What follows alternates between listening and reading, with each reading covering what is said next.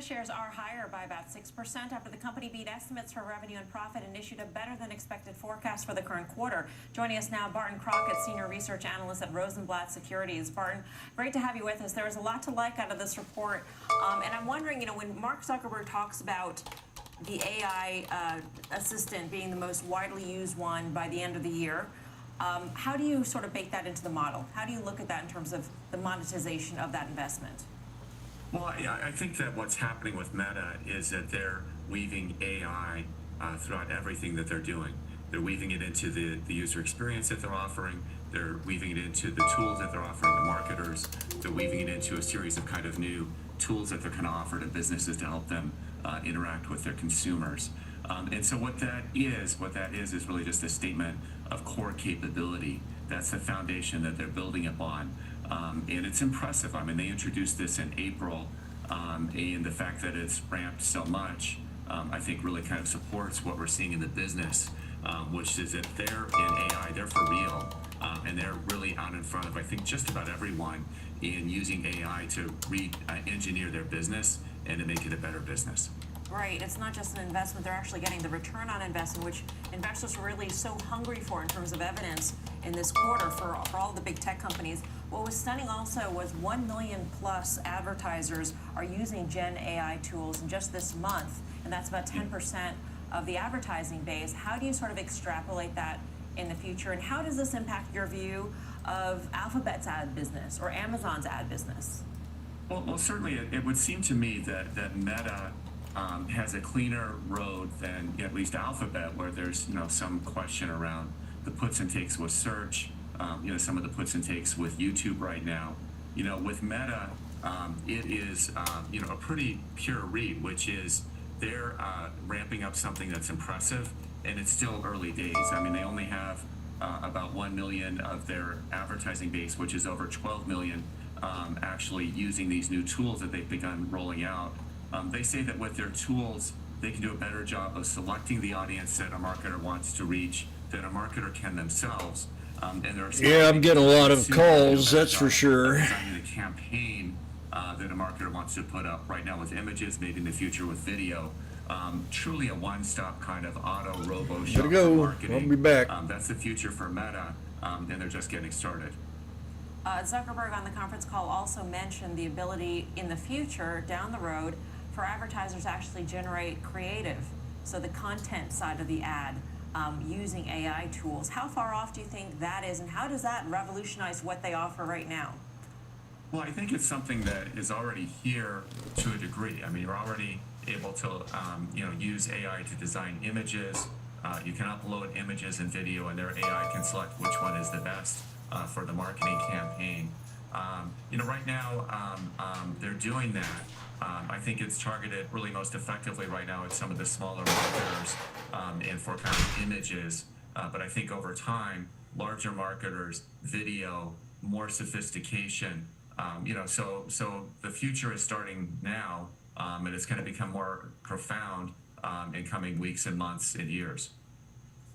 Hey, Barton, I'm curious about Llama and this open source model that they have, and whether we should start to think of that as competition for OpenAI and Anthropic, and therefore Microsoft, and maybe Google, and maybe an Amazon and AWS down the road. I mean, I know we're talking about all these amazing things that are happening inside of Meta, but the fact that it's an open source model changes things, no?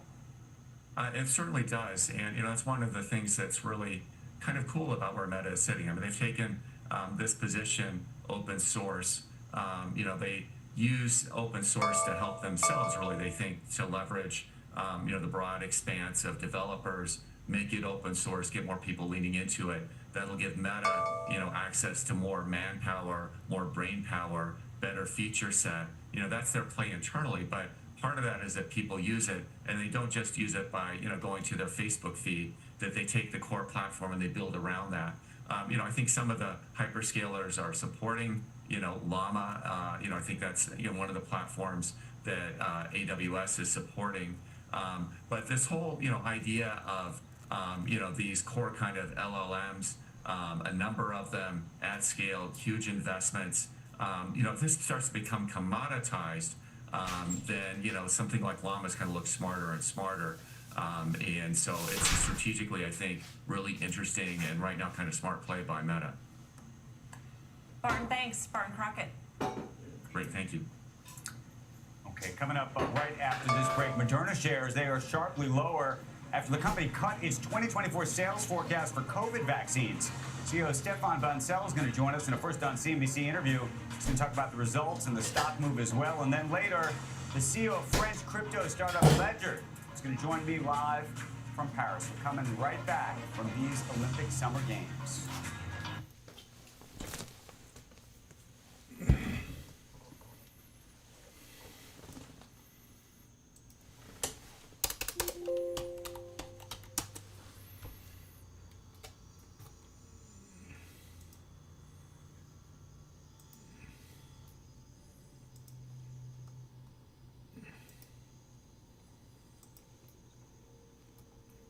mRNA, bad guidance.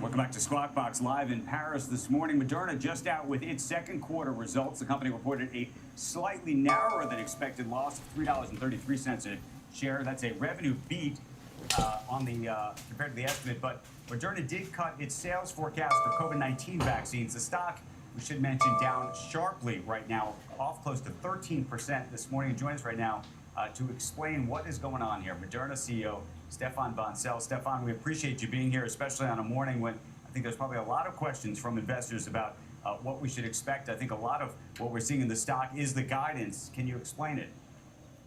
Yeah, Drew. So we had a good quarter, very happy with the performance.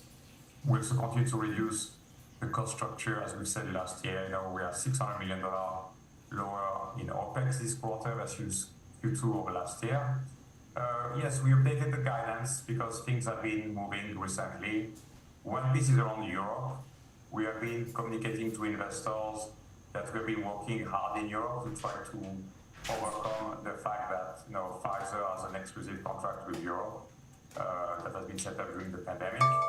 We have been working with European Union to try to get access to another option, to get access to a vaccine that has actually better reduction of hospitalization in the real-world data. But what we got recently as feedback from top governments in the largest European country is that they really have a lot of budget constraints and that they will not be purchasing Moderna for the 24-25 season, starting in a few weeks. And so that is, of course, a disappointment. And then in the US, both on RSV and COVID, there's a lot of competitive pressure going on right now. As you can imagine, the RSV market is already established. Last year we gained a lot of shares, in COVID. And so there's been some reaction there. And then there's a little bit of a guidance that's also a couple of governments around the world asking us to delay from late 24 to early 25 shipments. It will have no cash impact on the company because those are governments that have always been very reliable, but it's going to have an impact in terms of GAAP revenue for this year. So that's the three drivers. Stefan, maybe this is like asking a barber whether you're supposed to get a haircut, but we've obviously seen a real switch in terms of the way people are thinking about the COVID vaccine and the uptake in the future. What is your sense of this? Meaning, realistically, whether people should be taking it, when they should be taking it? As I said, I think Warren Buffett had a great line once where he said, "You never ask a barber whether you need a haircut." But what do you think, knowing the science that you know? Sure. I think there's a few different categories. I think if you are, let's say, over 60 years of age, if you look at the data, the season just finished, so 23-24, sorry. There were more hospitalization of COVID than flu in the US. That's a fact reported by CDC, by actually a long shot. So if you are 60 plus, you definitely want to get your vaccine, like you should get your flu shot as well. And we do not sell flu shots at this time. We have great one in the clinic, but we don't have one on the market. Those are things people should do. The virus changes every year. It's like flu. The virus evolves, so you need a new evolved tool to be able to help you fight the virus. People that have comorbidity is also very important. And then for adult or middle age, the reason I take a COVID shot every fall season is not because I'm scared of being hospitalized. I have no known comorbidity factor. I'm 52-year-old, so I don't qualify for that from a risk factor standpoint. But I worry about long COVID. There has been millions, literally, of people in the US who have gotten long COVID, sometimes for months of a very traumatic change in your health and what you can do. Some people reporting being able to not even walk anymore when they used to be running 5 or 10 Ks before. So those are the reasons why I think people at risk or people who want to make sure that they don't become sick have a very easy tool. You can walk in any pharmacy in the US, get the shot. It is free with no copay. So flu and COVID should be things that people do regularly. Right. Stefan, let me ask you about this. This is the RSV vaccine and the sales slump. Between Moderna, GSK, and Pfizer, there's some reports saying that there could be an almost threefold drop in demand. By some reports, from $4.7 billion a year by 2030 to just $1.7 billion. And that's in large part because of the CDC's decision last month to recommend the shots be used by adults 75 plus. Do you think that was a wrong decision? I think the public health leaders made the decision they thought was the right decision at this time. What we believe is that over time, as more data is available, people will be getting boosters for RSV. We do not believe that a single RSV booster is going to be adequate for the long term for people that are 60 plus. At this stage, it's still early in the use of vaccine. As you know, it's only 1 year that those vaccines are being available. We still need to get more data. But what we believe as a company, what I believe personally, is that over time, there's going to be need for additional boosters. Stefan, I believe Melissa's got a question for you back at the NASDAQ. Yeah, Stefan, hi. It's Melissa at the NASDAQ. I wanted to ask you about how sure are you about the guidance on COVID revenues for the rest of the year? You had mentioned before the pressures in Europe, a number of large European countries just in recent weeks telling you that they are not going to be buying the COVID-19 vaccine. Pfizer, by contrast, just last week when it reported earnings, stood by its prior revenue guidance for COVID-19 sales. And so I'm wondering, just from an investor standpoint, how much of a moat is there around the remaining COVID revenue that you're forecasting for the rest of the year? Yes, good morning. So if you think about COVID in the US, we have signed most of the contracts with the big retail pharmacies, independent pharmacies. So we feel pretty good where we are now. We're talking to customers on a daily basis across the US. We've been working a lot with hospital network, which believe they can do much better than what happened last year in terms of, in a GP setting, having access to COVID shots and having good recommendations. Again, the European piece is a bit of a unique situation. During the pandemic in 2020, Europe signed with Pfizer a very large multi-year contract without going through a process standard. Today, because the volume of demand of vaccines in Europe have been reduced like they have in the US, Europe has bought so much Pfizer vaccines that they are not willing, because of a budget constraint that they're all facing. As you know, there's war in Europe, there's a lot of investment in rearming Europe, interest payment by governments, low growth and so on. And so we were working really hard for a couple of years to try to get some European governments to move and get a second source of supply, because think about it today, if, God forbid, there's any issue in a Pfizer factory for supply, some European countries will have zero vaccine available, including for people that are old, people that have cancer. That would be a public health disaster. And so we're working with that with the governments. For budgetary reasons, they decided in recent weeks not to move forward, which is of course disappointing. But we've been fighting hard, and we're going to continue to try to make sure that the best product is available to protect people. Okay, Stefan Bancel, I want to thank you for joining us first right here on CNBC. It is just past 7 a.m. on the East Coast this morning, 1 p.m. right here in Paris. We're watching Squawk Box on CNBC. We're live from the Olympic Games. I'm Andrew Ross Sorkin. Melissa Lee is at the NASDAQ market site in Times Square. And we got a lot going on this morning beyond the games, because among the top stories, Fed Chair Jay Powell now saying a rate cut could come as soon as September if the U.S. economy follows its current path. We're going to have a lot more details on all of that in just a few minutes. Plus, Bill Ackman's Pershing Square withdrawing plans for an IPO for that closed-end fund. They've been talking about the withdrawal coming a day after the fund said it would seek to raise $2 billion. That was far below the possible $25 billion that had been cited in previous reports. And Google is updating Google Maps and Waze. Maps getting improved incident reporting like you see on Waze, adding larger icons for road closures, construction, and speed traps. It's also going to identify the entrance to buildings and show nearby parking lots. Waze users can now report new types of traffic cameras, and the app will show even more event information like road closures for a concert. Melissa, I know we got some news. After that, at some point, I need to ask you about the Google Maps. We'll do it after, though, because you got some real news to talk about. Yes, this is just crossing here. The Bank of England just out with its latest interest rate decision, cutting its key rate by a quarter point to 5%. That was largely expected here. They say right now that 5 voted to cut rates, 4 voted to hold, and Bailey cautioned on cutting too quickly or by too much. So there we have it, and there's a reaction in the pound. Let's check on futures here. As we are looking to extend yesterday's big rally, particularly among the big cap tech stocks in yesterday's session. S&P looking to add 23 at the open, NASDAQ looking to be higher by 102, and the Dow looking to be up by 41. Let's get to Dom Chu with a look at this morning's pre-market movers. Good morning, Dom. Hi, good morning, Melissa. Good morning, Andrew, out in Paris. Let's get things started off on this first trading day of August, first day of August overall, with a check on shares of Biogen.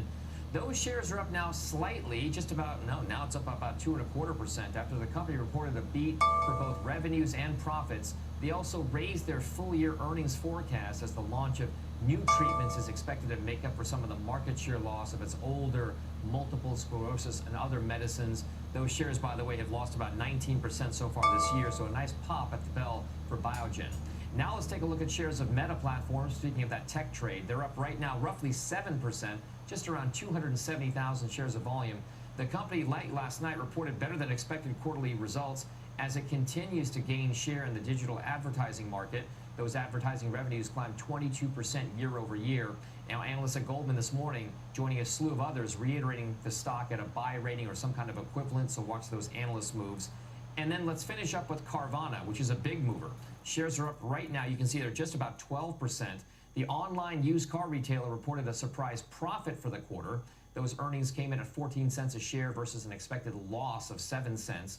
Now, that beat was driven by soaring retail vehicle sales, which were up 30% year over year. Separately, Carvana also filed regulatory paperwork for an at-the-market sale of stock for about $1 billion worth of that company's stock. So, Melissa, Carvana shares on balance over the last year are tripling in stock price, up another 12% this morning. I'll send things back over to you. All right, Dom, thank you. Sure.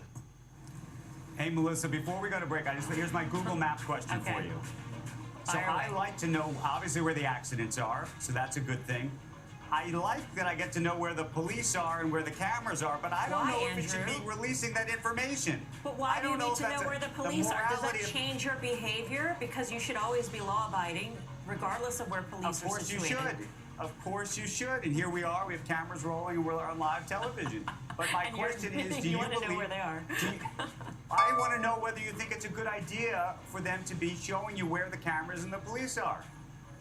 It's a customer service, I I, don't know. guess, but It's I a also really- feel that's a really I tough- feel uncomfortable about it. It's a larger societal sort of question.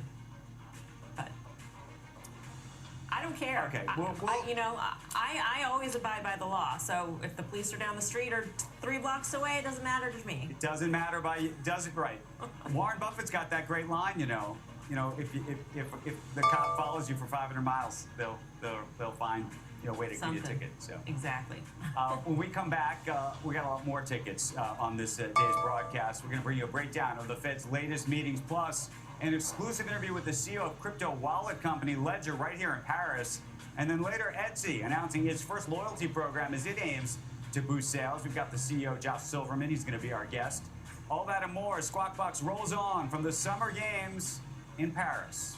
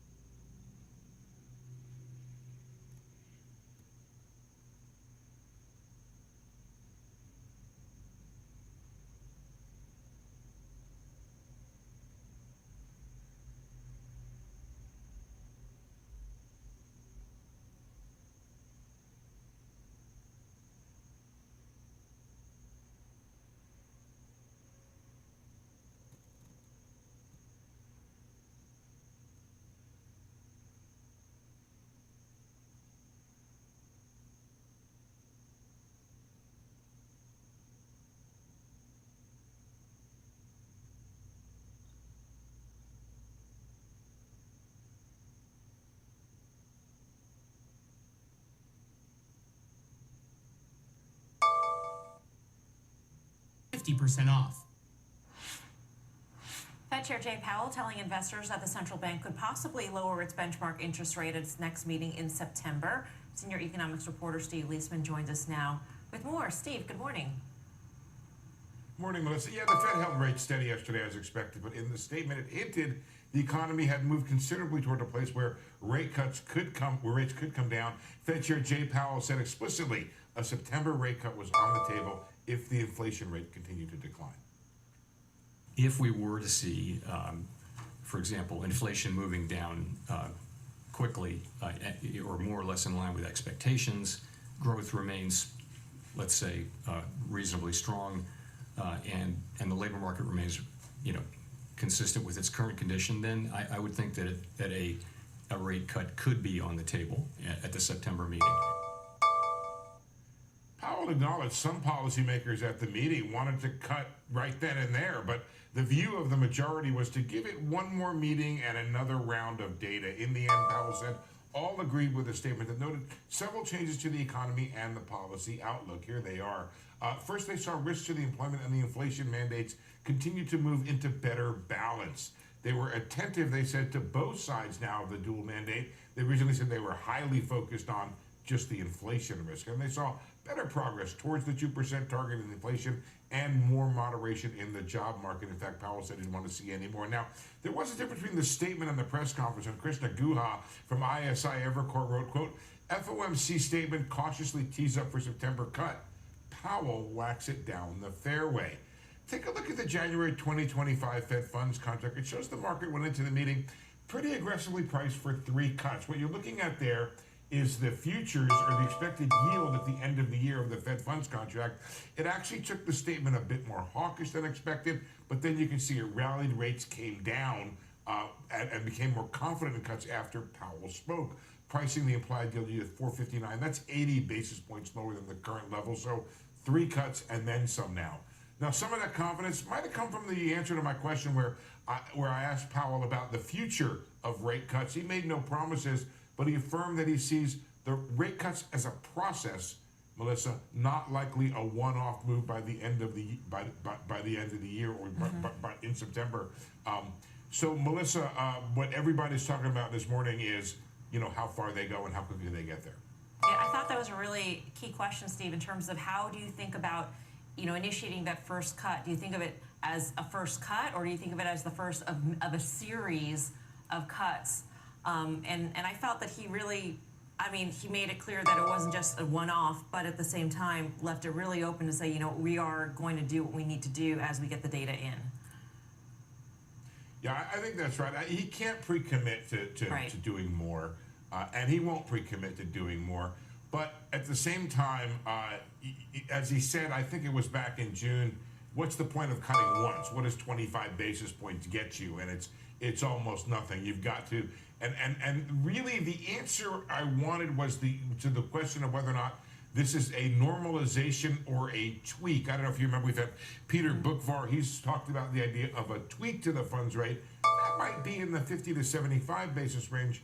A normalization, though, if you look, guys, if you could call, I wish I had the other one, but the Fed funds contract, that's 80 basis points lower there. They brought that up right away. But if you look further down the road, Melissa, there's another, I don't know what you want to call it, 75 or 100 basis points built in for 26 as well. Yeah, it's very dovish outlook for the future. I'm curious, Steve, in terms of the odds for September, it was priced more than 100%. I don't know how that works. And it came down a little bit after the press conference yesterday. Isn't there, though, a not insignificant probability of a 50 cut in September at this point? You know what's great, Melissa? I don't have to guess on that. I'm going to look it right up while you're asking me the question. I know you got the numbers right there. I got the numbers right here. So, by the way, I never saw the odds greater than 100%. Maybe that's somehow possible. If the Fed really, really, really wants to cut, it's going to do 120%. I didn't see that. In any event, I've got a 12% probability of a rate cut by of a 50 basis point rate cut in September. So there is some, I think you got to get a really lousy jobs report for that to happen. I don't think that's going to be the case, and I think that You know, the markets got priced in September, November, December. I don't know if that's maybe a little aggressive, or maybe I guess I'm suggesting it is a little aggressive. If I know Powell, I think he's going to want to go every other meeting. He likes it. He likes that rhythm, you know? Yeah. That's one he's used before. So we'll see. I mean, look, we got 2 inflation reports between now and September, a couple job reports, one of them coming tomorrow. All of that will be consequential. But I do want to leave you with this thought, which is, it's not like you have to hit those numbers on a dime. Powell was kind of made clear there was some tolerance in there, right? Yeah. That you know, the default position, it sounds to me, is to cut, and you have to have data way out of line or significantly out of line for the Fed to be dissuaded from that.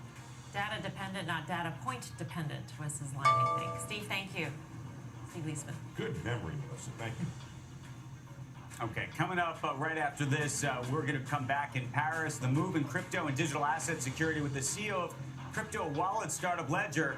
And later, in a country filled with sweet and savory baked goods, one company making waves, and that one is Krispy Kreme. Look at the company's growth here in France. Can you believe it? This is like the hot thing in Paris, Krispy Kreme. We'll show you what's going on. Squawk Box coming back live from Paris after this. Time now for today's Aflac trivia question. Which of these sports were once part of the Olympics? Hot air ballooning, fly fishing, or Brazilian jiu-jitsu? The answer when Squawk Box returns.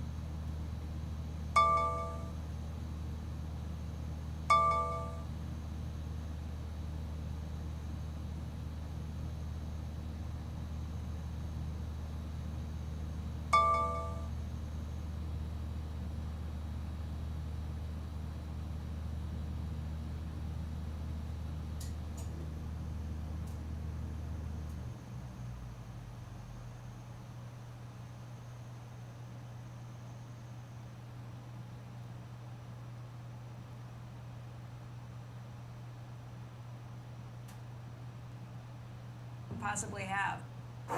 And now the answer to today's Aflac trivia question. Which of these sports were once part of the Olympics? Hot air ballooning, fly fishing, or Brazilian jiu-jitsu? The answer, hot air ballooning. Welcome back to Squawk Box. We're in Paris this morning after nearing 70,000 earlier this week. I want to show you where Bitcoin is sitting. It's now down at about 64,466, coming off that high. Our next guest is the CEO of French crypto startup Ledger. It's last week at the Bitcoin conference in Nashville. The company announced a major new product change, hiking the price of its hardware wallet by 40% and launching a cheaper version as well. Joining us right now, an exclusive interview we're thrilled to have with Ledger CEO, Pascal Gauthier. Good morning. Good morning. It's great to have you here. For those uninitiated who don't know what Ledger does, give us like a basic understanding of what this business really is. Okay, so your phone and your computer are not great tools to protect secrets. We all know this, okay? They're being hacked every day. And so we designed a tool to protect secrets. The way we do it is to use the chip and pin technology. So what you have on your credit card, we use this, and instead of protecting your bank secrets, now we protect your secrets.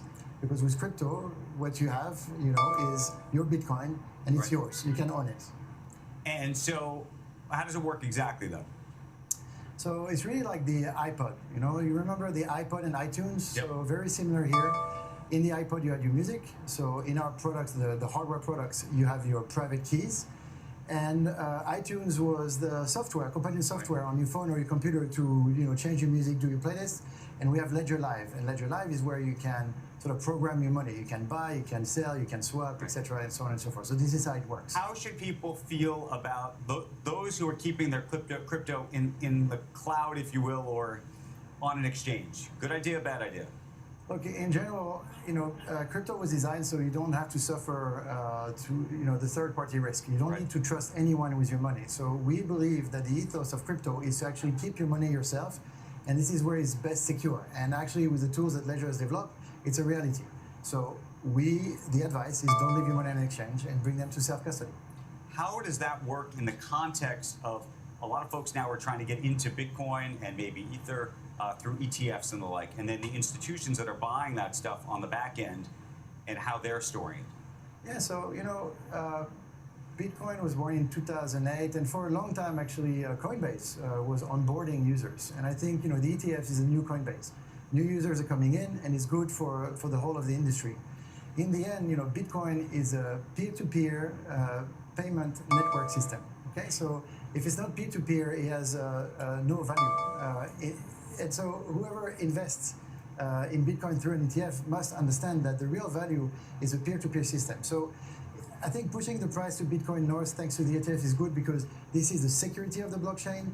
The more value in the blockchain, the more liquidity in the blockchain, the more application you can build on the blockchain to access that liquidity. So it's all good. How much do you care that the price is at $64,000, which is obviously up, many, many folds since you started your business, but is now down a little bit for those who have bought at some of the highs? Yeah, so, we don't care about the speculative aspect of crypto. We care about crypto as a product. What do people do with it?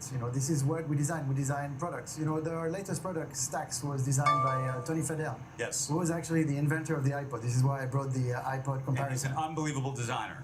Exactly. And so we focus more on the product and the usage. And, Tony, apparently, and if you see him at work, he focuses on, what would people do with it and not so much whether they will speculate there, on Bitcoin or not. How did you meet Tony, by the way? How did you get him involved in this? It's by chance. Tony was in Paris, and we had a common friend, Ian Rogers, who's our chief experience officer. And it all happened through conversations. And, I was pitching Ian joined the company. We jointly pitched Tony, and Tony got excited. How much should people worry about losing their tokens, though? Because one of the things about not keeping it on an exchange is this other view, which is somehow that they're gonna, it's gonna be on some kind of drive somewhere, and it's gonna be gone forever. If they lose their password, they lose their PIN. Yeah, that's correct. Look, so at Ledger, we designed something where you have your product, but then you have a backup. So it's a system where you have your ledger with a PIN, and then you have 24 words as a backup, okay? And that's the master passcode.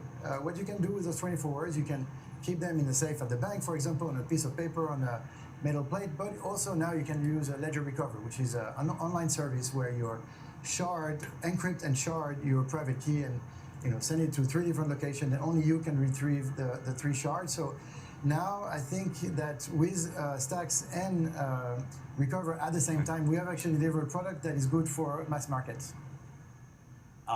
We were just talking about this Bitcoin conference before. former President Trump was at that conference. What do you think of the politics around crypto in the United States? Interestingly, it feels like there's at least a more structured regulatory regime for crypto here in Europe. Well, I think that, first was BlackRock, and so Wall Street, touched Bitcoin, and now, the politics are taking care of the matter. I think it's just a testimony that, Bitcoin is here to stay. Actually, many Americans already have Bitcoin, and so it's becoming de facto a political matter. It's becoming also a geopolitical matter because who's got crypto, which countries, who's going to use Bitcoin as a rail of payment between which countries. But people are talking about whether there should be a Bitcoin reserve, like the U.S. should have its own reserve. Yes, so that's geopolitics, and so it's interesting. I think what's who should secure that? Yeah, well, that's a great question. Probably Ledger. Why not?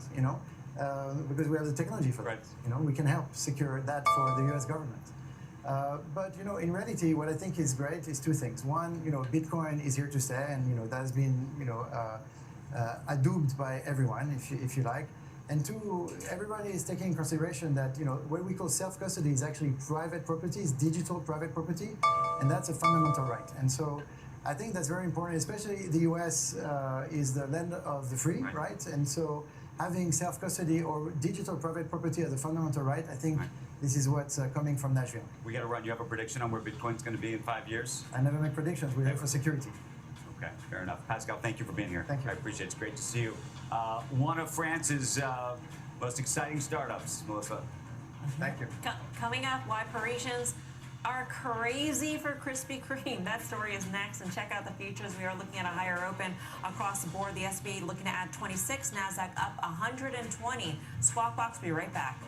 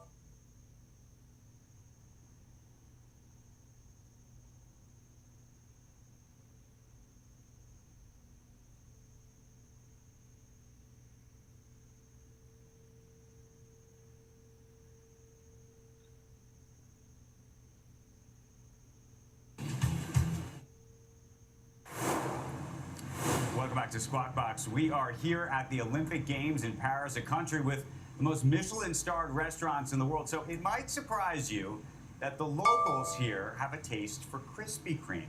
At the grand opening of its flagship store late last year, more than 400 customers lined up to get their hands on the 45,000 donuts that it makes every day. You know how much I love donuts, so we went to check it out.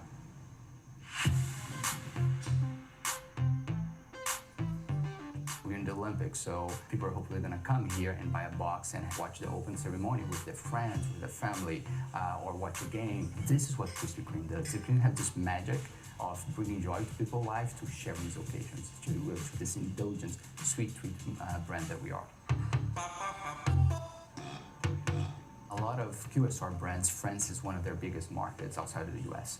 And we believe it's going to be the same thing for us. We believe France is a great market, a great opportunity. We are seeing this so far. We are seeing the consumer. We are seeing #1 shop selling in the world during the first month of opening. So here we have Lotus Biscoff, which we're going to be having a few other markets, but we brought to the core range. Actually, here in France, when you go to normally a bistro or a coffee shop and you add an espresso, they will give you a little Biscoff. We're going to continue to go in Europe, but we continue on a plan to open 3 to 5 countries. We recently announced that we're going to enter Germany. We announced a joint venture in Brazil. So we've been growing a lot as a brand. We had 19% growth of point of access over the last 3 years, and we continue to grow. Okay, so since the opening of that store, the company has launched 8 more locations. The plan is to get to 500 points of access in 5 years, so the French will also be able to grab a box at their local grocery store, just like we've got back home, Melissa. And I've been eating a lot of chocolate croissants. Everyone knows I don't even down how many of these things. It's unbelievable, like maybe 50. But then we were having boxes of Krispy Kreme, and it's crazy to think that people here, when they have all these chocolate croissants, they're all eating Krispy Kremes. I mean, it's outrageous. It's So like we're gonna eating try to bring Domino's these pizza back in New some. York. There's always a market, Everybody's got to take. So how many, have you actually tried the Krispy Kreme in Paris, Andrew, and does it differ at all from Have the I Krispy Kreme tried here? them? Have I tried? The producers behind us, have I tried? How many boxes? Okay, they're looking at me and they're saying I need to admit that I might have eaten a whole box. Like a whole, Willie Geist was there too, by the way. So he might have had a couple. Oh, but you're yeah, throwing him under the bus. I'm just saying that there were boxes and there was a lot of donuts eaten. So anyway. We need to get that donut counter back. Because I feel We're like gonna it's get the going donut counter back. to go through 20 based on what you're We've got telling a me. segment tomorrow, by the way. If you like crepes, we go on a crepe crawl tomorrow. For those who are into it, you're going to see the best creperies in all of Paris, and we rate them. We rank them, Melissa. So get ready for this. Sounds like a new When we app. come back, though, get ready for this one. Oh yeah, we need an app. Really. Etsy revenue topping estimates, with the company warning of a decline in sales year over year in the third quarter. Take a look at that stock.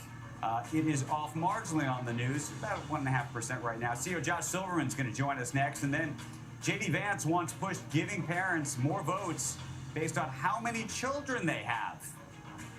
A lot of controversy about this. Is this a good idea, a bad idea? John Ford joining us to weigh in on that very provocative and controversial topic. Squawk Box returning from Paris after this.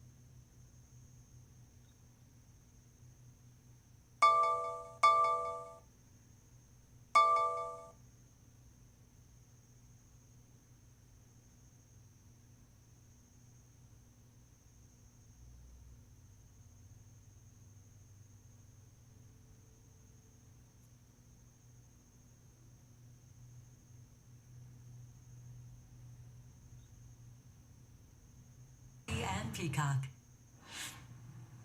Welcome back to Squawk Box. We are looking to extend our gains, particularly on the NASDAQ. The NASDAQ looking to be up by 113. It is worth noting pre-market Meta shares are higher by about 8%. And NVIDIA shares, on top of yesterday's 13% gain, are up about 3% this morning. Meantime, shares of Etsy slightly lower despite reporting second quarter revenue that beat Wall Street estimates. Joining us now for a first on CNBC interview is Etsy CEO Josh Silverman, the Etsy CEO. Great to have you, Josh. Welcome. Thanks for having me. Talk to us about the consumer and the trends that you've been seeing, because I know that your forecast for gross merchandise for next quarter is a little bit lower. It's a tough time for the consumer. In fact, Wells Fargo published a survey recently saying 60% of Americans say that by the time they're done paying for bills, they have very little left over to pay for anything extra. And we're seeing that across CPG, restaurants, every industry is really seeing it. And yet, while we're swimming upstream, we're really pleased that at Etsy we've been able to maintain our position. And we know that this is making us stronger. We're leaning into what makes Etsy different. And most important, we're not being pulled downstream like everyone else and participating in the race to the bottom. So we maintained among our highest level of active buyers ever. We came in at or above the top of guidance across each metric. And it's because we think we're really leaning into what makes Etsy different. Talk to us about the loyalty program that you just recently announced. You're trying to get sort of the occasional buyer to come back more often. Yeah, so we announced that we will be launching a loyalty program in beta, an invite only, in September, where we're it's going to be a paid loyalty program where we're looking to take some of our occasional shoppers and really give them a reason to come back to Etsy a lot more often and start their shopping missions on Etsy instead of coming to Etsy just when they can't find it anywhere else. Why is it that you can't sort of shake that? I mean, I think of Etsy, and I think a lot of other consumers think of Etsy, and they think of, if you're looking for something unique, you know, handcrafted, you go there, but that's only an occasional thing. That's like for gifting, it's for very specific reasons. It's not just, you know, I have this much money to spend, I want to buy something for my household. I probably go to Amazon first. Yeah, Etsy's done an amazing job of being the place to get you the thing if you can't find it anywhere else. Right. And we've made so much progress there, and our gross merchandise sales has grown from $4 billion or so to $12 billion over the past 4 or 5 years. So we've made incredible progress, actually. To go to the next step, we want to be a starting point. We want to be the place to go when you just generally know you're planning a wedding or having a baby or redecorating your home or planning a dinner party. And we have so much to offer. That's going to require organizing this incredible amount of inventory, over 100 million items, every one of which is unique, in a way that's easy for every occasion. And that's where things like LLM, where the most advanced AI is actually super helpful at organizing a ton of information in a way that's easy for humans to understand. So what has been your investment in AI, and can you quantify the return? Absolutely. So we have been investing in advanced AI for many years. We're not starting from scratch. So our ability to understand what you meant, not what you said. For example, if you were to enter a search for cocktail attire for men, we'd be showing you blue blazers.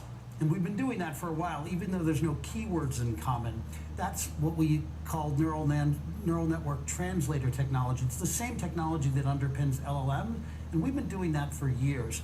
We're also partnering with some of the best in the industry to do this. So we've been leaning in, and we've been able to measure that we've been getting very good returns from this. So I'm quite optimistic about what the future holds, particularly with advances in AI for Etsy. When you start trying to be the place where people start their search, you then get into an arena where the competitors are much bigger and their spend on marketing is bigger. You're competing against an Amazon, you're competing, Target, Walmart, lots of different places. So are you thinking about it as a marketing spend to sort of get you into that category where consumers are thinking of Etsy first? When I joined Etsy, I think we had about $3 billion of gross merchandise sales. People said we were about as big as we could be, and how are you ever going to compete with Amazon? Now we have $12 billion of gross merchandise sales. And Etsy is the third most popular e-commerce site in America. Only Amazon and Walmart have more active shoppers. We have 91.5 million people who've shopped on Etsy in the last 12 months. Shopped and bought, or just shopped? Okay. Bought on Etsy in the last 12 months. 91.5 million, even in these very tough economic times, because we offer something really unique and something really different. Our opportunity now is to help people to understand that they can start their commerce mission on Etsy, and I think we have a ton of runway to grow from there. All right, Josh, we got to leave it there. Thank you very much for your time. Thank you. Andrew? Thanks, Melissa. Thanks, Josh. When we come back, should more kids mean more votes? That was an idea that Vice President nominee J.D. Vance once floated, and John Ford is going to weigh in on that very controversial topic next. And then later, we caught up with Serena Williams right here in Paris. We talked about the rise in women's sports and so much more. We're going to bring you parts of that interview straight ahead. Do not go anywhere. We're coming back from the Summer Games live in Paris after this.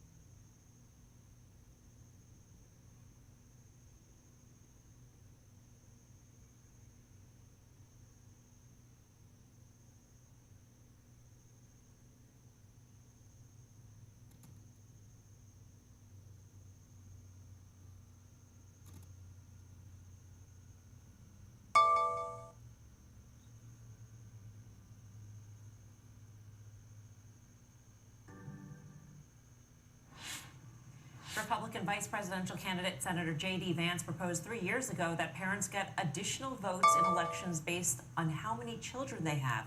Is that a good idea? John Ford is here to weigh in. Good morning, John. Good morning, Melissa. Yeah, parents getting more votes is a good idea and not as radical as it sounds. First of all, let me give some context to what Senator Vance actually said. July 2021, at the Intercollegiate Studies Institute in Virginia, Vance pointed out that middle-class families with kids have more at stake in America's future and therefore should have more of a say in shaping it. Before you say that's outlandish, I'll point out that our tax code already has these kinds of leanings, offering parents tax credits and deductions for their dependent children. There's also a demographic reason to encourage Americans to have more children. If the U.S. doesn't do something about the sinking birth rate, over time we'll have an aging population that needs to be taken care of and too few young people to work and support them. It's a version of the economic problem China is grappling with now, a population of around 300 million people in the late stages of their careers who soon won't be so productive. take any religious overtones out of it, and this is really just about incentivizing family formation, which the country will need to thrive in the decades ahead, Melissa. Tax breaks are one thing, but increasing political power, I mean, that's a whole other dynamic here. Well, yeah, Melissa. On the other hand, giving parents of minors more voting power is a horrible idea. Now, to start, it's blatantly unfair to people who are too young to comfortably have kids, too old to have minors in the house, or who live in a city too expensive to afford kids. On top of that, it would shift the political power at the state level to suburbs and rural areas away from younger urban professionals. And then it's practically unworkable. Say you got a family of 5, 2 parents, 3 kids. Which parent gets the 3 extra votes?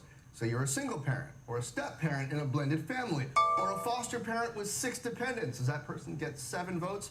But really, the idea is flawed at the core, that people who have biological children automatically have more of a stake in the country's future. Half of active duty enlisted military personnel are 25 years old or younger, and I'd say they're pretty invested. Same goes for young teachers serving troubled schools. If we want to make parenthood more popular, maybe we could start with national plans for childcare and affordable, high-quality education. Melissa.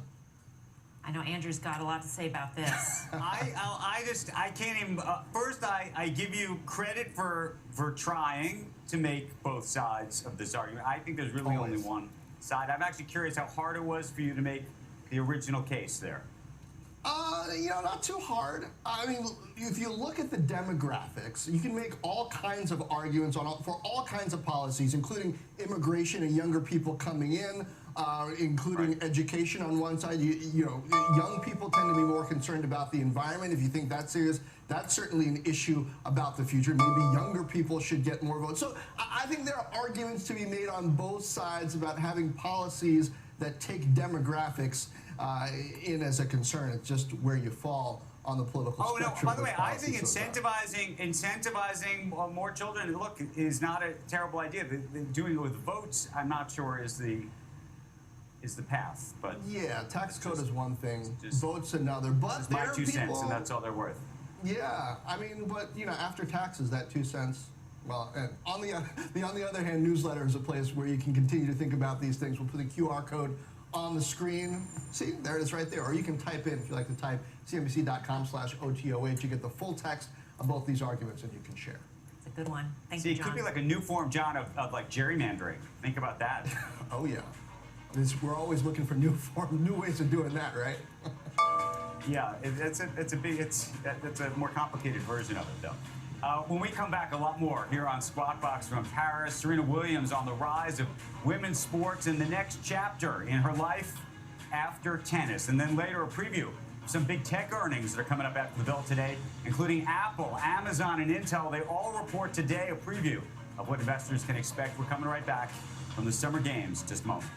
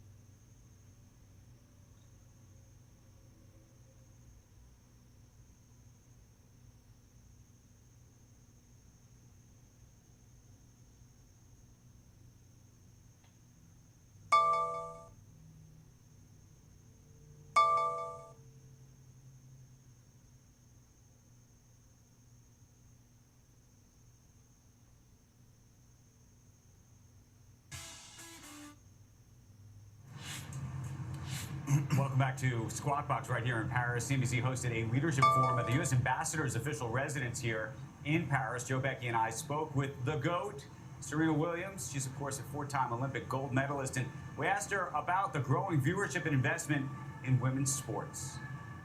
Women have been around for ages, and we have been around forever. We didn't just start a year ago or 2 years ago that the media thinks. We have been playing, we have been kicking behind it, and we've been really good at it. It's technology. We're able to tell our own stories. We're able to have our own platform to be able to do that, and people can see that not only are we great players, but now we have there's personality and there's things behind that. And so a lot of people are really getting behind that movement. And when Serena announced in 2022 that the U.S. Open would be her last tournament, she wrote an iconic essay in Vogue magazine. She said in part, "I have never liked the word retirement. It doesn't feel like a modern word to me. I've been thinking of this as a transition." Here in Paris, we asked her how she's thinking about that next chapter. I don't like the word retire because I have so much more in me, and I have so much that I'm doing. I have been investing actually for 14 years now, and so that's something I've always been passionate about. And with my company, we just invest in women, we invest in people of color, we invest in women of color, we invest in literally everyone, because we feel like everyone deserves a seat at the table. Diversity is really having everyone there. It doesn't matter what you look like, what your background is, and that's what we want to do as a company and as a brand, and that's what we do. And so that's actually could be possibly harder than tennis. It takes a lot of work. Our next guest understands the importance of women's sports. Athleta's Power of She campaign features decorated Olympians like Simone Biles and swimmer Katie Ledecky, and they've been lighting up the city over the past couple of days. Joining us right now is Chris Blakesley. He's the CEO and president of Athleta, a Gap-owned retail athleisure and performance wear brand. It's nice to see you. Nice to see you too, Andrew. And when you sat down, I said, "What are you wearing?" Because Athleta doesn't make women's clothing. And then you said, but we don't make men's clothing. I'm sorry, it doesn't make men's clothing. Of course they make women's clothing. We are the by women, for women brand, but we have the most incredible fabrics in the category. And so a few of our team members, shout out to Kate and Brandon, were nice enough to make me some custom Athleta so that in the 90-degree heat in Paris, I could be cool and look good and get to enjoy some of our fabrics. So it's a lot of fun. So how do you think about performance wear versus athleisure wear? What's the difference, and where are you taking all of this? Well, I think in Athleta, for us, one of our big themes with our consumers is make products for all the ways she moves. And so I think what we all learned and what our consumers learned over the last couple of years was you want to have fabrics that allow you to move through the day no matter what you're doing. So we all have this appreciation for performance fabrics. Athleta's heritage has been innovating fabrics for women, by women, going all the way back 26 years. And so you have the ability to go right from your class to work, walking the streets of Paris, whatever you need to do, and you can feel comfortable doing it. How do you differentiate what Athleta's doing from what Lulu's doing, from your former company Alo's doing, Nike? Sure.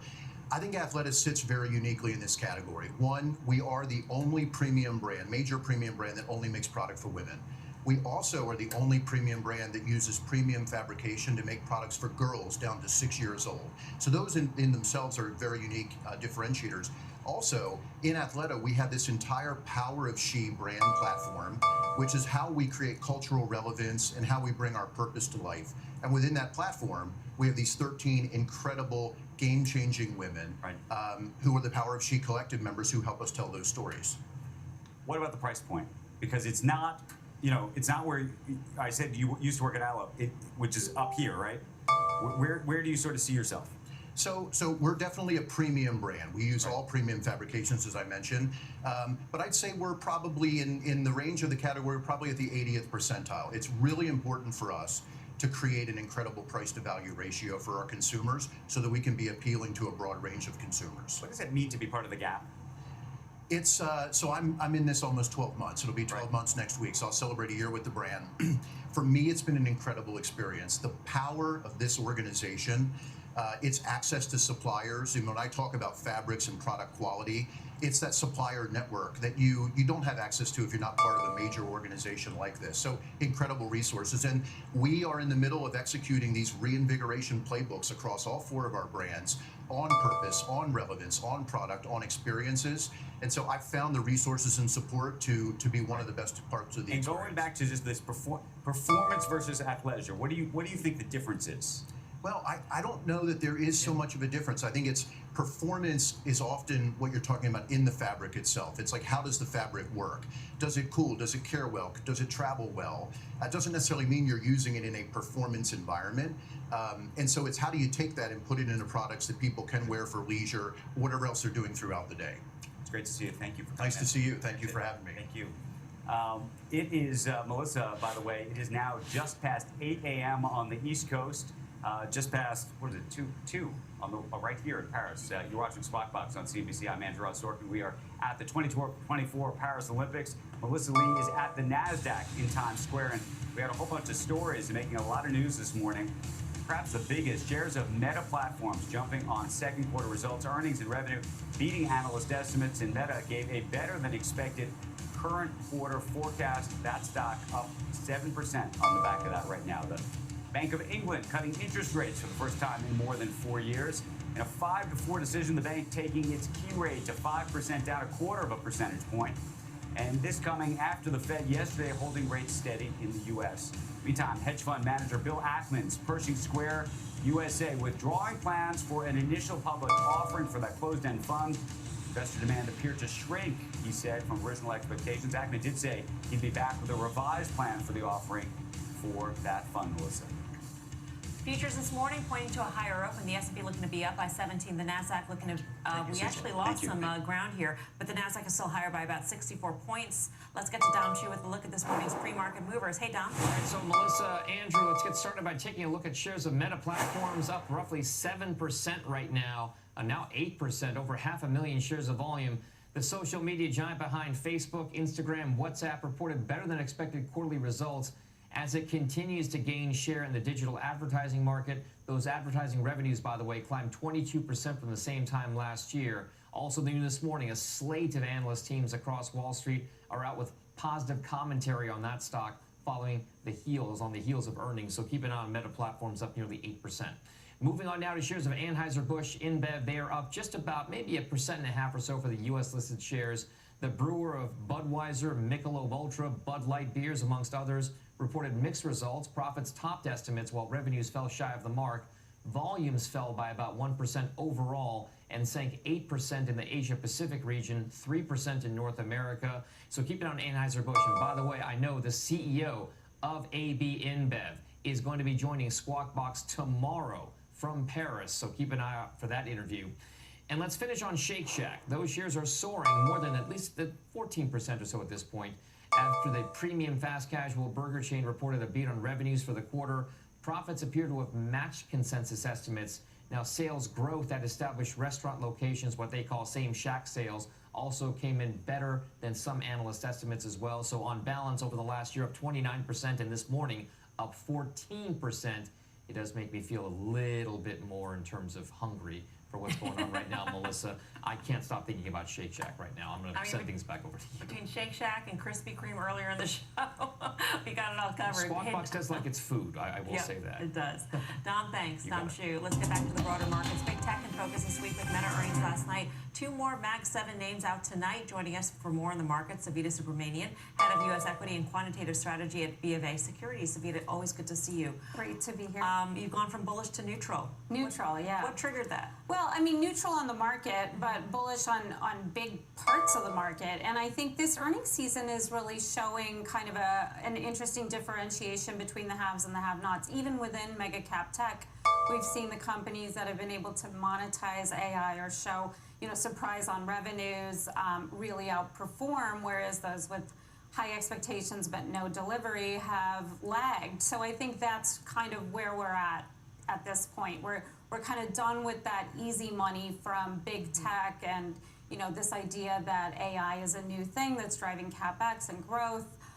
But I do see strong signs for cyclicals from here. So that's what I would press as we move into the second half. But going back to the AI trade, before it was sort of a blank check that investors wrote. You know, spend the money, we believe in you, the AI returns will come. Yeah. This quarter, there's a little bit more discrimination among the names. I think Is it's that going to kind be a continuing trend, or are we going to go back to that blank check mode? I think we're going to the more of a show me trend, like kind of what we're seeing right now, which is, okay, everybody is spending on AI, who's actually using it to make money?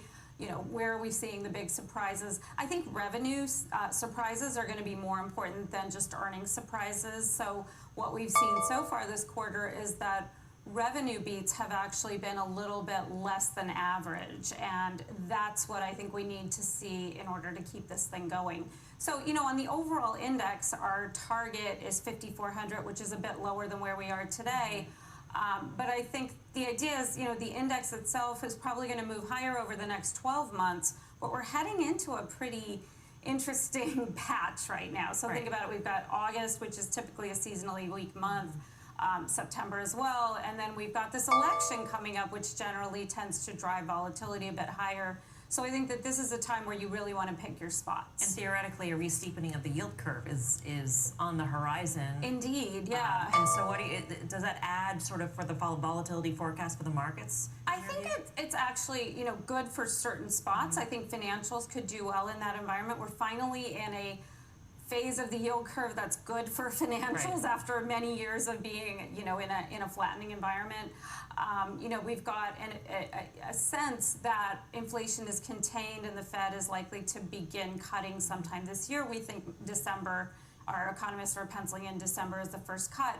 But the idea is, okay, we're at peak rates on the short end. We've got a steepening yield curve. We've got growth surprises here and there. I mean, CapEx guidance has remained very strong despite all of the reasons that companies have to kind of stall and delay projects. So I think we're in a pretty good spot for the economy overall.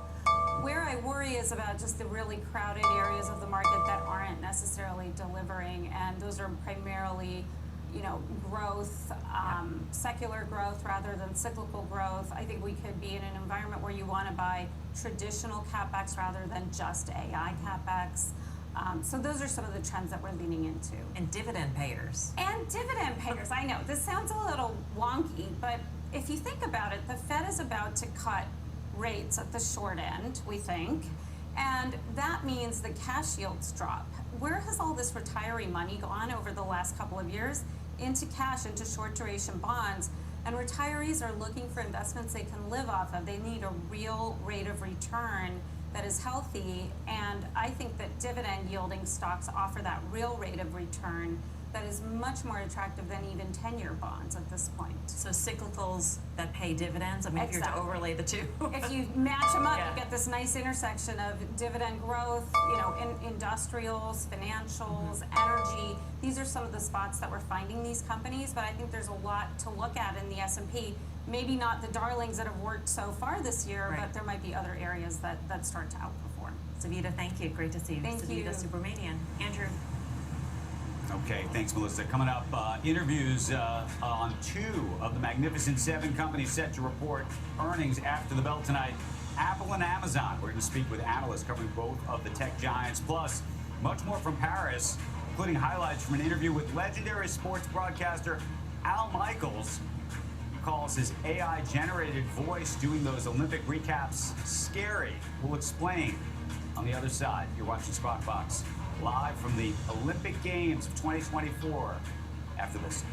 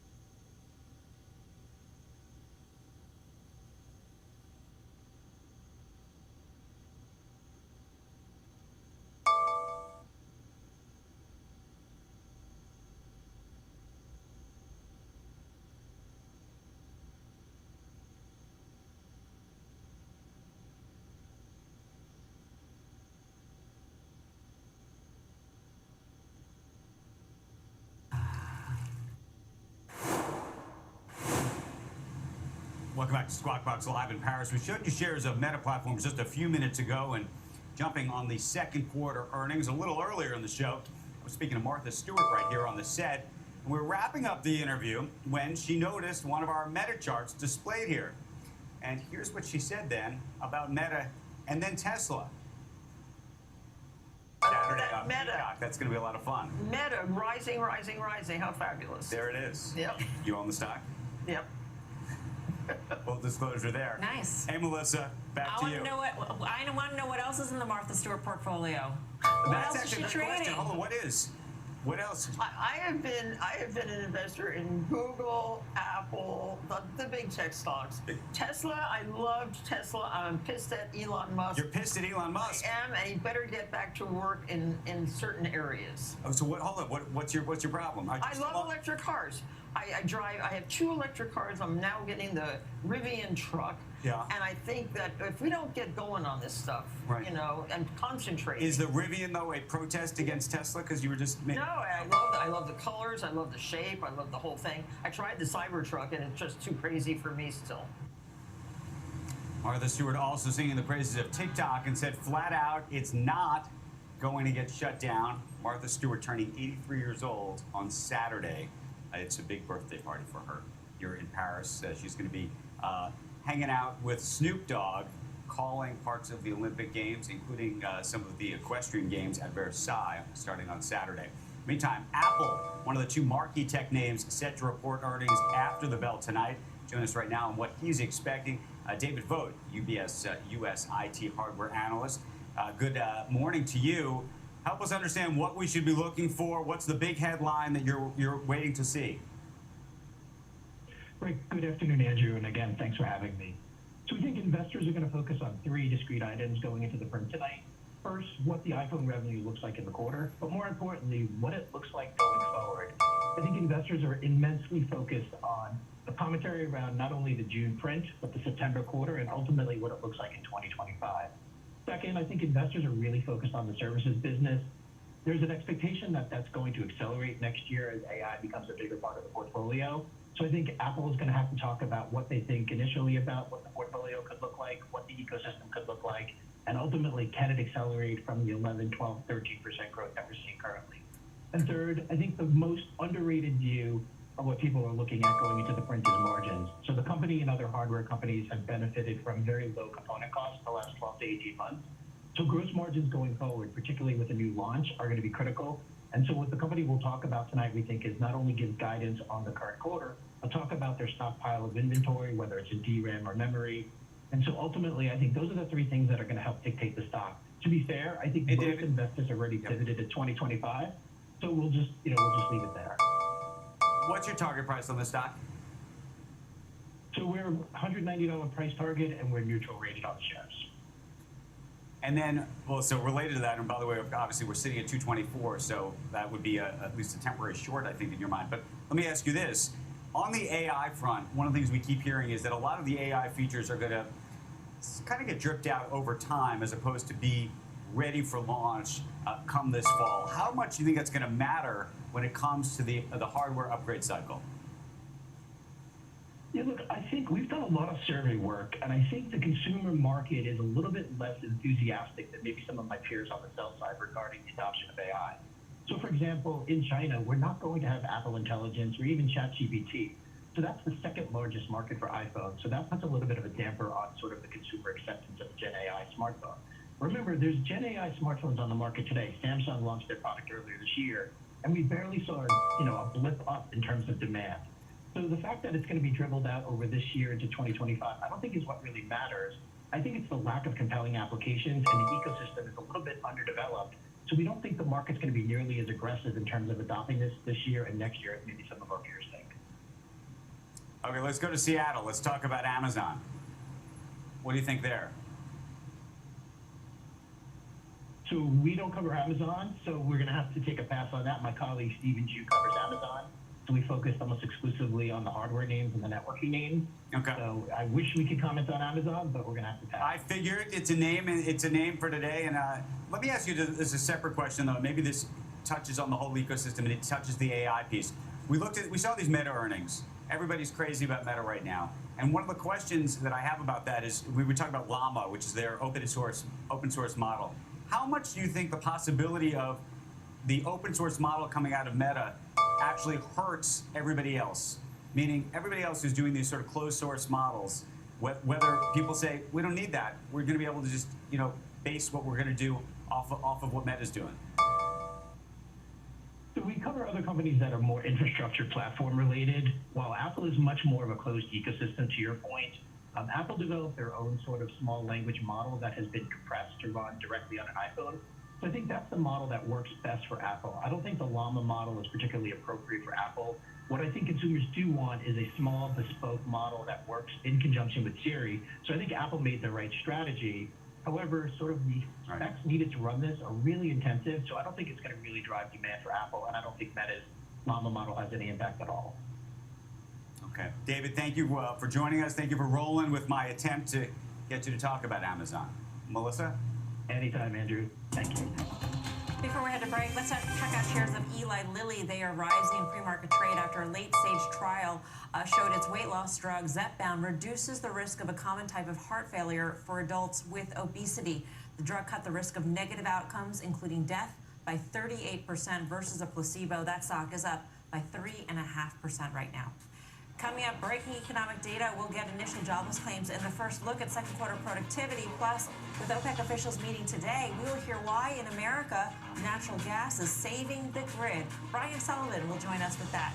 As we head to break, check out shares of Hershey falling after reporting quarterly results. The chocolate company missing on the top and the bottom lines, cutting its earnings guidance for the full year. Stay tuned. You're watching Squawk Box on CNBC.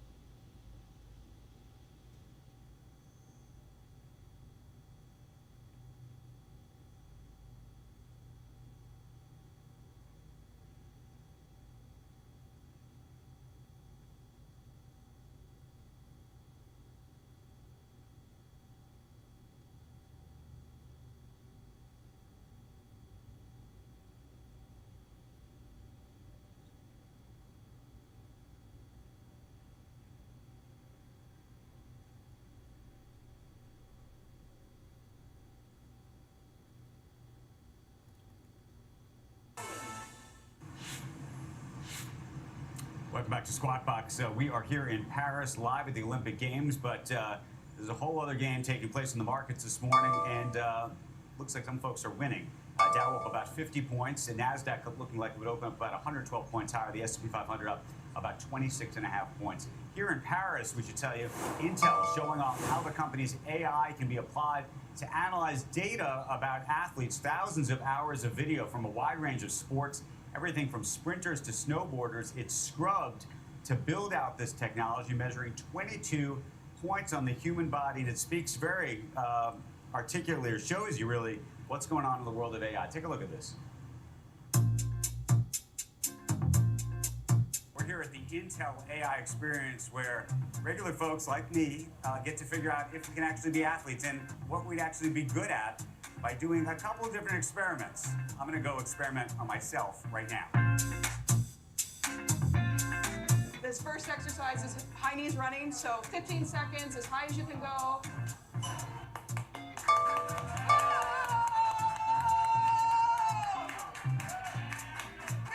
There you go. Good work. Okay. 15 seconds feels a lot longer when people are watching. We'll get you scanned in here. Agility meets the future of technology to test your reaction time and precision. Crucial for any elite athlete. Tap as many new sensors as possible before time runs out.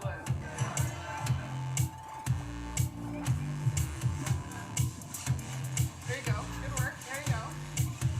Moving fast. There you go. You got it. You got it. Up. All done. You did it. Aim of this is just upper body strength. Yeah. Okay, so what we want you to do is within a minute, it's grip strength, squeeze as hard as you can. Okay. Everything you've got. Everything you've got. Everything you've got. Here we go. Hard. And stop. Good job. Hips. Okay, stand up tall, and when it says go, you're going to do one big jump as hard as you can. And off you go. Jump, jump, jump, jump, jump. Nice jump. Excellent. Very good. Well done. So that's upper body strength and lower body power, lower body explosiveness. Okay. Okay, so brilliant. What do I do? You're going to run. On your marks. Okay. Here we go.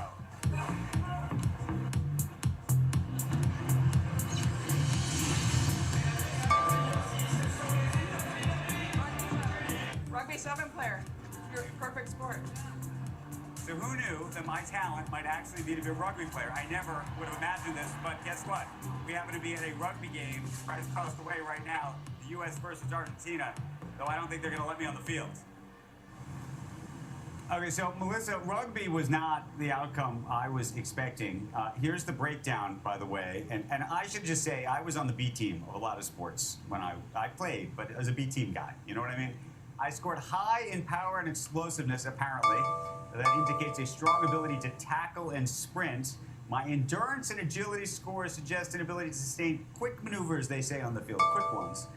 This same AI has been used to, in the past, to help train NFL hopefuls entering the draft. I'm not one of them, as well as collegiate baseball players. There's also potential right here, though, to recruit athletes remotely who would otherwise never get exposure, if you will. So, I don't know. I think I'm sticking to my day job, though I'm sure there's other folks who prefer that I don't, frankly. I actually think that analysis shows that your placement as a squawk anchor is appropriate. Your ability to tackle, might be.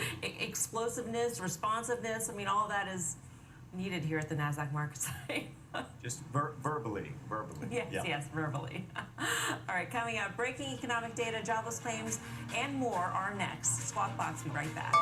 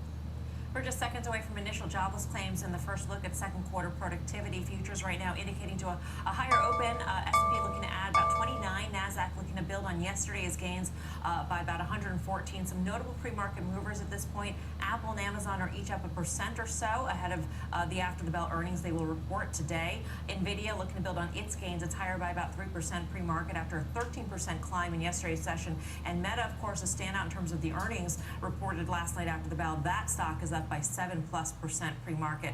Rick Santelli is standing by at the CME in Chicago. Rick, we're a little bit early, but it's interesting the moves that we've seen in the yield curve. We saw the 10-year reach as low as 4.03% yesterday. I know you're watching that. We're seeing a whole shift lower in the curve.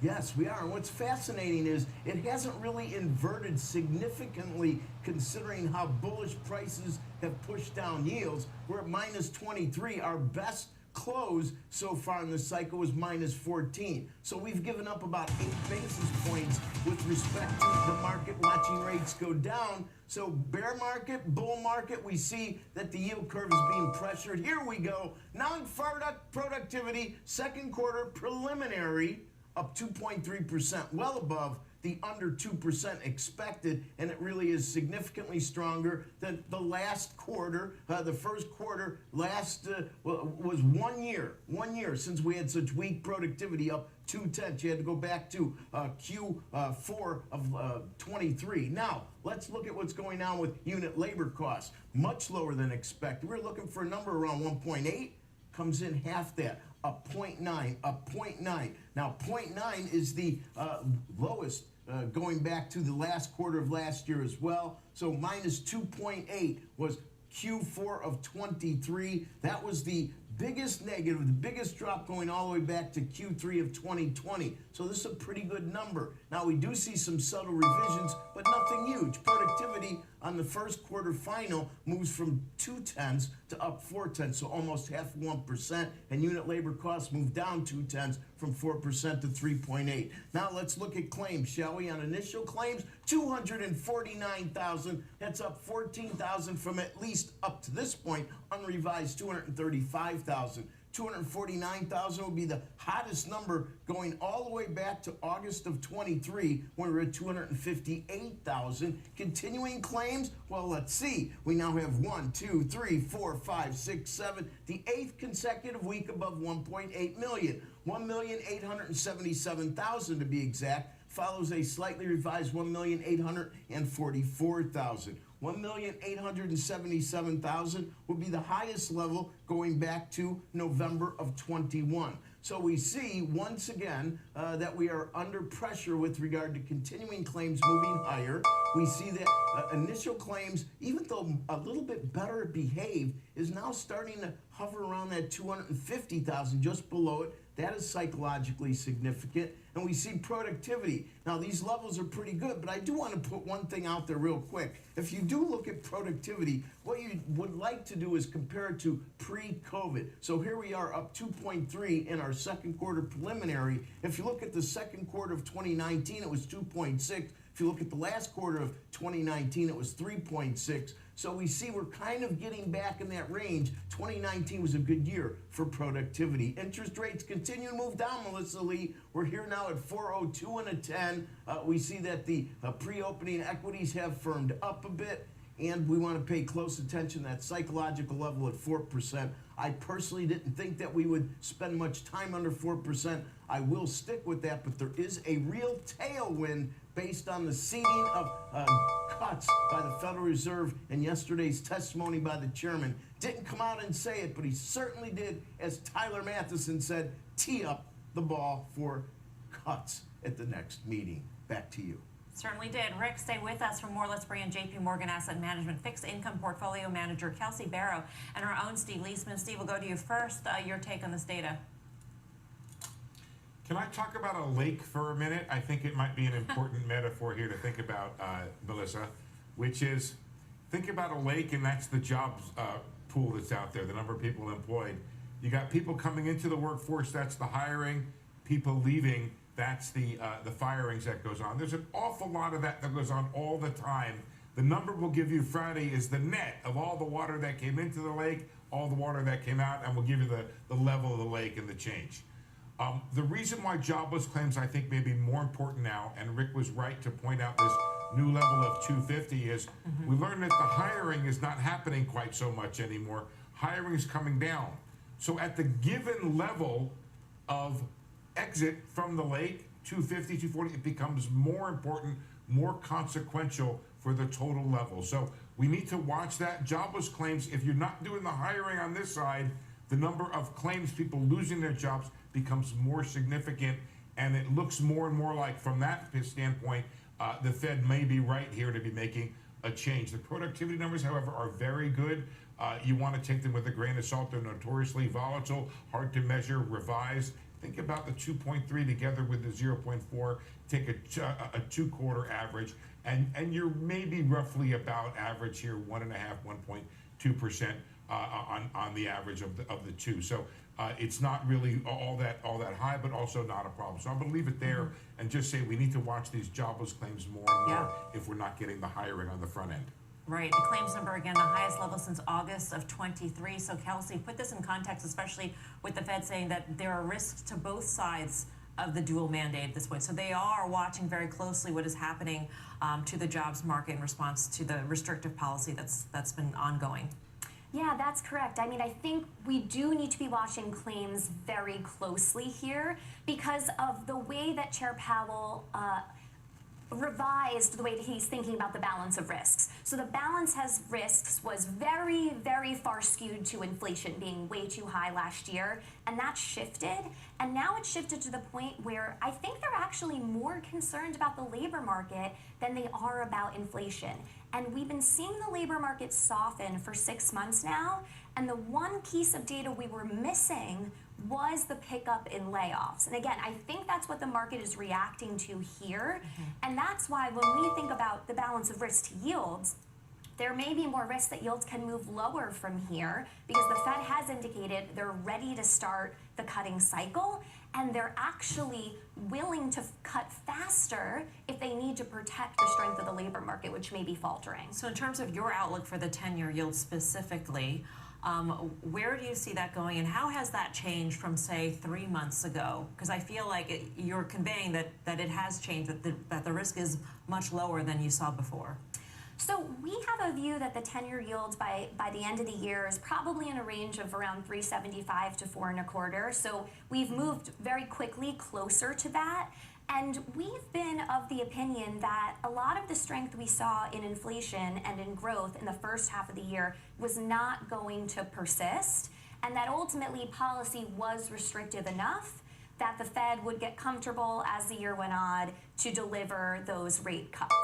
How does supply of treasuries factor into this forecast? Because obviously we have an election coming up. It doesn't seem like we're going to have any sort of fiscal responsibility anytime soon, regardless of who is elected. And so how does that factor, that overhang?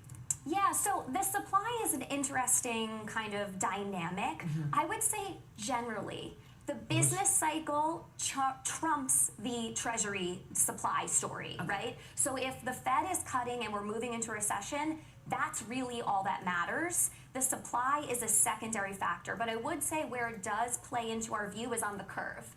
So we do think that the yield curve will steepen into year end. There should be more term premium, so the spread between the 2-year and the 10-year should be wider. And some of that may be a function of expectations around the deficit in the next presidential cycle. Steve, did you want to get in? Was that you? Yeah, just to point out, you know, it's kind of like Powell yesterday, to pick up on what Kelsey was saying. He put the job market on notice. Like, I am not going to tolerate any additional weakening there. He was kind of wagging his finger at him, and I thought that was interesting.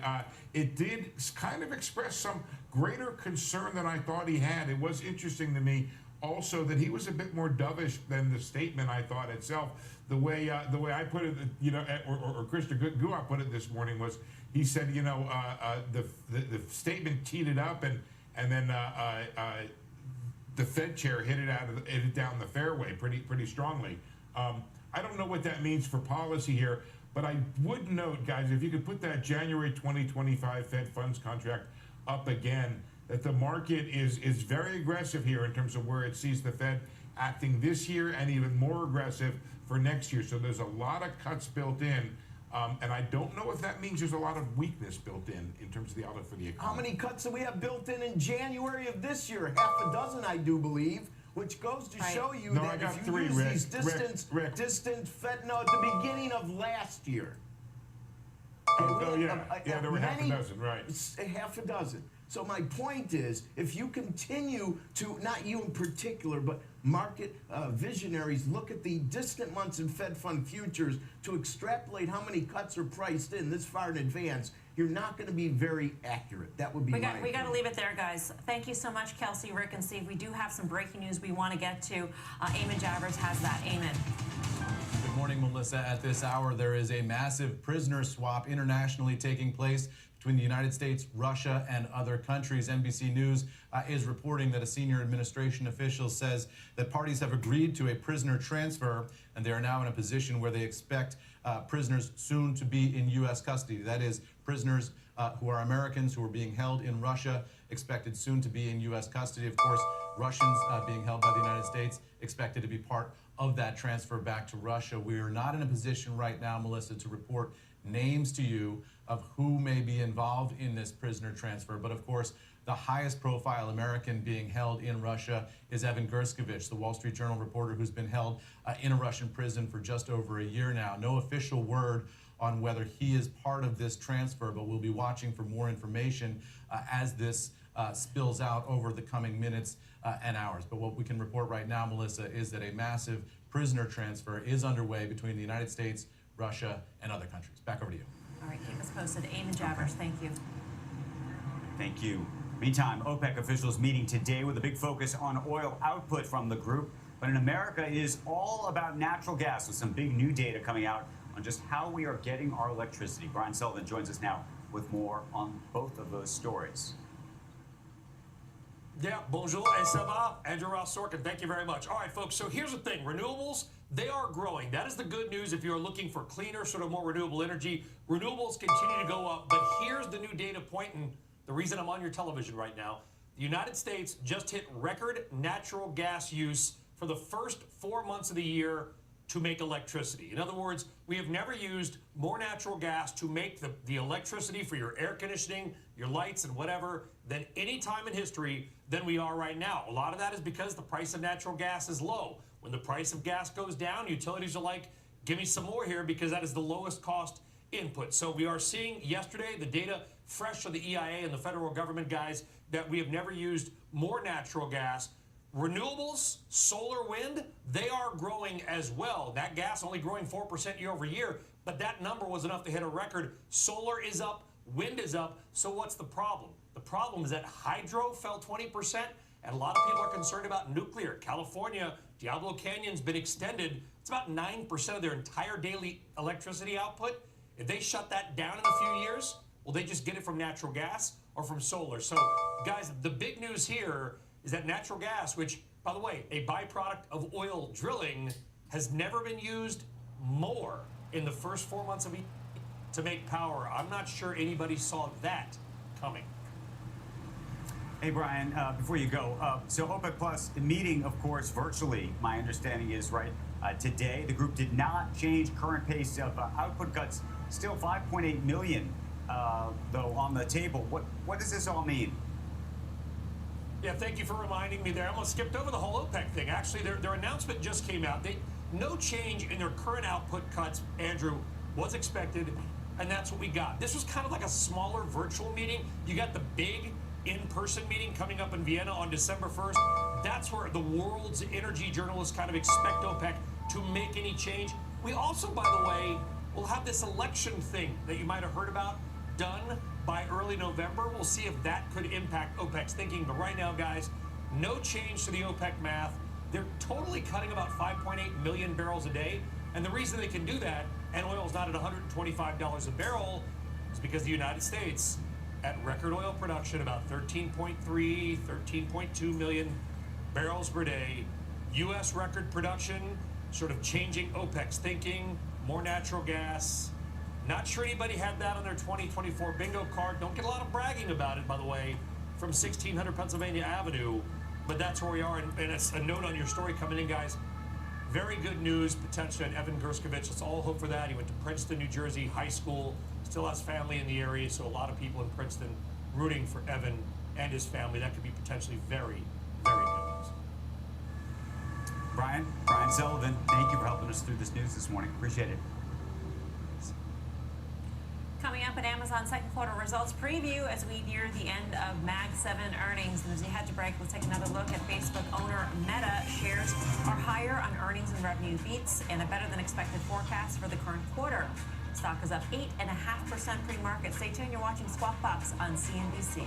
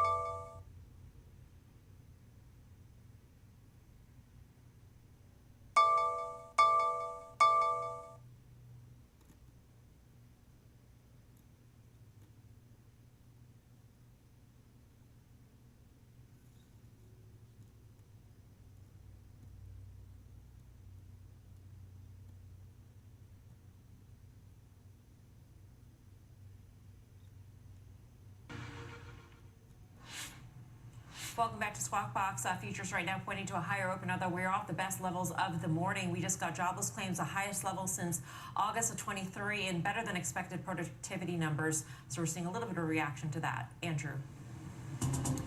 Hey, Melissa, we've got some news just out on Venue. This is the sports streaming venture that's backed by Disney, Fox, and Warner Brothers Discovery. They call it a skinny bundle, if you will. And a lot of people have been waiting to figure out what the pricing will ultimately be. Well, now we know. The plan is going to launch with an initial price tag of $42.99 per month. It's expected to debut this fall in conjunction with the start of the NFL season. Now, subscribers will have access to a range of sports networks. That includes ESPN, Fox Sports, and TNT, among others. And, of course, the big question has been what this will do to the bundle, whether more people who are just interested in sports will go to unbundle, and also what other bundles will then get attached to it on the other end. So, for example, will Warner want to add CNN to it? Will Disney want to add other things to it? So we're going to see what all of that ultimately brings, but $42.99 is the price tag for now. It does undercut, obviously, the larger bundles. but it doesn't have everything in it, of course, including folks like Peacock, which is owned, of course, by our parent company. Now, speaking of sports, we are here at the Olympics. Yesterday, at the ambassador's official residence in Paris, CNBC hosted a leadership forum, and on stage, Joe Becky and I spoke with legendary sports broadcasters Al Michaels and Bob Costas together. And I asked Al about his deal with NBC to use artificial intelligence to create recaps, which you can listen to every day, of the Olympic results. It's not him, it's his AI voice. Listen to what he had to say about it. Well, my man Greg Hughes, who's in the room, calls me up one day and he says, "How would you like to make some money and do nothing?" I said, yeah. What do you have in mind? And they told me about this. I thought this would be, fun. It wouldn't be, it's an Olympic Games. This would be 1% of the coverage of the Olympic Games. And then I wake up one morning when the thing is announced and my picture's on the front page of the Wall Street Journal. I'm going, whoa, what happened here? So this was a big deal. And I had no idea it was going to be that big of a deal. Otherwise, I would have renegotiated the deal. But anyway, it's been a lot of fun. Have you listened to yourself? I have, yeah. My wife and I are listening. It's scary in a way. It really is, because it's like, ooh, that's almost too good. And I wanted to make sure that, I don't use a lot of cliches or try not to use any. And they promised me at the end there would be two guys who I trust implicitly in our research area, and they will hear it and go, Al would not say that, and then they'll scrap that. So that made me a lot more comfortable with it. Okay, so Melissa, are you ready to sign away your voice? What do you think? I mean, this is coming. It's all coming for us. Oh, absolutely. I mean, maybe there's a benefit, but who knows? This was a major issue when it came to the actors' strike, right? And the strikes in Hollywood. What happens to AI, and what can a studio do with your likeness and your voice? And I think this is really going to come to a forefront as we're talking more and more about AI. Do you know if the audience is really watching us live, or is this AI? That's an existential question. Are we really here, Or are we in a simulation? Maybe we are. I know. We're live for now. We're live for now. We are, promise. Coming up, what to watch when retail giant Amazon reports earnings after the bell. The stock about 7% off its July 8th high. Stay tuned. More Squawk Box straight ahead.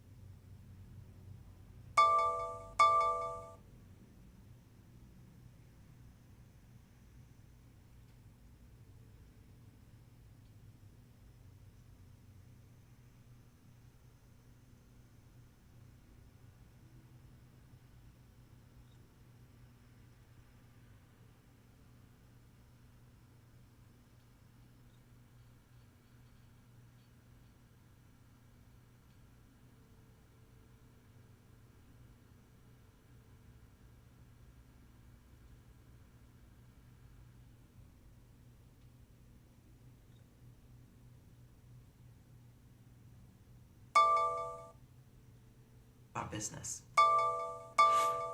Welcome back to Squawk Box. Amazon set to report quarterly results after the bell today. Shares are trading around $190 right now. Our next guest has a price target on the stock of $210. For more, I want to bring in Rohit Kulkarni, a senior analyst covering internet and capital markets at Roth Capital Partners. Good morning to you.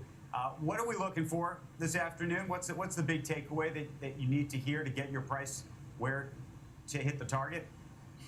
Hey, thanks for having me. I think the bar is high for Amazon and all the mega caps. I think heading into Q2, I feel there are three things we are looking for. One is cloud growth acceleration. The high teens growth is what would hold the stock here and push it higher. Second is retail profitability. They've been ramping that up, and we expect that to ramp up as well. And third is just the narrative around all the surface areas that they can do to improve using Gen AI. As in, we are hearing some of those things in the cloud, in advertising, but we haven't heard much on retail. So that's the third narrative, but the first 2 points are cloud acceleration, and second is retail profitability. Is there any takeaway from the Meta earnings yesterday that you think has any implication for an Amazon? There's two takeaways in my opinion. One is ad market is strong, e-commerce retail is strong, and Chinese e-commerce advertisers are continuing to spend on the U.S. market. So there's a checkbox from a macro standpoint that yes, Amazon should have a pretty good macro backdrop as far as e-commerce and retail is concerned. The second is investments in AI. I think the way Zuckerberg is getting very aggressive with AI spend, with the capital expenditure on AI, buying GPUs. I think there's no other company than Amazon that is set up to succeed in AI on the cloud and will have the need to spend more. So I think how much is Amazon willing to spend? We know Amazon is never scared to spend any amounts of money, be it building rockets to the moon or whatnot.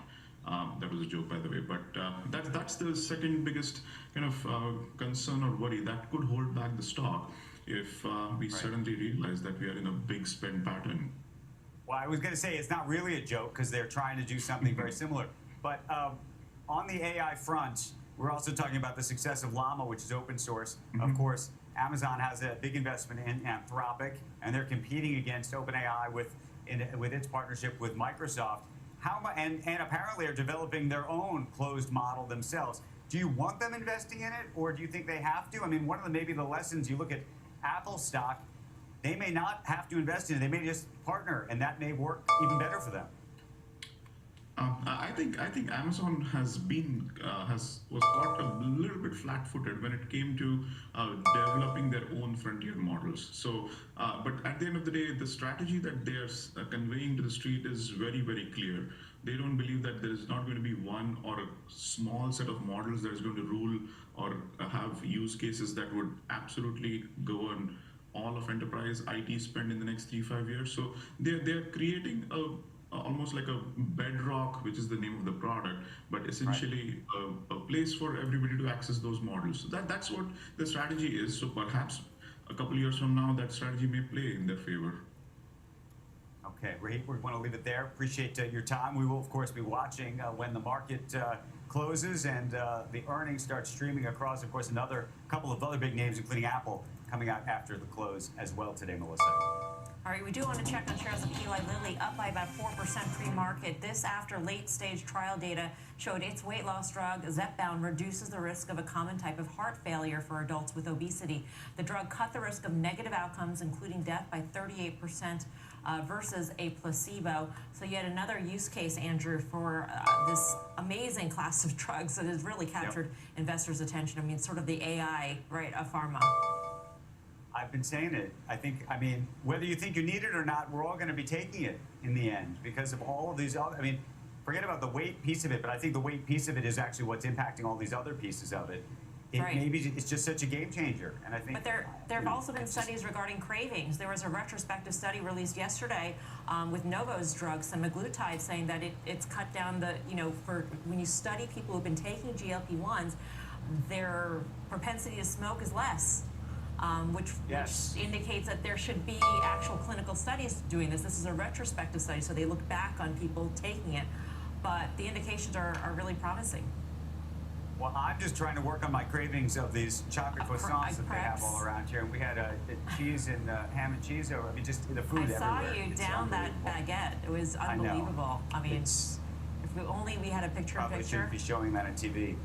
We're going to actually have a little creperie tour tomorrow, and where we actually rate the crepes 1 to 10 with decimals, sort of like a guy you may know, but a little bit differently. And it's going to be fun. So if you're into that kind of thing, watching people eat on TV, it's never attractive though, Melissa. Yeah, as a female, I try not to do that at all. So I'm glad you did it though. Let's just mention real quick, Dow Jones looks like it's up about 82 points. NASDAQ up about 86 points right now. The S&P 500 up about 27 points. Melissa, thank you for hanging out with us across Atlantic here this morning. Becky and Joe are going to be back tomorrow. I'll still be here in Paris at the Olympics. Make sure you join us. We're going to have the big jobs number. Squawk on the Street begins right now.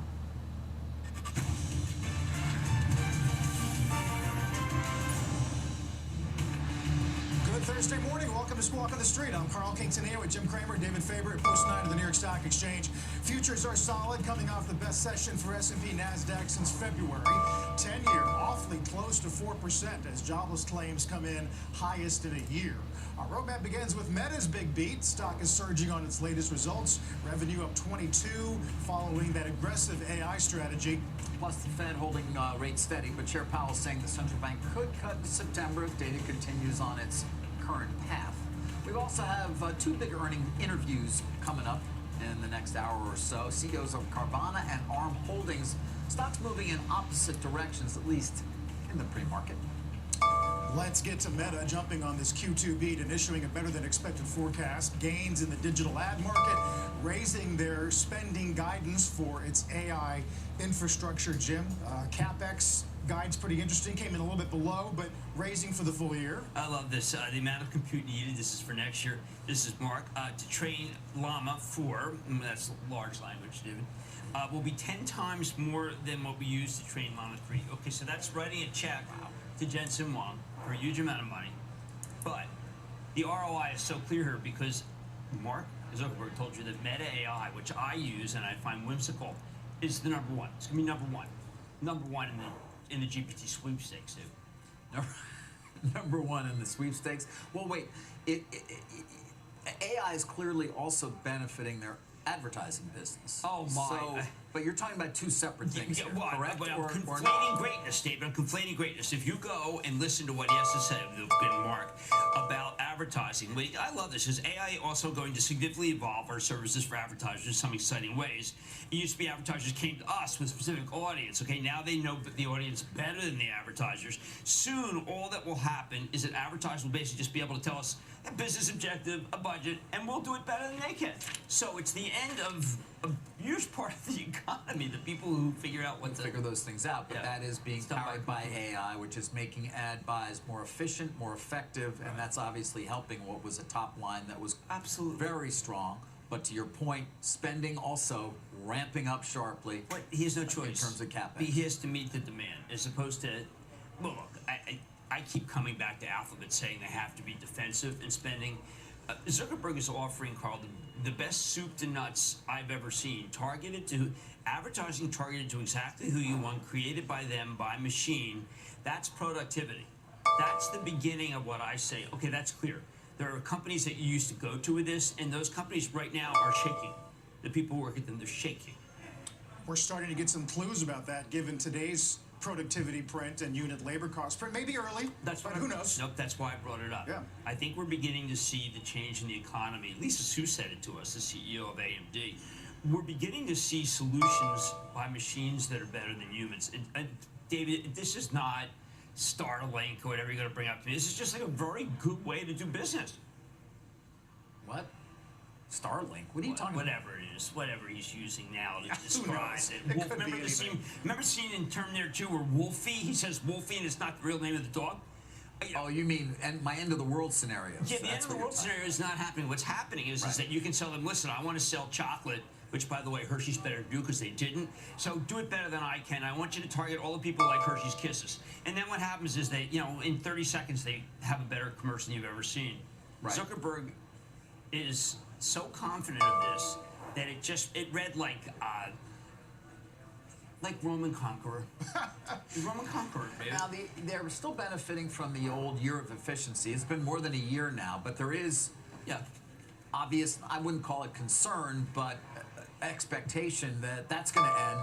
They did talk about meaningful increases in year-end fiscal year headcount as well. Yes. They're going to lap, of course, those job cuts from the fourth quarter of 2024. So what are we talking about? CapEx is going to be, what, 37 to 40 billion? I mean, operating expenses obviously going to go up as well. Well, I mean, now but revenues are just going to keep accelerating? If I were, now I know why Alphabet's afraid. I mean, he's outspending Alphabet. He's outspending everybody. Obviously, that meeting that we saw He's not Monday outspending Microsoft, which is well, we don't know because Microsoft has a lot of different moving parts. But I'm just saying, for this specific notion of advertising, he is coming up with a solution that I think is going to drive a lot of traffic. And David, one of the things that's happened, I know you're going to love this because you're just going to laugh at me. He's all going to laugh. It's the Carrie situation with John Travolta again. Ray-Ban Meta glasses continue to be a bigger hit sooner than we expected. Thanks to AI Demand. What I tell you? You did, yeah. It's right here. They're I say it there, it comes out they're here. still losing, what, $4.5 billion it was on Reality Labs? Is that right? $4.5 billion in Reality Lab losses, and those are going to extend, according to last night's call. Yeah, but at the same time, Jim, operating margins up 9 points. Well, that's the point. I mean, come on. I mean, the guy is obviously in Meta Realty is just Reality Labs. All that is a cost of doing business. I think there's a lot of stuff buried in that. Quest 3, by the way, does praise him. But I just think that what's going on here, Carl, is the revolution that Jensen Huang has been talking about, where machines can do a lot of things better than humans, is now here. 24 and 25. We just heard from Costas and Al Michaels talking about voices getting copied. Yeah, oh, absolutely. No, it's all very easy. And what's going on, we heard this was going to happen. This is video, and video is Blackwell. Video is Blackwell, and Blackwell's going to be shipping in volume, and I don't know whether... Video the is rumor Blackwell. is that Zuckerberg would have taken everything. I don't know if you That's can, their but you've high-end. got to try to explain what that means. Video Okay, is Blackwell. First of all, Blackwell is a chip that is yet to ship, but will ship from Dude, NVIDIA, shipping the next generation. But what does Okay, video okay. mean? No, What do that's you it. mean? No, you haven't. You're guilty. I'm pleading guilty right now. All right. You're a witness to the prosecution. So now's your opportunity to explain. Tyrone Power is so cool. Okay, so right now we have a lot of print. Remember when Jensen Huang told me, of course you don't, that they can download Moby Dick in 1 second? Yes. Well, Read it in 1 second. Read it, right. Now they're going to be able to do a video, and you'll be able to recall video. Now, look, Adobe has a solution that's really terrific right now. You can use Firefly. It's terrific. So how's that going to change our business? I thought he was a hologram. So that's why I'm answering a hologram. What is the Carl? Which of the three of us is a hologram? I think we all know. I think we do too, Jim. Yeah. That's all right. He's out. No, it's because what's happening is that you can say, look, I need a great ad. And then that's the end. I mean, you used to have a bake-off, you had advertising. Not only that, they'll change the ad literally every second if it would help. Yeah. Who needs an agency? Now, of course, agency's going to say, you do. But I think that what what he's trying to do is say, look, now we have video. We can change video every second. So why would you ever advertise anywhere else? This is a threat to YouTube even. And we know YouTube was allegedly hobbled in the previous quarter. Yeah. 10% of the ad base basically now using Gen AI, some of it in creative ways. And Mark talked about the way in which Gen AI is going to change all kinds of product offerings in the future. Take a listen. I do think that part of what's so fundamental about AI is it's going to end up affecting almost every product that we have in some way. It will improve the existing ones and will make a whole lot of new ones possible. So it's it's why there are all the jokes about how all the tech CEOs get on these earnings calls and just talk about AI the whole time. It's because it's actually super exciting and it's going to change all these different things over multiple time horizons. Amen. He finally did it. I mean, look, he's authoritative. He's an authoritative fellow. That's. And what he's basically saying is all that stuff about you think AI is hype. Wait a second. They're finding uses every day. And David, I keep coming back to that productivity number. If you keep finding uses, why do you need to hire as many people? You don't. You don't. And then you come back to like, do I need you? I will always need you. You'll always need me. Yes. Yeah, I think our viewers are well aware of it.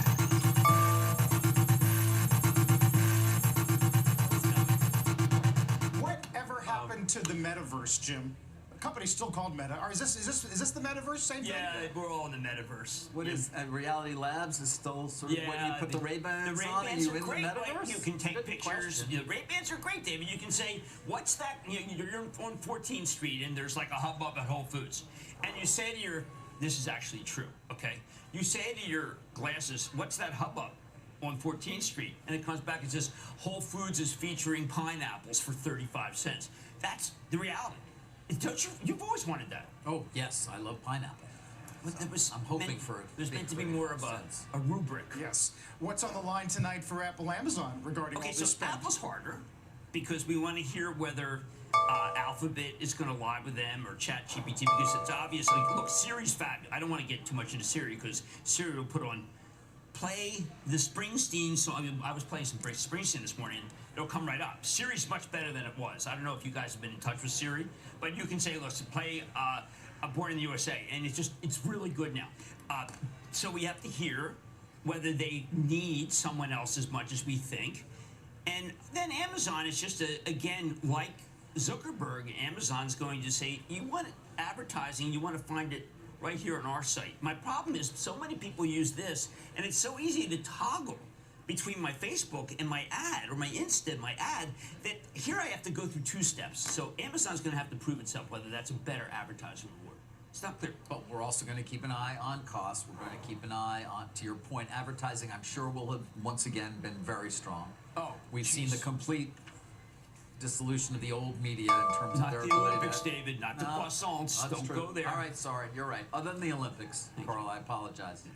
But, I mean, the Amazon numbers are going to be extraordinary in terms of advertising. I'm not saying they're going to beat or not beat, none of those things. No, but that's just the numbers sure. themselves.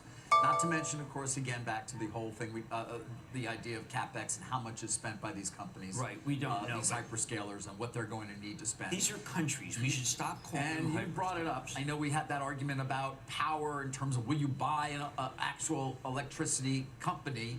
They're, regulated. It's unlikely, but you were right in the larger context. Power is as well an incredibly important component of all of this CapEx spend.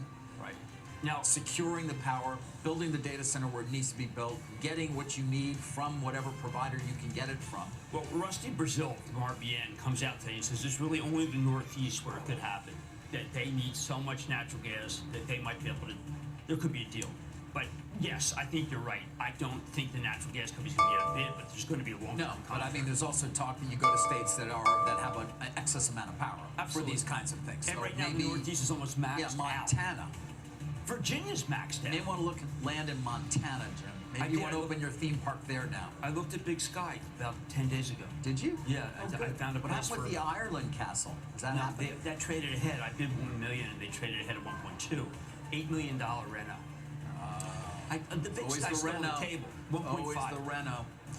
We'll take a quick break. We're going to get to the chip names. We'll look at ARM and Qualcomm, Western Dig, see how they're moving the market today. We'll get to Shack, Etsy, Carvana, and we'll talk yields as the Bank of England joins Canada and the ECB in cutting. Stay with us.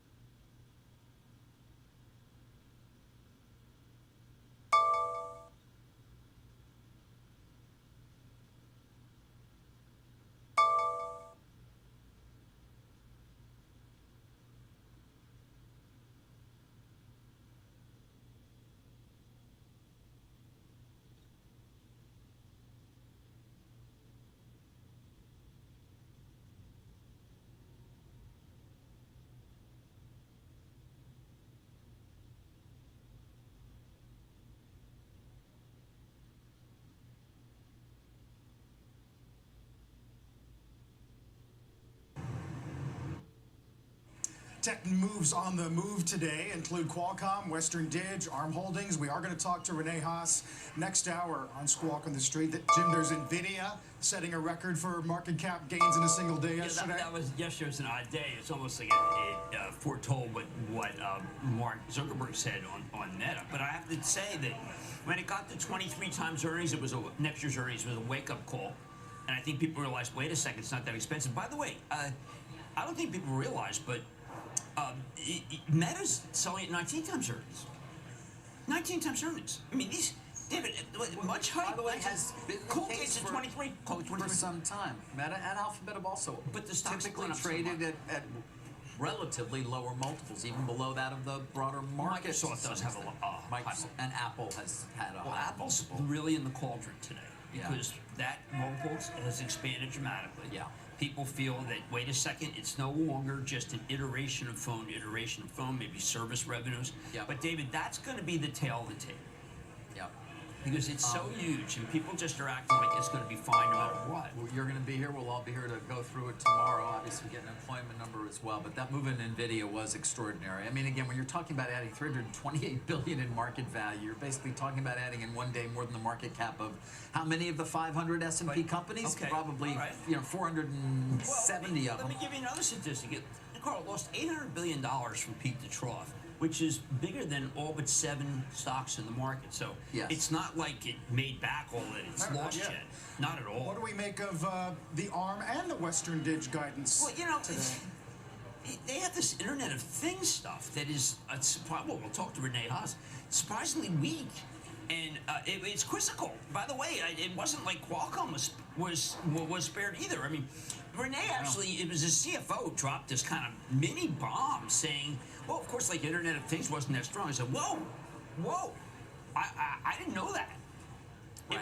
It was new to me. Qualcomm is interesting because the number itself looked strong. Yes, Now you got to absolutely. keep in mind the stock. If you take a look, I think it was down 13% over just the last 3 weeks. Yes, that trade Again, went like fine. so many of these other companies that we've been talking about in their stocks. So you see the beat. Sales, but then, and they say some nice things about AI in the call, including that beyond handsets and PCs, they expect on-device AI to drive competitive differentiation in industrial, to your point, networking, automotive, and the like. But then they also talked about the smartphone market as, quote, kind of flattish to low single-digit in growth.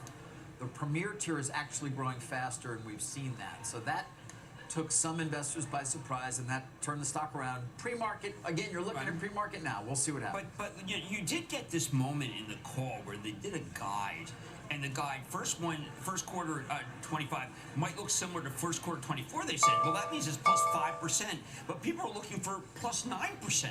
So that's what happened. It was right in the call. The guide is what caused it to go down. And there it is, yeah, that we're talking I about. thought this was kind of shocking, frankly. I don't get it. But Christian Amon is, at periodically times, the hype gets a little ahead of the story, is my take. That's what I thought. I'm going to ask David a really trenchant question. It's rhetorical, but let's see if he gives me a chance.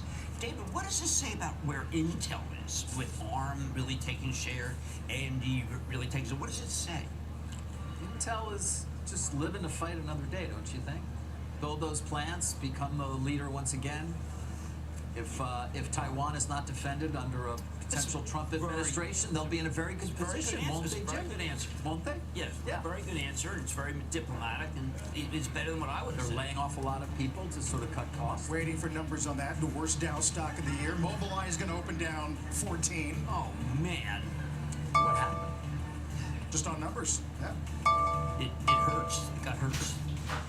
That's not, Jay. You don't want to get hurts. You don't want to get hurts. Right. We will talk about some cars, a bunch of figures out of the European automakers, Carvana, of course, Goodyear, Toyota, Race. We'll get Kramer's Mad Dash and the opening bell in less than 10 minutes.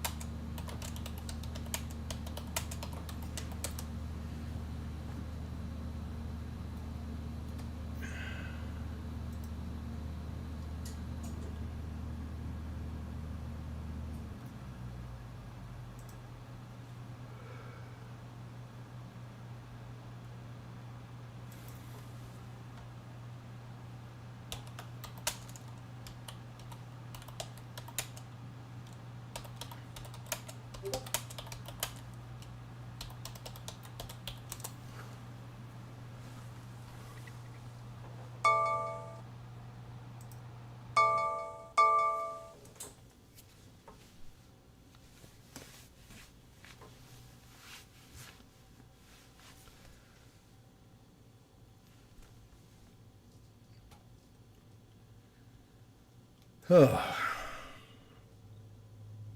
forgot to share the screen. Shit.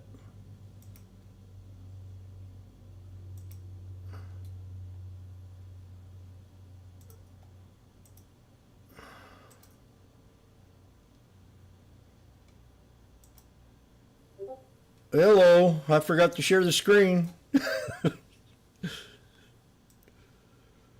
It's been one heck of a day.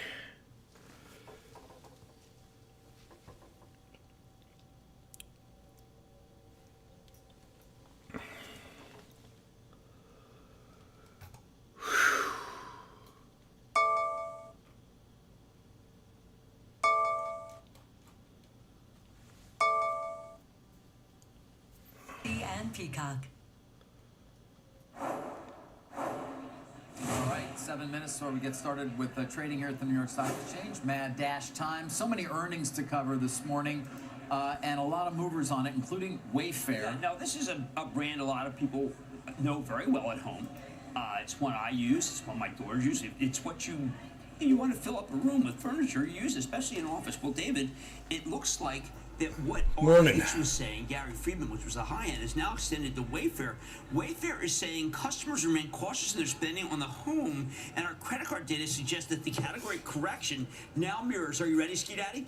The magnitude of the peak to trough decline the home furnishing space experienced during the great financial crisis. No kidding. I'm not kidding. They're taking you back to 08, 09? Yes, and that's why I thought this was really important, because if you're Jay Powell, and you're watching our show right now, because that's obvious, you're listening to Wayfair and you're saying, wow, you know, maybe it's no longer RH. It's no longer RH. And I think that that's very significant. This W is pretty much inexpensive. Right. I always think high quality, but it's inexpensive. So if you don't have enough to buy this kind of furniture, and we can't buy hamburgers, wimpy, then I got to tell you, this economy is the sounds to me like they should have cut yesterday. Wayfair should have let them know. I don't think that's wrong. The numbers that I'm getting from different companies are they should have cut yesterday. Interesting. They should have cut yesterday. We haven't seen the department stores, which I'm told are going to be horrendous. We have so many other earnings to cover this morning. The Fed's way behind the curve. I'll tell you that right now.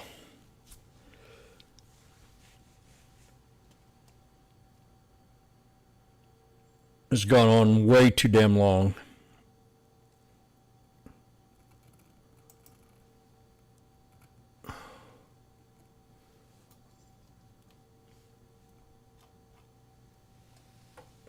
Way too long. Especially if we're in a roaring economy, which we're not. We're in an artificial roaring economy because we printed so much money. And the 1% know that. I bet you Buffett doubled his income. He tripled it under Obama. Tripled it.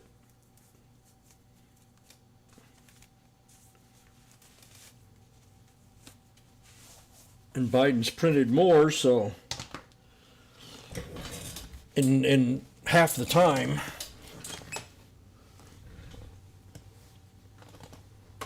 So Buffett probably did very, very well. Probably worth 100. I don't know how much he's worth now. 100 billion.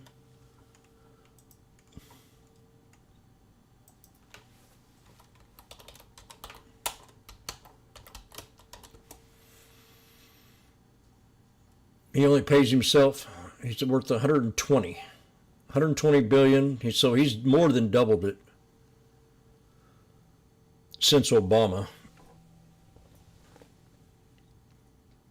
He almost get another 30,000. He'll almost triple it. Pays himself 100 grand a year.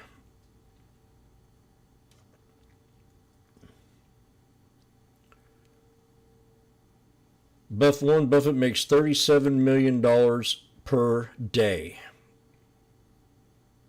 in 2023. Per day.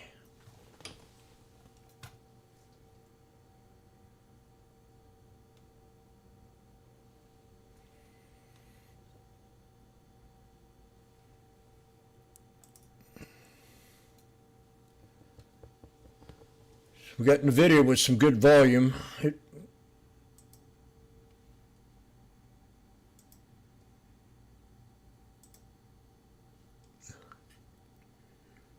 Got a yin yang right here at 116.47.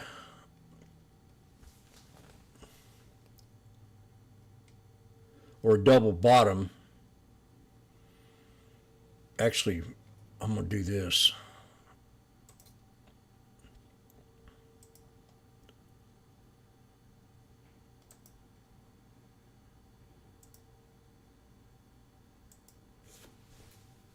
I bet you it stops right there. Don't get too carried away because we've had a good rebound yesterday.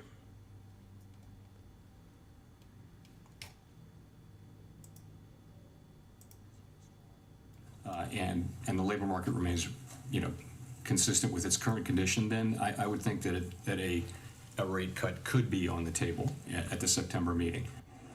That's the Fed chair from yesterday afternoon talking about both sides of the... And just the few clicks. Could be. He had to throw that in there. Commodities, technical analysis, economic data, and live reaction in global markets. Available anytime, anywhere, on any device for free. And available on all your favorite streaming services. Futures with Ben Lichtenstein every weekday, 8 a.m. Eastern on the Schwab Network. God darn.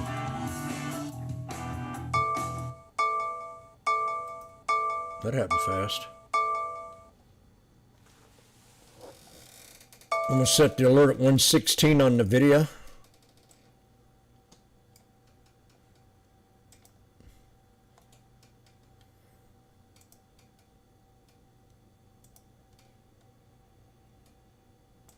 It's still slow.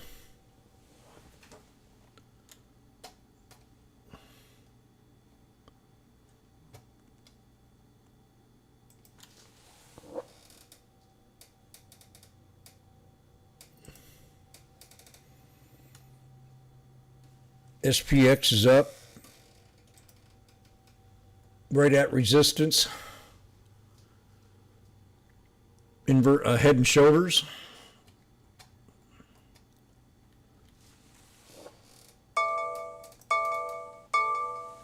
SPY at the 200 and the VWAP. I got a little bit above 549 for support.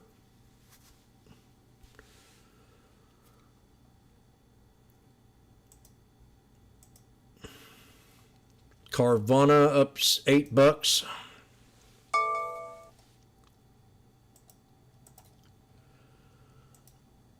Oh God, where's it at?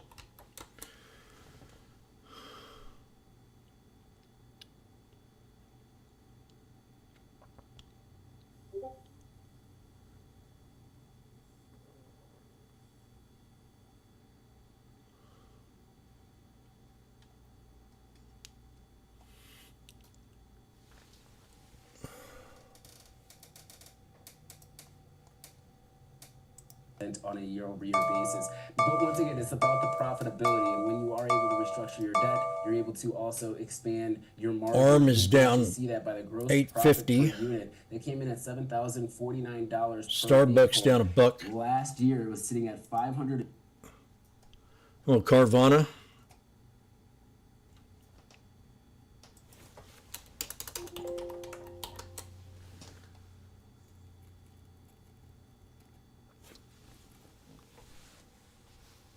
Yeah. And Disney.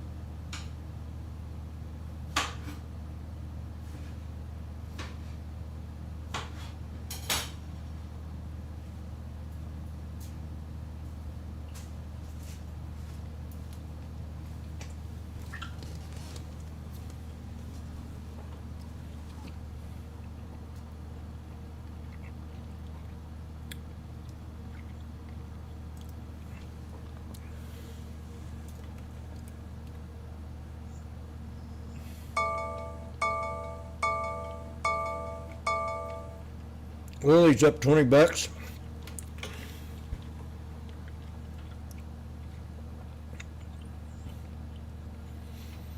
Lured this one yesterday at $7.98.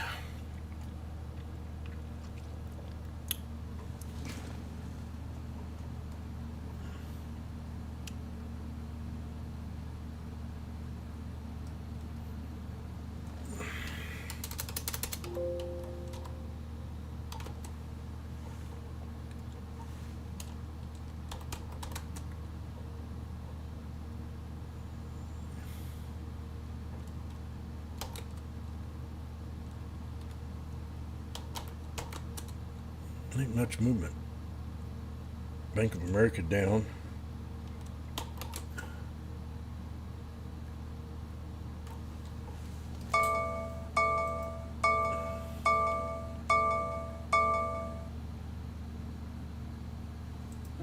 And the eulogies were written. They were out there. I mean, a lot of the reports and the analysis was that this was not going to work. The father-son team was losing tons of money on the trade, and now it's steadily grinding back for 2 years. Not quite, about a year and a half now. So, yeah, we'll come back. Ryan, thanks, Kevin.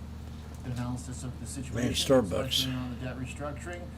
Don't pay as much on the debt and the bonds, and all right, then that helps you move in the right direction. Let's bring in George Tillis, our senior markets correspondent. Let's talk Qualcomm here, George. What's the problem? I tried to rally it last night. Not anymore. Market's doing okay, but it's pivoting away from tech right now, which is usually the beginning of weakness. Qualcomm down 5%. That's a big problem. Yeah, I mean, looking at the start of the day, not good for some of the movers yesterday in the semiconductor tech space. But overall for Qualcomm, the report was quite good. Quite meaningful, but I think that again, seeing some of the sell-off today. God, it's got a pretty good sell-off too. Of Qualcomm Western Digital is I think there's some weakness going into the back half of 2025 God. that is manifesting. I mean, in some of these names. But if you look at the report, overall it was actually very good. $2.33 versus the $2.25 estimate on a per-share basis. That was higher by 24%, and sales came in higher than estimates at $9.39 billion versus the $9.22 billion, 11% higher year over year. If you break down the markets that they actually sell, I like where it's some of the sitting right smaller now. markets, were weaker, like their IoT, their Internet of Things markets were down. I by really like it 80%, 155. by 87%. So a lot of the automotive chip stocks are performing well in this market. I think if you look at their licensing, which is again about 15 to 20% of their sales, it was higher by 3.5%, but their handset sales were higher by about 12%. But if you look at again the total revenue breakdown, it was around 11%. So I think there's looking at guidance also, they raised it for next quarter both on sales and EPS. But I think there's a little bit of give back in these names. I'm going to throw Micron, Western Digital, Qualcomm in that mix. Going into, like I said, the back half of 2025, things look like they're plateauing, at least from an earnings standpoint. Okay. Yeah, I mean, look, plateauing from a profit standpoint is not great when your chart is moved up as much as it has. The implications for Apple here, when you combine it with what we see in yesterday, we got Corvo, which wasn't bad. It was decent. I thought that was a little bit encouraging about Apple. But when Qualcomm's outlook doesn't really beat by a huge amount, their median is a little bit above where the analysts were looking for. It kind of makes me feel like, we're getting enough evidence here between some of these chip makers that Apple's not going to have a huge beat here on guidance. I mean, look, there's always a difference, right? There's a jump between the suppliers and Apple, but it seems like none of these companies are really beating guidance in their supply chain. Yeah, so I mean, the suppliers are building inventory for Apple's distribution coming up, in the end of this year, going into the Q1 and Q2 of next year. So there's going to be a little bit of a mismatch in that regard. But I think, looking at the context of Qualcomm, outside of Apple, I mean, their technologies, when it comes down to communications and computing chips, are superior. And I think, again, there's the Apple tie-in for Qualcomm, but I think going into maybe September, August, September, we'll probably see some weakness in the semiconductor space altogether. I know yesterday was a great day, but looking at the group the entire group in tandem, there's quite a bit of weakness in the charts, and I think that speaks to some of the plateauing that I see, at least when I look at the earnings estimates for the back half of 2025. And so I think that's something to be aware of. Let's just put it that way. When it comes down to the sensitivity of the cyclical nature of these chips. Okay. Western Digital, George, just real quickly, since I think a lot of this overlaps with Qualcomm, just from a more, even more sluggish memory side. But let's not forget that the market has been pricing Western Digital like it's going to be a big beneficiary. I mean, the last 6 months was, the 6 months from October to April was insane for Western Digital. They talk about this one a lot. So if you look at this group, and these are, I'm going to call them the periphery names, Western Digital, Seagate, even Micron. If you look at next year's earnings, these stocks are very cheap on a multiple basis. But, like I said, Three Black Crows on WDC. Let's look at the report. They actually printed $1.44 versus $1.17. Again, last year they lost $1.76 for the same quarter. So this is a big turnaround year for Western Digital and these other periphery names like Seagate and Micron. And typically these cycles run about 6 quarters long from a cyclical standpoint. In sales, if you look at the print for Western Digital, 6 quarters, 3.76 versus 3.74. So they did beat that. And that was higher by 40% compared to the $2.57 billion for last year. Now, one of the interesting things about this report XOM is if you look at the Q1 EPS number at the midpoint, they increased it significantly to $1.70. Hello, YouTube. $1.18 in sales actually were higher in terms of guidance for next quarter, $4.1 billion versus $3.75 billion. But look at the reaction. We're at the shoulder line. Selling it off. So I think, again, we're seeing essentially good news being sold off here because, like I said, I think there's a lot of sensitivity in these names going into the mid to back half of 25. Yeah. Man, the early action this morning here to me, it looks like it is a little bit more on the bearish side. I know that we're up still, but compared to a couple hours ago, we're moving away from tech with the chips down as we're talking about here. We're kind of trying to do, there's like a little of that rotation element in there this morning. Not big, but just compared to where we were a couple hours ago, that just doesn't work as well. You know, the data this morning from jobs just tells us this idea of rotating into cyclical stuff is like, I mean, even though these companies have some issues here, and Western Digital and Qualcomm are a bit more cyclical, but it's the real AI-driven secular growth that is the trade that is going to keep this market afloat if it's going to rally, and that's going to be, you know, Meta, etc. So Meta is also faded a tiny little bit here. George, on this subject of earnings, two others we're going to hit though real quick. SPY broke out. Moderna's SPX broke out. right after Pfizer had a good report. So QQQ broke out. Now, like the last COVID. IWM's the only one left.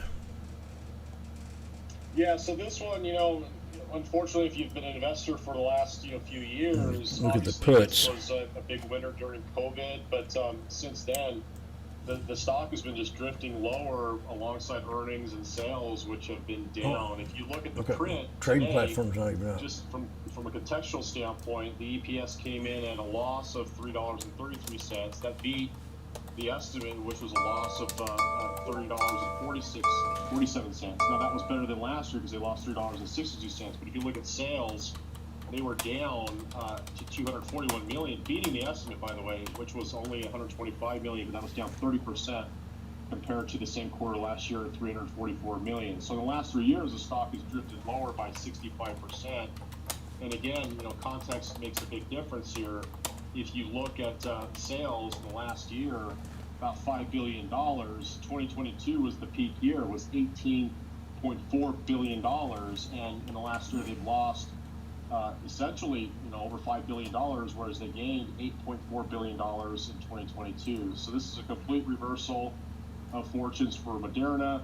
Obviously, they did well during COVID because of their vaccines, but their other franchises in the mRNA space face a lot of challenging competition from well-funded other big pharma names. So they're trying to raise cash.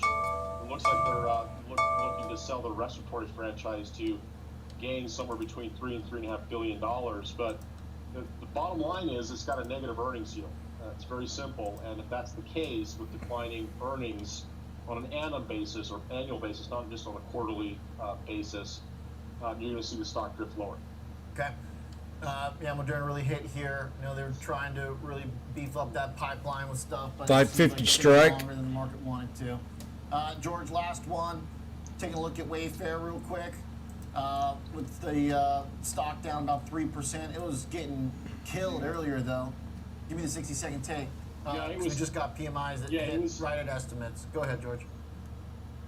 Yeah, so I mean, obviously it's rebounded quite a bit, and you know this thing could flip green for all we know. You know, near the end of the day. But looking at Wayfair, same sort of story goes. It's down about 30% of last year. 5 years down close to 60%. They did miss both on EPS and sales. Sales were down 2.2%. In total, U.S. sales down 2.2%. International sales slightly higher, I think by 3 basis points, or 0.3 or 0.3%. But essentially, you've got a situation where, you know, right now valuation matters, and it's trading around 53 times this year's earnings, 26 times next year's earnings, and sales growth estimates are expected to be rather modest at around 1.4%. So it's just not growing like it used to. Margins are improving, but profitability is not. Okay. All right. Nice. Good assessment, George. Stock's been stuck for a while now, and a lot of these e-commerce trades are really hurting. I think Temu is really kind of shaking up the whole sector. 550. You know, Amazon also has just been at really 137 doing well on the retail side and the delivery side. with a stop set. So it seems like it's Amazon, Temu world, where eBay and Wayfair and a lot of these others are kind of having a hard time figuring out where to fit in. Pinterest too. So, all right, thanks GT. Good look here at the numbers across the earnings. Appreciate that. Great stuff. As mentioned, PMIs hit basically in line with the expectations. Stocks holding on with strong bid back into tech, which did a total reversal there. So S&Ps are at the high of the morning right now. We faded tech and then it came back. Let's talk some Apple when we return. Stick around. We got a lot to discuss. Tim Cook, can he pull it off and give us some numbers? Are they going to tell us what kind of refresh cycle is coming? Do they have any idea yet? We'll be right back. I mean, shit. I put the wrong thing in there. It's puts, not calls.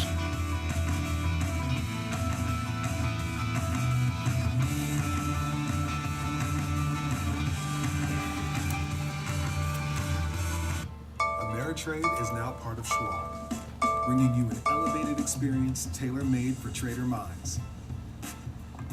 Go deeper with Thinkorswim, our award-winning trading platforms. Unlock support from the Schwab Trade Desk, our team of passionate traders who live and breathe trading. And sharpen your skills with immersive online education crafted just for traders. Also, you can trade brilliantly.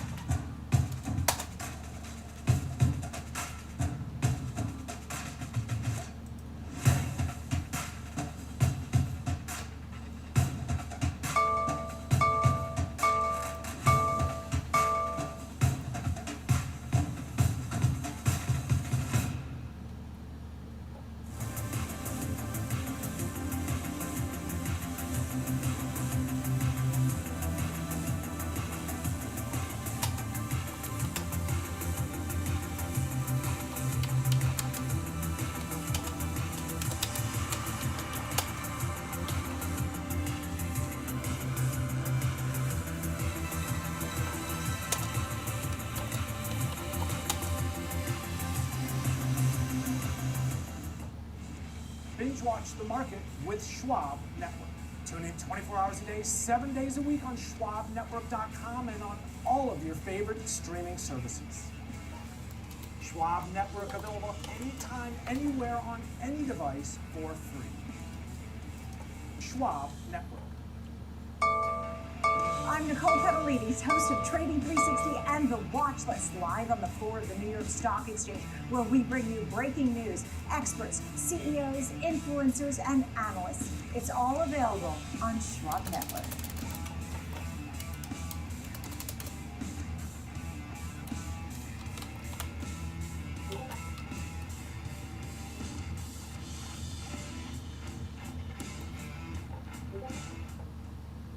Ameritrade is now part of Schwab, bringing you an elevated experience tailor-made for trader minds.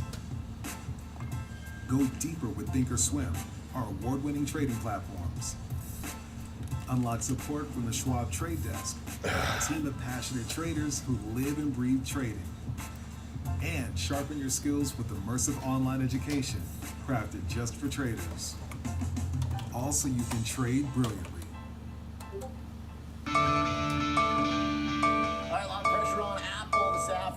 We're 162. That we got an extra long show, so we'll be here as the number comes out, but let's prepare for it right now with Laura Martin joining us from Needham, Internet Analyst, Senior Entertainment and Internet Analyst. Laura, thanks so much for being here this morning.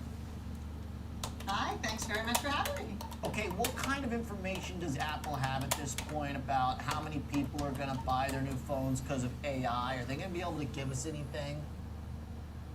I think they're going to be able to tell us how many AI attributes or tools are going to be in the new iPhone 16, and then Wall Street's going to have to decide whether that's going to drive an upgrade cycle. In my opinion, it won't be this year in the 16, it will be in the 17, but I think there's a real dialogue around that, because I think the bullish analysts on Apple are saying, look, it's going to be this year. It's going to be the 16 that starts the upgrade cycle.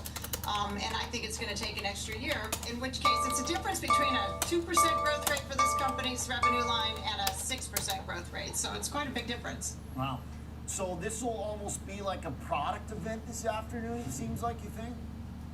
Maybe, but I think it's more going to be, they're going to have to talk about AI, both the Meta call and the other one that's already done it. A Google call, the Alphabet call, were all about Gen AI, and I expect that to be the case. Well, I don't know. With Apple, sometimes they don't mention it, but Wall Street wants to hear them talk about Gen AI attributes in the next phone. And if they don't, Wall Street will take that to be the worst possible thing, which is there aren't not going to be that many AI attributes, so therefore no one's going to upgrade their phone come September. I've been referencing as a Google Pixel user, like they did their AI update like a couple weeks ago. I mean, it's cool, it's fine. I hold a button down and it's a lot smarter version of a phone than I used to have, but like, I don't think I would have ever paid, $1,000 to get this. I mean, this was just a software update for free. So, I mean, Apple seems like it's got to do a lot more than that. Yeah, I agree with you. I mean, the upgrade cycle for Apple phones has gone from 3.5 years to 5 years. So people are desperate for something to drive an iPhone replacement cycle. So they're holding out hope Gen AI is the answer. But I, like you, think that maybe it should just be a free upgrade on software and not be held out as the great savior of Apple. So at this point, this is what I think has been interesting about so many revisions to the outlooks and stuff, and the confidence from a lot of the analysts is Scalp the we spy. don't really know like what the characteristics of this next phone are going to be. It seems like, I mean, isn't the stock like as expensive as anyone has ever seen it on a forward basis right now? Yeah, it's trading at like 6 times revenue for a company that's growing 3%.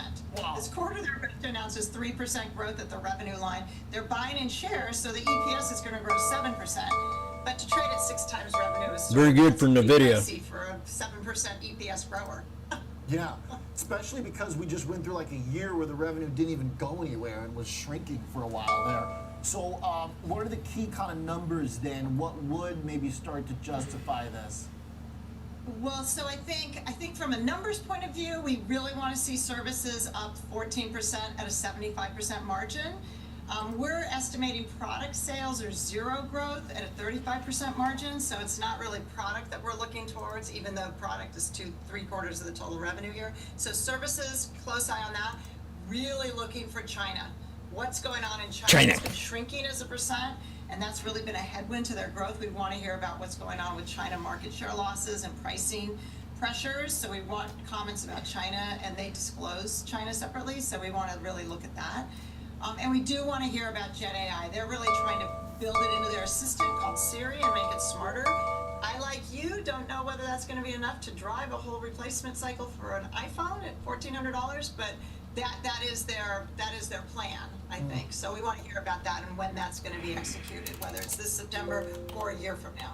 What would be like a more reasonable kind of valuation at this point for what we do know? Just assuming, the services keep them afloat, while the revenue's flat for products. Like, what kind of valuation makes sense?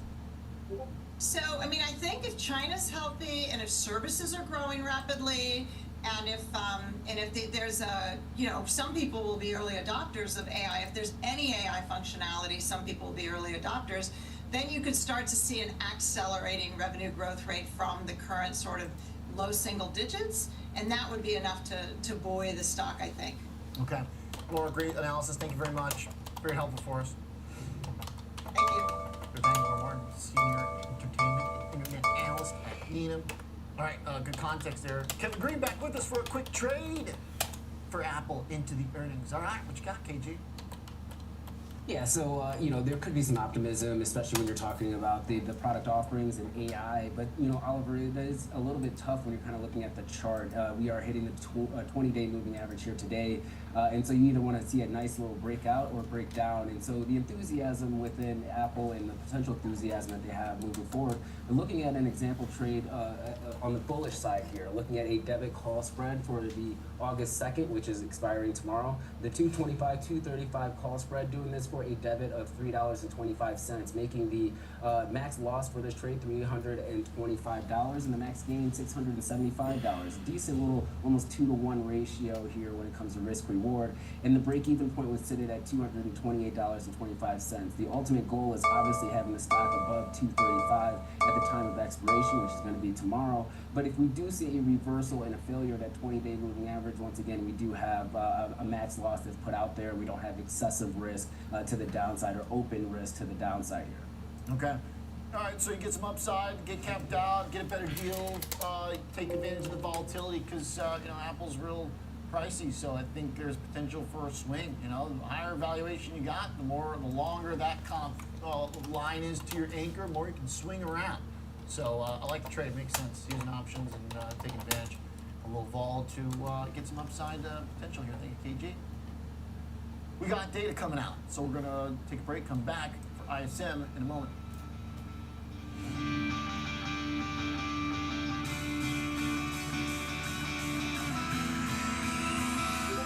Trading at Schwab is now powered by Ameritrade, unlocking the power of Thinkorswim, the award-winning trading platforms. Bring your trades into focus on Thinkorswim Desktop with robust charting and analysis tools, including over 400 technical studies. Tailor the platforms to your unique needs with nearly endless customization, and track market trends with up-to-the-minute news and insights. Trade brilliantly with Schwab. It's time to look forward. Find the next trend. From every click to every tick. There's no fear of missing out on next-gen investing. Available anytime, anywhere, on any device for free. Empower your portfolio with the Schwab Network. He's Alex Coffey. I'm Jenny Horn. Join us for Next Gen Investing. 1 p.m. Eastern, only on the Schwab Network.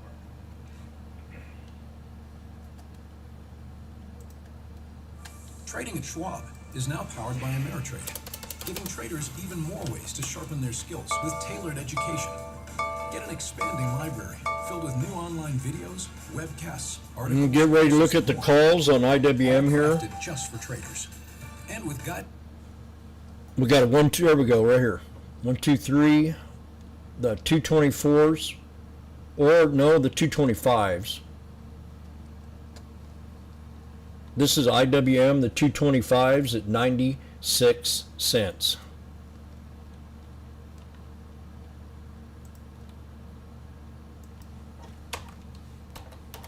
$0.97.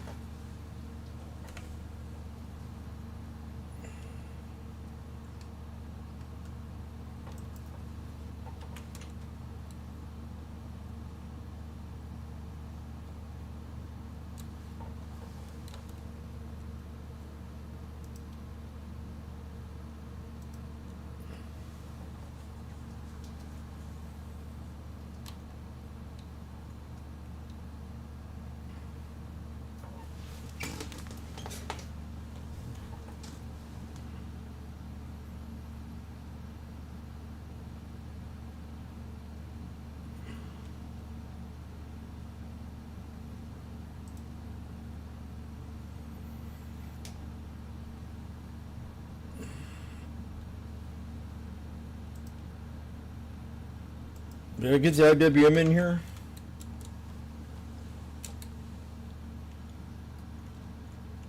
Not sure if I put it in already or not.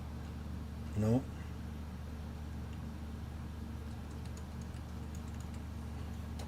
Mr. Frankenstein. To sort of look at the market and, you know, it can't have it both ways, I guess is the best. Exactly. Right? Yeah. And so, you know, and we're starting to hear more talk of 50 basis points possibly come September, and these numbers, if they start to show continued signs of slowing, that'll kind of feed into that conversation. But it's true. I haven't really thought about that, but that's a good point, which is that, you know, we might be able to amp up the size of the cut if, you know, we worsen substantially because there's no meeting in August, there's just Jackson Hole. We've got time where things could develop negatively, kind of force them to go deeper. Well, last I looked, I mean, we were talking about 70 basis points in between now and the end of the year. So if we're only putting a quarter of that in come, you know, next month, then there's some still lifting to do, you know, in between now and the end of the year. And there's also a lot of talk about the political aspect in terms of the timing associated with it. So maybe the Fed will lean a little bit more aggressive next month if the data continues to slow. But again, I think that the inflation data is going to be a little bit more important. I think the employment figures are going to be a bit more important than this. This is just, you know, a smaller kind of indirect component. All right. Not much is working here. Bonds, big tech mag 7 safety trades. Look at gold. And gold. Took the words right out of my mouth. Yeah. Gold cruising right now. This is the environment that seems perfect for gold, right? Softening in the economy, sticky inflation, but a Fed that's going to have to cut anyway. You know, and I know people say inflation's coming down, but look, it's still, you know, above the Fed's target. A market that's just off all-time highs. You've got some diversification. Yep. You've got geopolitical tensions that are playing out right now. You got yields, as we just talked about, spiking back down below 4% here. I mean, yeah, I would argue not only you know, a perfect environment for the gold bulls, Oliver, but a perfect environment for the trend followers. I mean, look at this chart. You know, we've been talking about it for a while. Bottom left, top right. Most recently breaking out to the upside, so trying to extend that, you know, conviction, that bull trend we've seen, and doing a pretty good job at it, I think is the best way of putting it, you know. But I'm not surprised to see, I mean, look at crude oil this morning, $78, almost $79. It was just at $74.50 a few days ago. Yeah. And I think the geopolitical tensions that we're seeing kind of add to some of those concerns about a slowing economy, but definitely you're going to see them playing out in crude in gold, and that's... I think that's a good point, too, yeah. That's filtering in, because once, everybody always said the geopolitical stuff in the Middle East, it really matters most if Iran gets involved, and that's basically what happened here in the last couple days. So, good reminder too that that's playing a role. But the data softening, cuts getting priced in, the conversation, I think, to your point, between here and September might start to take on that tone of maybe doing 50. I know that's what the market's going to want. I don't think Powell would. I mean, look, I don't know, but depends what happens between here and there. He definitely made it clear he's worried about. Not worried, but the risks are more balanced. But given how optimistic he had been, for him to make that turn in his commentary from optimistic on the economy to now risks balanced, that's concern. Tomorrow, we don't want that number to come in line, because that's when we might start to get like real economic risk selling, which market has not seen in a long time. Got a 1, 2, 3 right here. Spend economic weakness is positive. Yeah, now I would argue, Oliver, if we were to see some pretty strong numbers from Apple, Amazon later today, maybe the market wouldn't care too much about they're huge payrolls. Yeah, if they're huge. I mean, this market's been on a bit of a tech high for a while right now. You know, whether it's AI or some of these other individual names that have fueled it. Too big of a high. This is a market that one of the characteristics has been tech to the rescue and discounting some of the negative, focusing on the positive. I wouldn't be surprised if that plays out again tomorrow. But you've got a couple key components that need to come together. Yeah, to your point, I mean, it's working here today. Amazon's up 1.5%. Alphabet. Look at Nvidia yesterday. I mean, totally. It's the market that is more positive for the S&P. I've got to make a decision. Appreciate the analysis. Host the Future Show, Mr. Lichtenstein. All right, Russell. Lichtenstein. Tech holding us together. Amazon. Yeah, they're shorting the shit out of this. Well, I think the best looking chart, Jeff Pierce. What's going on in St. Louis, sir? Good morning. Oh, where are you? You in St. Louis? You look like you're on the move. I am. Yeah, good morning. Yeah, moving around today in the office, but yeah, you're right. I mean, I think this is it's a good-looking chart. We see them back above that 50-day moving average, and the thing for investors going into this report is I think expectations are a little bit high, which can make some investors nervous, right? If we see a miss, especially when we start talking about AI, we start talking about the cloud computing. Right now, we're looking for about $1.03 on earnings per share. Revenue about $148.63 billion. That would be up over 10+%.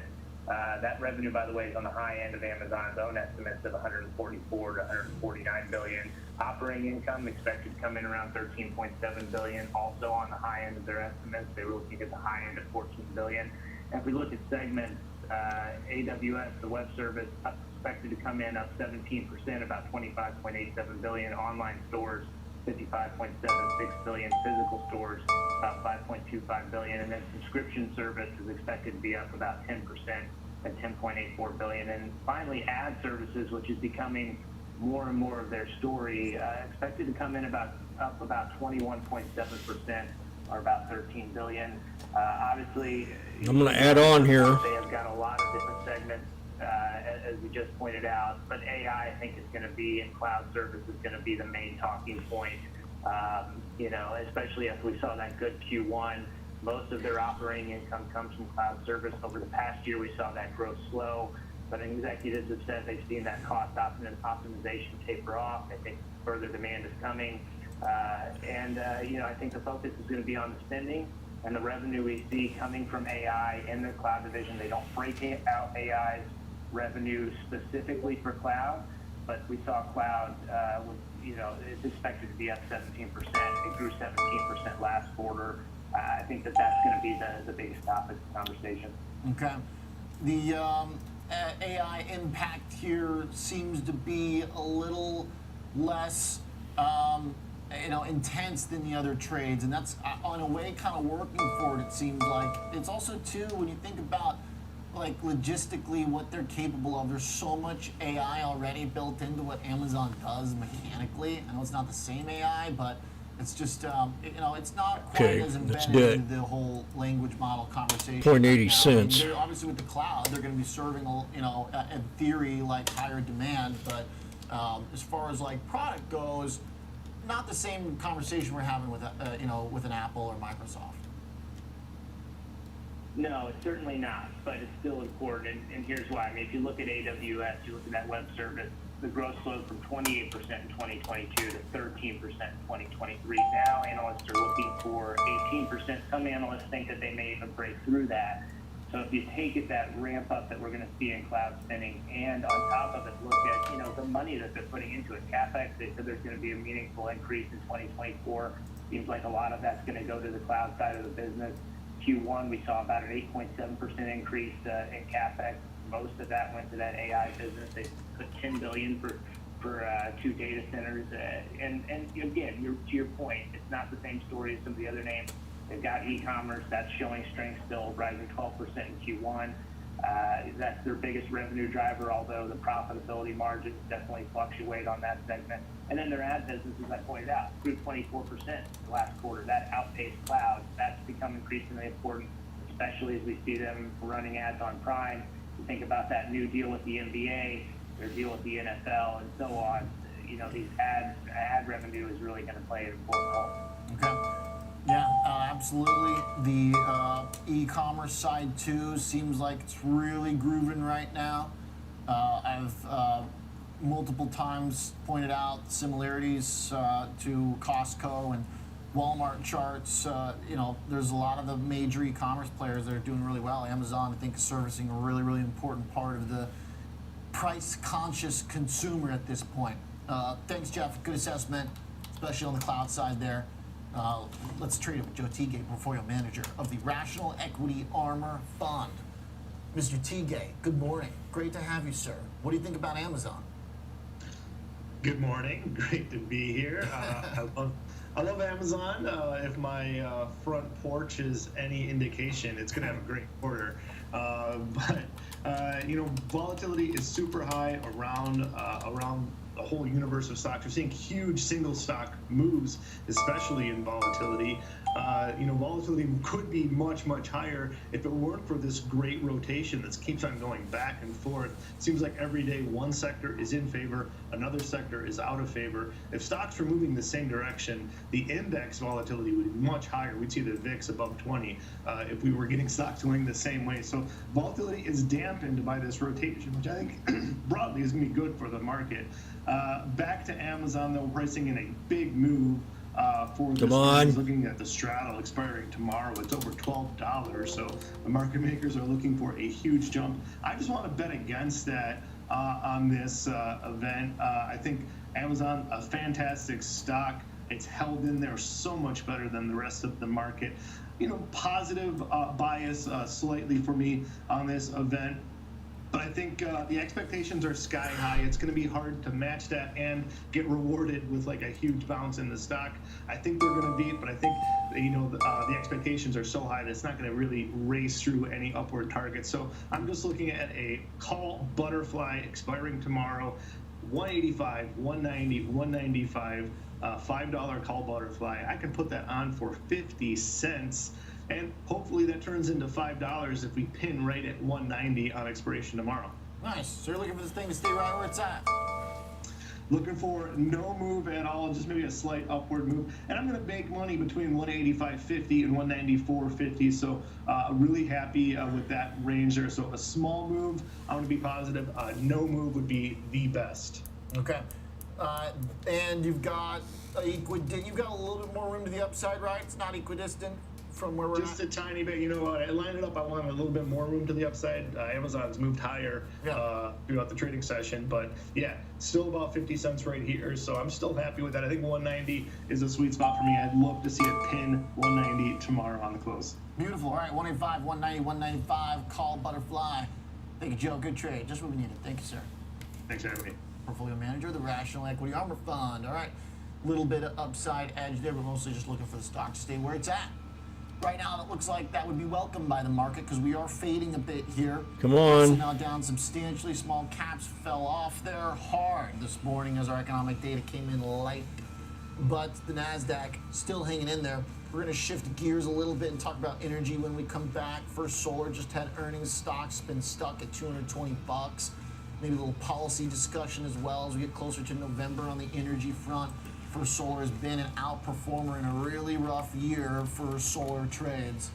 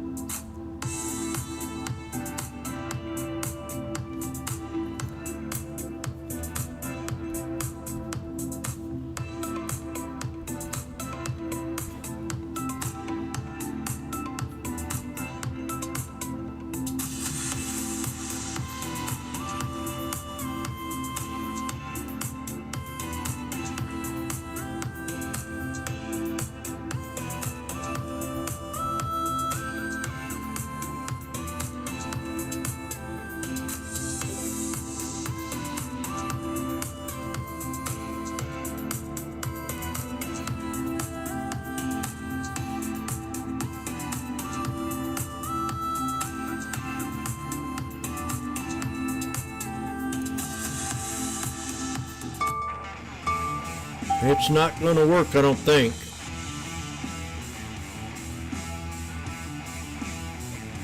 We'll see here. I'm still in it.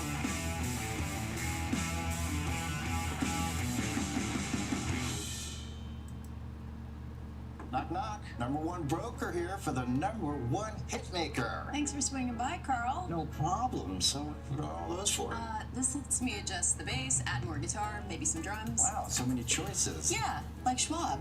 I can get full-service wealth management, advice, invest on my own, and trade on Thinkorswim. You know Carl is the only front man you need. Oh, I gotta take this, Carl. It's Schwab. Oh. Have a choice in how you invest with Schwab. No politics, no noise, from bell to bell and beyond. Available anytime, anywhere, on any device for free. Schwab Network.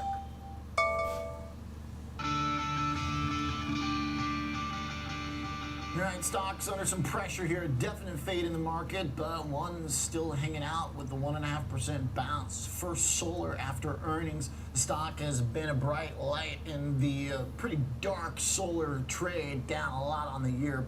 Joining us to talk about the group, Dan Ryan, managing partner at Sinceris Advisory. Dan, thanks for being here.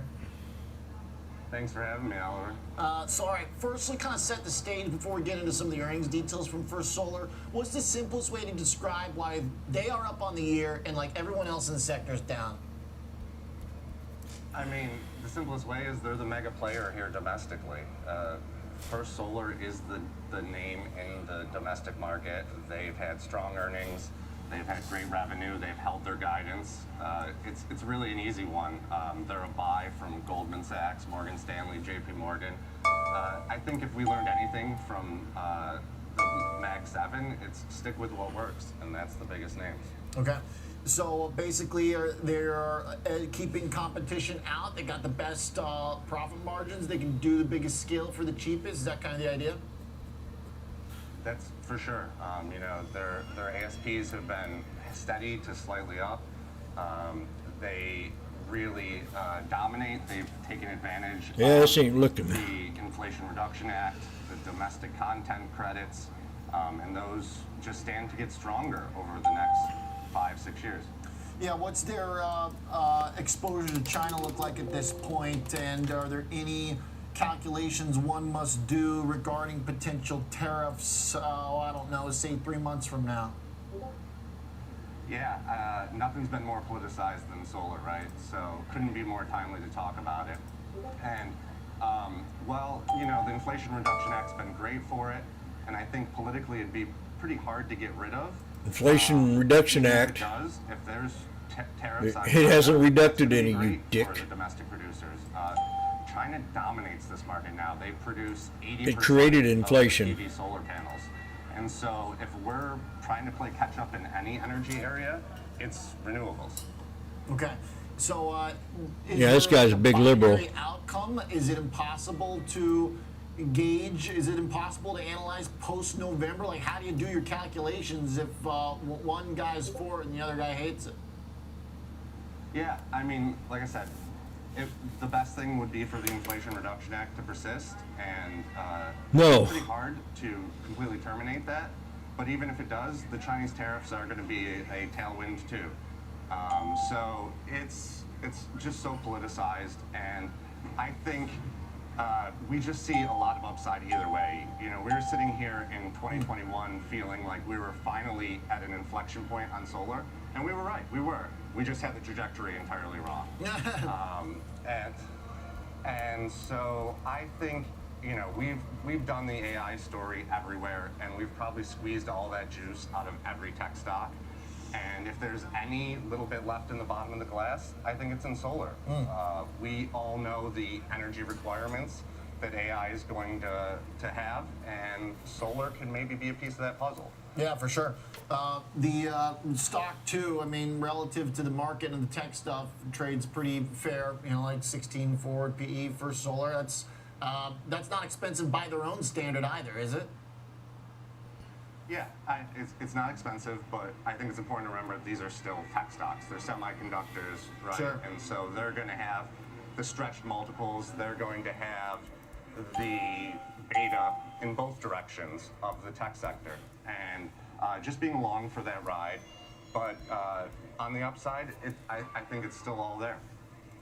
Tell me about what we saw from this earnings. As looked like they had a pretty solid beat on some of the expectations. In particular, I saw some commentary around the actual numbers on sales looking forward. I mean, operating income too seemed like a big beat. That was one that stood out to me. The operating income beat like by 80 million. We're out of support right now. I'm going to cut out if this thing doesn't hold here. Tremendous. And as you say, if we could maybe go to a land of make-believe where fundamentals matter again, this is a company that just is firing on all cylinders. And you point out the forward-looking PE is really important here. If you look at discounted cash flows, they only stand to get better from all these Inflation Reduction Act and other kind of helpful policies. Okay, so if it sticks around, then that certainly helps, but it seems like you believe that they've got a role to play either way in providing power. Appreciate it. Thanks, Dan. Appreciate the thoughts. Thanks, Oliver. Appreciate it. Yeah, absolutely. Dan Ryan, Managing Partner at Sinceris Advisory. Right, for solar, hanging out a positive, while the rest of the sector, the TAN ETF down right now, and the market totally now lower across all 4 indexes. So a rough morning here. When we come back, we're going to talk Seaport Entertainment with the CEO. The company just spun off from Howard Hughes. We'll tell you about it next.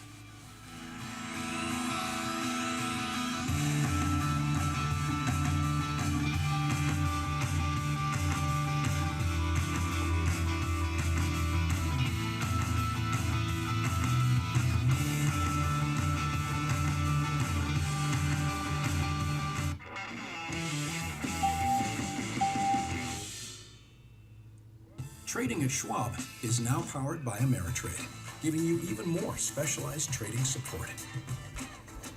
Connect with the Schwab Trade Desk, our team of passionate traders ready to tackle your trading questions, no matter how complex. Plus, get 24/7 live help and access support by phone, email, and in-platform chat.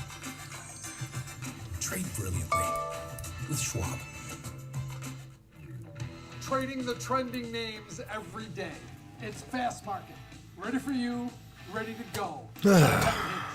Catch me on Fast Market. I'm gonna make me some Weekdays at tea. noon on the Schwab Network. I actually need to go see the air conditioner guy. How's my favorite client? Great.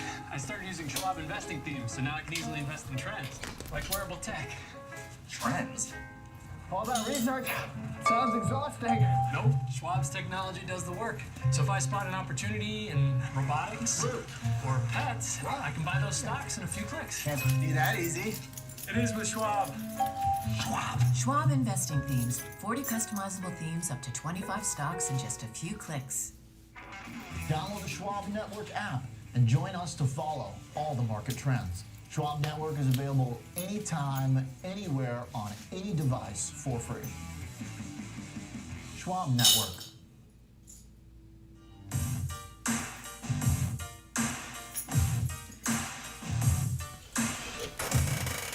This is not going to go good.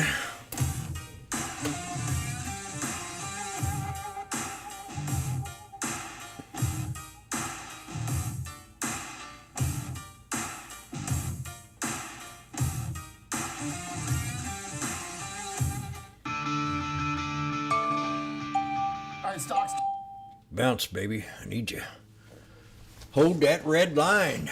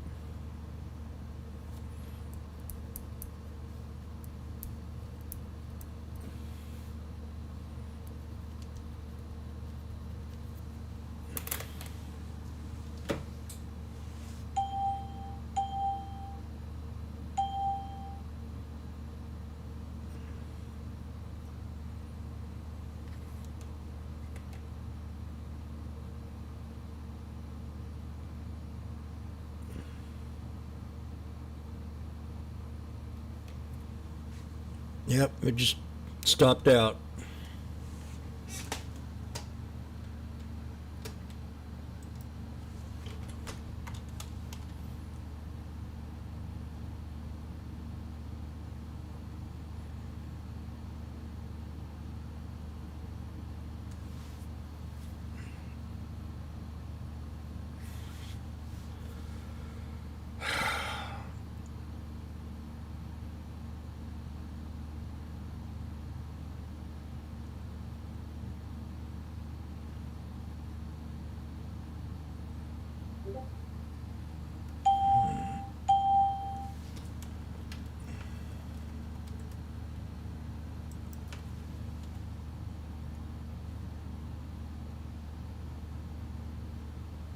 About to stop out. Come on.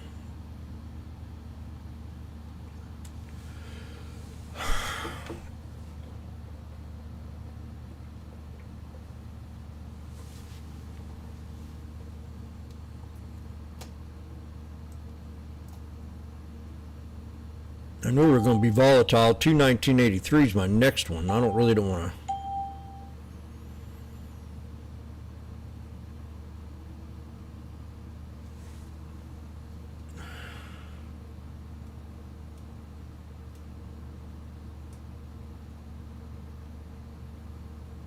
Rich.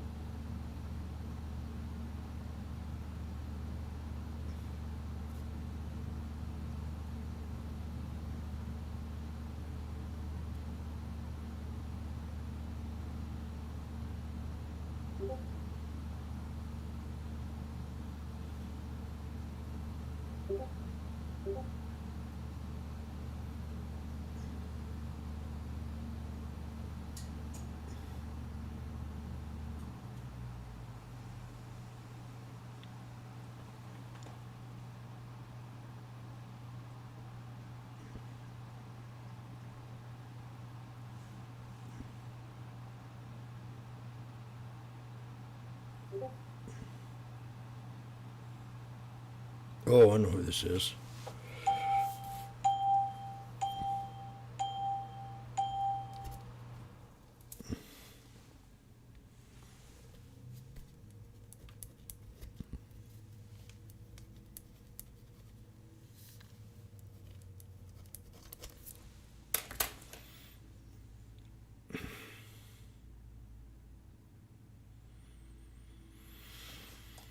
Okay.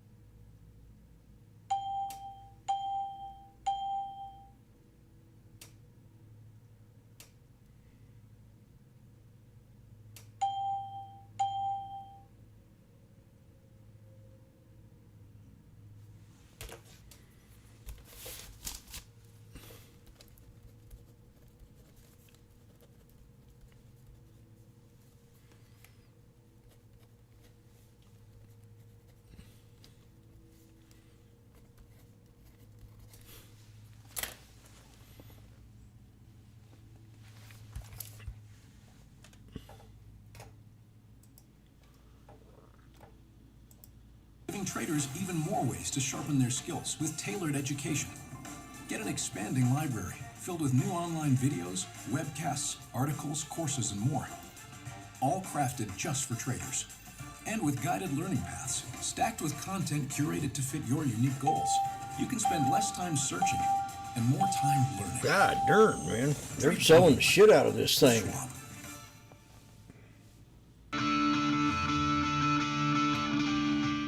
Let's talk some technicals and get ready for some earnings. We got Coinbase, Intel coming out, Monster Beverage. All right, Jenny, let's talk Monster Beverage.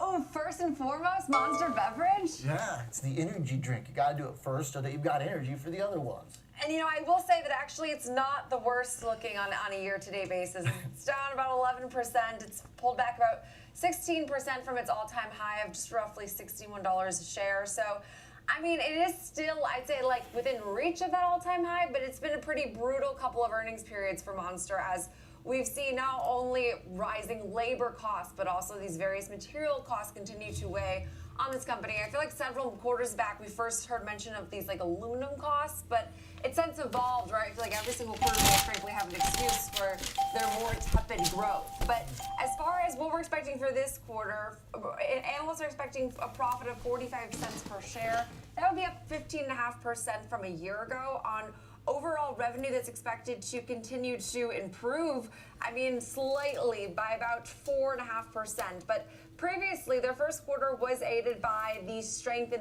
energy drink overall category expansion and product launches, but unfavorable currency translations and higher operating expenses led to the miss in the previous quarter. Now, for this upcoming fiscal period, which will, of course, we will see end in 2024, earnings expected to climb about 13%. So there is still growth, but you have names like Celsius coming very much for your market share, fighting for that critical share. And I feel like there's this really interesting trend now of like caffeinated sports drinks where we see like Prime, Gatorade has its own. There's various other ones that are like unidentifiable to me, but I feel like those are becoming increasingly popular because they're like a pre-workout instead of just like what I do and I slam a Monster every morning. So I feel like that's like more of the mass appeal. Like you drink an energy drink before you need the energy before a workout, but they're just becoming all these various forms in which you can consume it, which Monster doesn't really have its own sports drink yet. I've been on the lookout for that, but they have like the Java brand, they have their like Rehab brand, but they do not have any true, they're really good.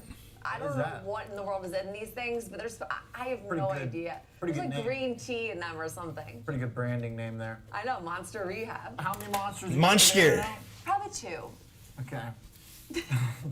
You should see my fridge. Well, I'm going to go do something real fast. Very colorful. It is. Yeah, It's beautiful. do like the color choices. All I'm right, gonna Richard. Starting to come back a little bit. Is it rallying again or no? It's making its way to the upside. And, you know, just general comment, markets are getting walloped in the I know, past, like 20 minutes or so. Hey, just, you know, I was trying not to get distracted, Rick. Stay on the chart. So I'm just kind of curious how well these names. We should listen to the Anthony today. But you know, interesting chart here. We hit our yearly lows near 47. We had a very large appreciation all the way up to the highs above 61. And guess what?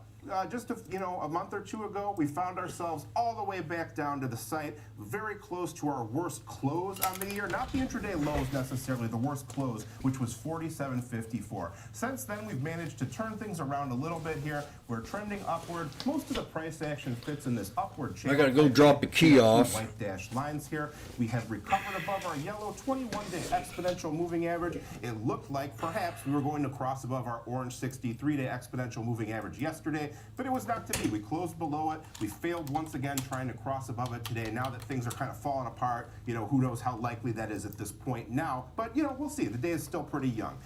Moving averages, the slope, yellow 21-day trending up, 63-day sideways, purple 252-day. I usually go. It's kind of a mixed picture for our trend right now, even though the price action is making a series of higher. Some say 50%, but I don't do that. I usually, most times when I'm feeling positive about a stock, I'll cost average down, but if I don't feel like the stock's going my way, I want to go ahead and stop out as soon as I can once I get in a little bit below my entry price. If that makes any sense.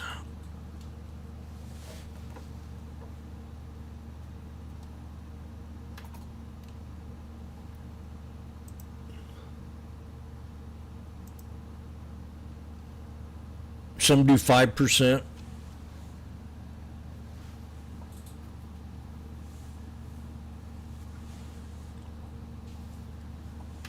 I usually set a stop when I find like a support area, and then I'll go a little bit below it.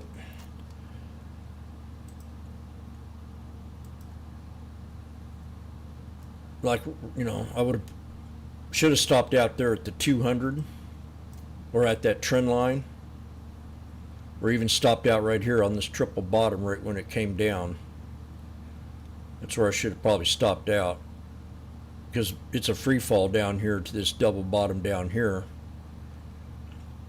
It didn't hold this head and shoulders that we had right here, or inverse. So that was a major support at 222 area.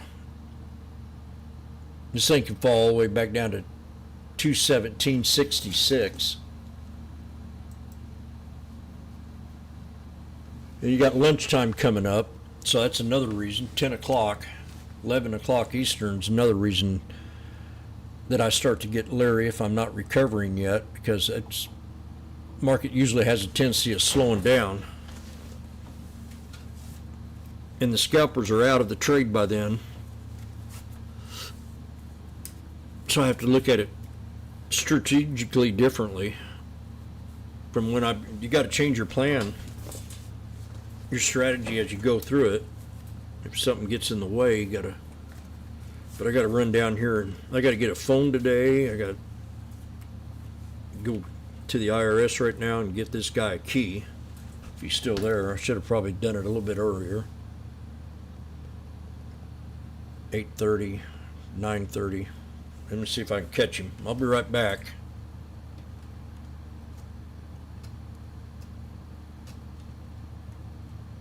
No, I sold the puts. I wish I was.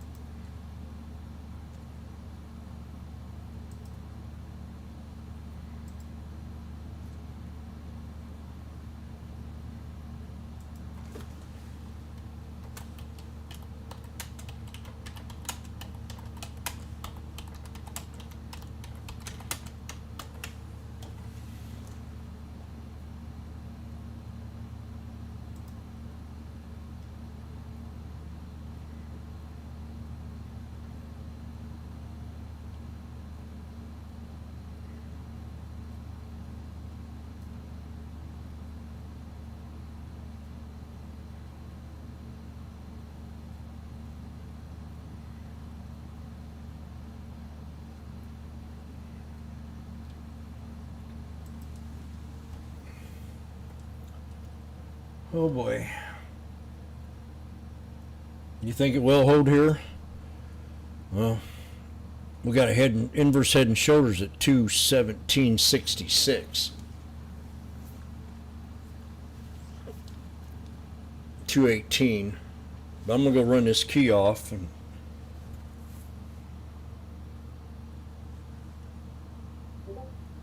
well, I gotta do a couple other things. I gotta figure out my password.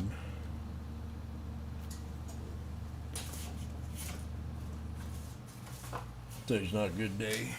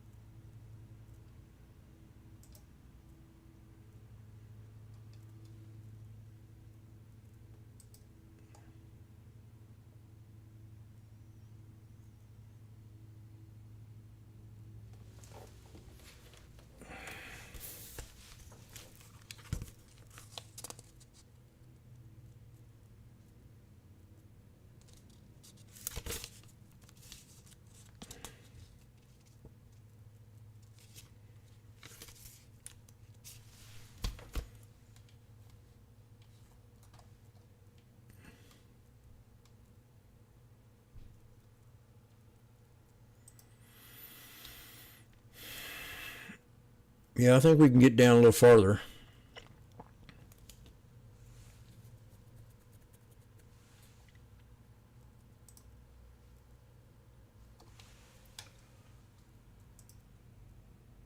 Here. We don't really have a strong directional outlook one way or the other right now. Most of the trading is centered kind of in the middle of our triangle pattern here, near like 225, 230 or so, around that area.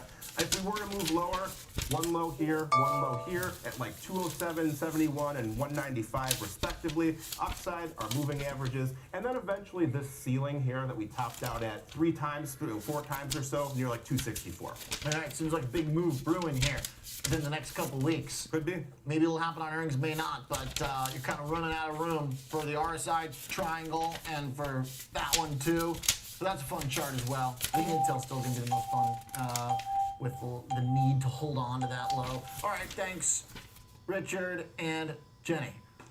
Market's getting thrashed right now. Big unwind. Meta shaved off a good bit of its gains. Russell is up off the lows, but the NASDAQ is on them, down 0.7% right now. Chip makers not down good. 0.25%, giving back some of yesterday's bounce, a good chunk of it in the small caps. By the way, remember the Russell faded yesterday too, so pretty persistent selling now for the last like 4 hours of trading. No shit.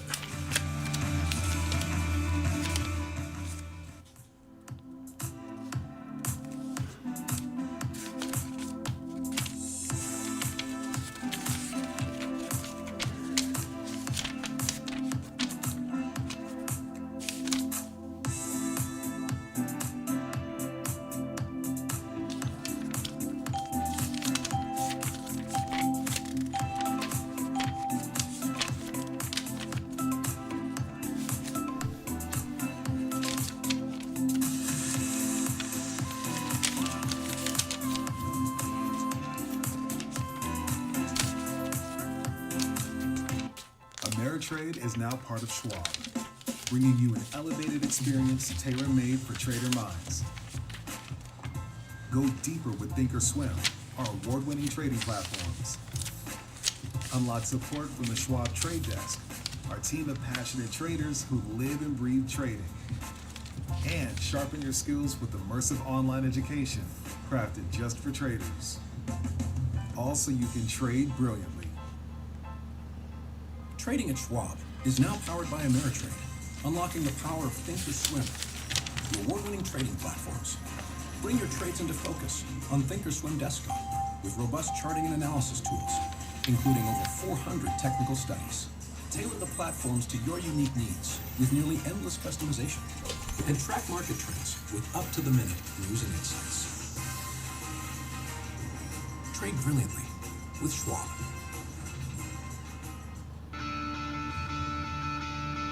All right, we're in a little bit of trouble here. Stocks getting hit in the Russell real hard. Rotation unwind. We are in free fall for the small caps right now, down about 2.5%. NASDAQ also just getting hit here too. I got Alex Coffey and Kevin Hinks with me on the market meetup here. Good day to have you guys here in studio. NASDAQ got slammed. Nothing's really working this morning. We basically first had Meta working for us. We tried to do the tech trade, and then we kind of faded the tech trade, but then we got that terrible ISM. So then they dumped all the new winners, rotation stuff, went back into tech a little bit, and then now that got drilled. Like, we can't hide anywhere, Alex. Yeah, we're at the stage now where we're asking, why is the Fed going to do what it's going to do? The market likes to speculate on when. It doesn't like to necessarily find out the answer why. And so we know we're going to get a cut, and it's probably going to happen in September. So the question is now why? And the data today, if it has any indication, would say that you're going to get it for bad reasons. And bad reasons means economy slowing. Economy slowing is not good for stocks. Stocks are an inflation hedge, and they're a growth vessel. You're getting close. We'll see here. It's just naturally not good for that as a risk asset. And explains why you see the bond market making a nice jump today. Idiot. Like the quality, but also it benefits in that. So in a recessionary time, long end of the curve is the best performing asset class from a long perspective. What else works? Gold, maybe, like we're seeing this morning? Gold typically works. I hate to have to go, but God. In stocks, defensive sectors, utilities, consumer staples, as well as healthcare tend to outperform. Utilities probably being the best because of their correlation to the bond market. Nice. Kevin, what we talked about this morning when, with the jobless claims is like these data should not be good at this point. Okay. Russell, lowest since a week ago now. Everything that you guys said is exactly right. Exactly. However, don't discount the fact that these markets are whippy right now. And so a 45 minutes or an hour and 15 minute sell-off does not mean a global sell-off is imminent in percentages. Sure. This could turn on a dime. So this is, there's markets where you should be just straight long. Right. There's markets where you should be short and hedge. And then there's market where you should be selling a little on the rallies and buying a little on the dips. Yeah. And trading the both ways. flow of these markets. Because choppy is another way of trading. Choppy is an up or down. It's just that. What I would say though, that's like an S&P 500 conversation where all the stuff that's diametrically opposed is bouncing off and tech is doing better. The Russell, when you add in yesterday's selling now, the Russell's the lowest in 7 sessions, going back a full week now. So that's a little bit more than chop to me. That's like we're unwinding a good chunk of the last 2 weeks basically. Yes, but what you're losing is what you just gained in the last couple of weeks. Totally. That we all had trouble figuring out why it was doing that in the first place. Right. Right. Well, the market was trying to say the rate situation changed all of the economic viability of these companies. But the data is now telling us, well, to Alex's point, the rate cuts are coming, but you shouldn't be rooting for them.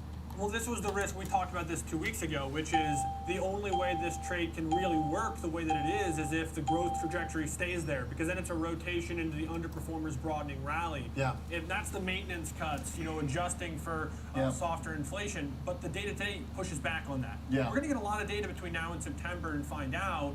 But what I would also point to is end of the month, first of the month, we know that's had a weird impact on the markets going back to the end of May where you had that huge reversal intraday towards the end of the day. Okay, I think that could have influenced some of the activity that you saw yesterday. Perhaps you're seeing a rotation, like you're saying, out of the Russell into some of these other parts of the market, distorting things these 2 last sessions. We're highlighting some of the weak economic data. Productivity and cost was a great number. It was. You're correct. Right. That was a really good number. Look at productivity going up, unit labor costs coming down. So that was a little better number. But some of the price paid in ISM that was high. Nice. Yeah, exactly. So the data is leaning a little weaker, but it's still, I still put it in the camp of mixed in terms of data. Yeah, that's a bad sell-off. Though, at least now we've got a pretty useful framework where we know kind of what the market wants. I think at this point we need good data, or else this is going to quickly shift into a scenario where like the Bulls' only argument is going to be a 50 basis point cut in September. I'm feeling that chatter coming around the corner. Look, the rates story is not one that's typically beneficial for stocks. Lower rates are not better for stocks. Higher inflation environments, higher rate environments have been great for stocks. Yeah, you can see how they've performed. So 50 basis points, if you're going to get that, it's because the economy is falling off a cliff. You don't want that. Yeah, all right. Okay. All right, we're good hit. Russell down about 60 points now. Thanks, Kevin Hanks and Alex Coffey. Trading 360 with Nicole Pedalese is up next. I'll see you this afternoon for an extra long show. Oh, dummy. Can't miss Apple. See you then.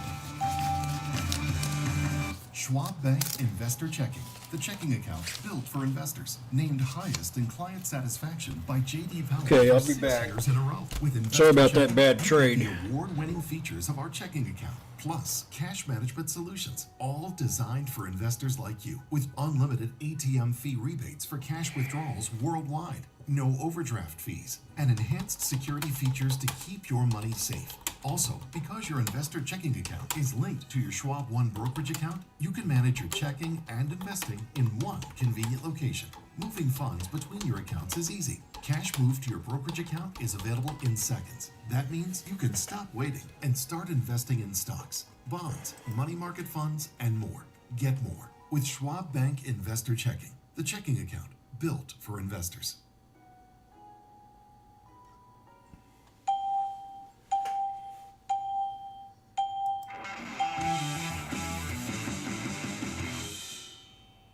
Get each and every angle, the whole picture. Everything comes full circle on Trading 360. Catch us right here at the New York Stock Exchange on Trading 360. Okay. Only on Schwab Network. Man, I pull off a Jimmy and Accelerate Drake your market selling knowledge puts and shift way your too early. perspective into full gear. Real-time Yep. example trades, a full hour of trading insights. I'm Tom White. I'm Kevin Hanks. Catch me on Fast Market, weekdays at noon on the Schwab Network. Fast Market, ready for you, ready to go at 12 p.m. Eastern on the Schwab Network. I don't want to look at them. I'm Nicole Pedalese, live from the New York Stock Exchange. Catch me on Schwab Network, available anytime. I'll be back, YouTube. anywhere, any device, for free. It's probably Schwab too late Network. now. Trading at Schwab is now powered by Ameritrade, giving traders even more ways to sharpen their skills with tailored education. Get an expanding library filled with new online videos, webcasts, articles, courses, and more. All crafted just for traders. And with guided learning paths, stacked with content curated to fit your unique goals. You can spend less time searching and more time learning. Trade brilliantly with Schwab.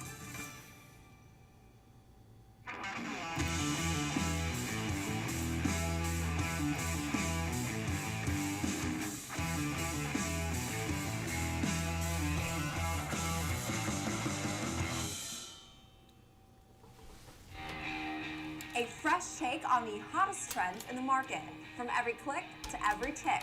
There's no fear of missing out on Next Gen Investing. 1 p.m. Eastern, only on the Schwab Network.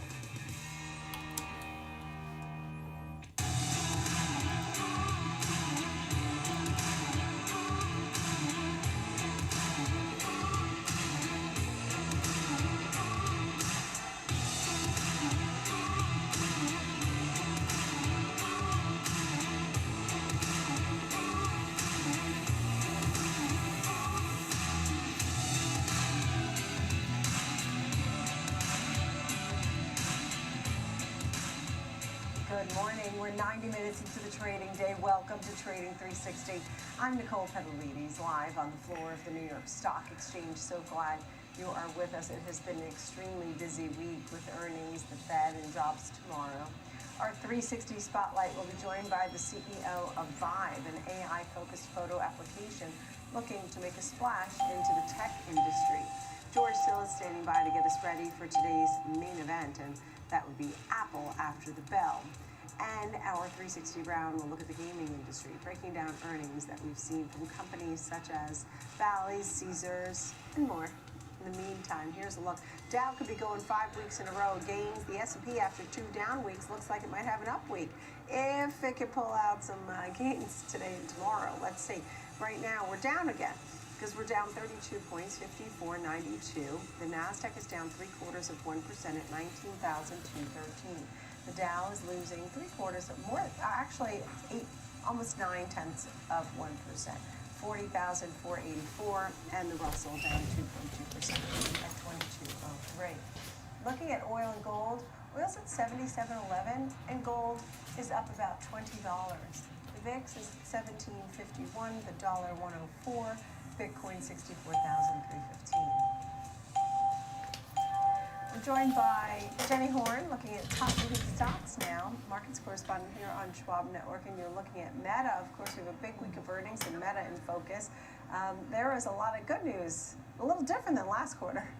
A little different, Nicole, and I will say at first it wasn't looking quite so different because I believe first when we got these numbers, shares fell a bit, then surged 10%. Now we're up about just over 6% on the day, so giving back some of that strength with the overall market. But they did say Wednesday that quarterly digital advertising revenue rose rapidly while the company's investments in AI and the so-called metaverse did weigh on their profits. So rising expenses have come as a result of the overall capitalization on the AI boom, which has swept the tech industry. We did see Meta increase its minimum spending guide for 2024, and its CapEx surged about 33% after the company said in April that costs would rise by up to $10 billion for its infrastructure investments to support its AI ambitions. So Meta is on track to try to be one of the most utilized AI assistants in the world by the end of this year, and so obviously that comes at a cost. Now, they released their latest large language model, Llama 3.1, last week and made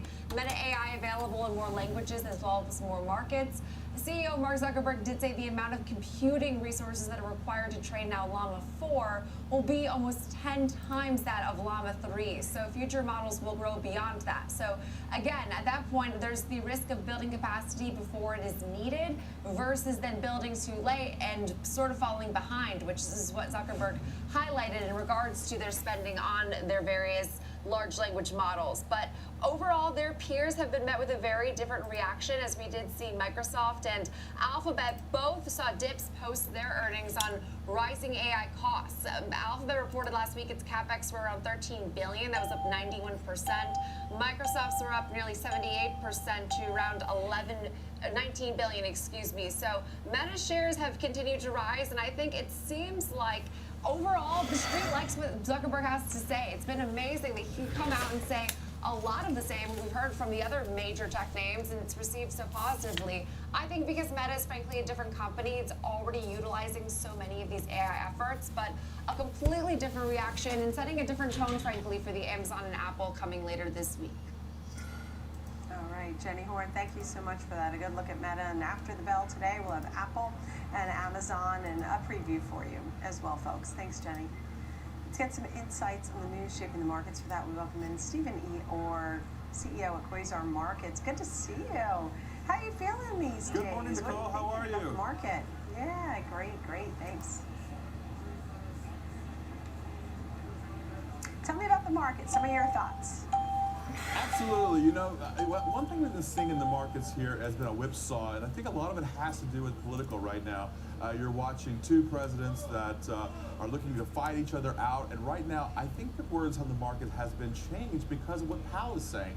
In the past, he's been talking about inflation, he's been talking about all the things of the dual mandate, but he changed his tune yesterday, and he said labor. He is watching the labor markets, and we are seeing we're seeing a softening in the labor markets that most people don't want to see. In the past, when you talk about tech, but you're seeing Intel losing lots of jobs, and it's been pretty rough out there. And so right now, the markets really don't know what to do. We're seeing the VIX up a little bit here. But in the spirit of the Olympics, honestly, it's been gold. Gold has been pushing higher. We're looking at the higher levels, I think, even next week and possibly even the week after, as we really don't know what's going on. Because shaping the markets right now is still tech. When you're looking at tech, Jenny just talked about it, right? Meta showed really good numbers. Llama coming out. AI is still the key here in the factor. And right now, I still think that it is tech. You saw NVIDIA whipsaw again, and you saw Morgan Stanley saying, hey, this is still the best pick, and the selling is overdone, and it pops 13% the next day. A little profit taking here, but NVIDIA still should push higher.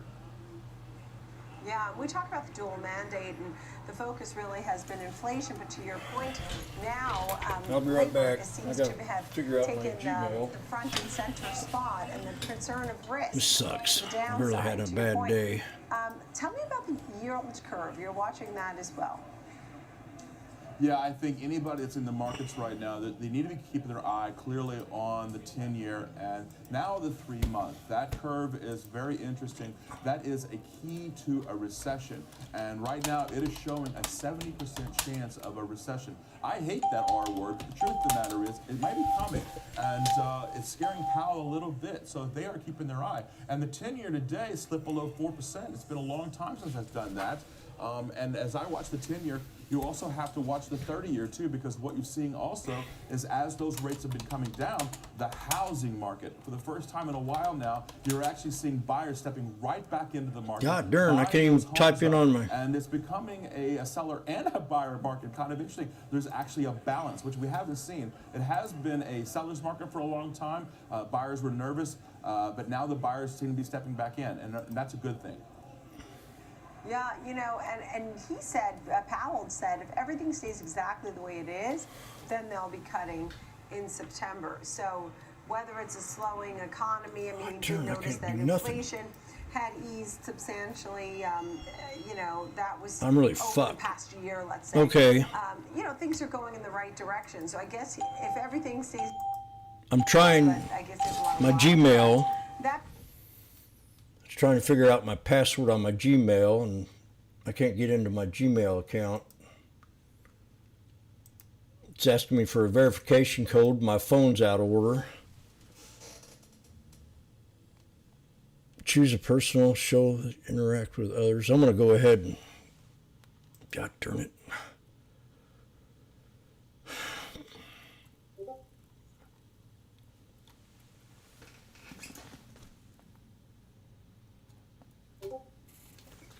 Go to settings and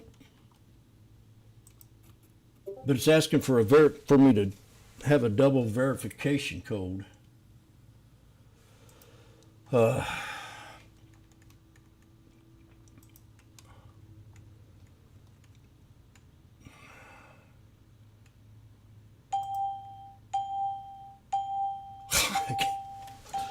fucked.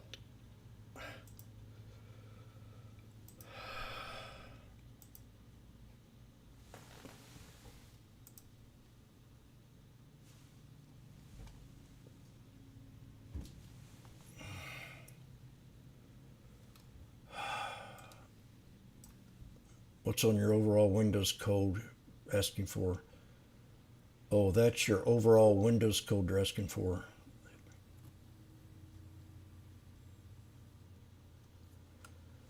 Yeah.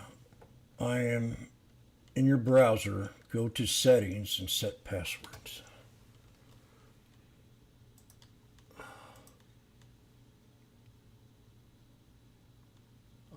I'm so stupid when it comes to computers.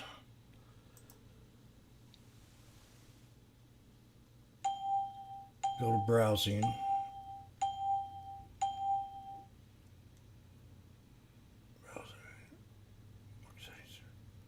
Get started, appearance, and shields.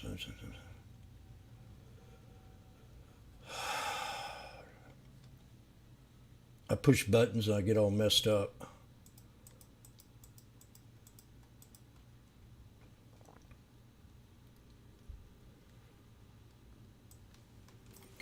Go to browser settings and then passwords. Let me see passwords. Reset settings.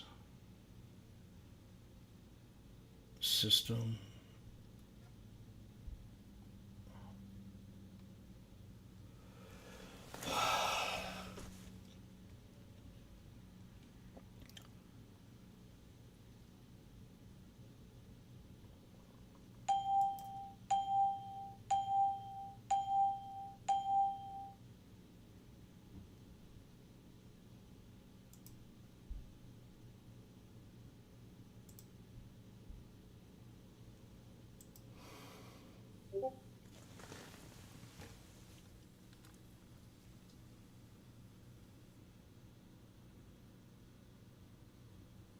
Settings, then profile.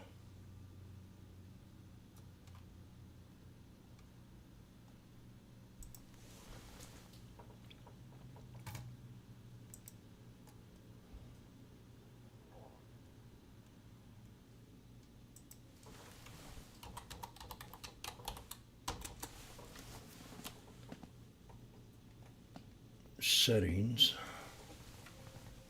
Settings.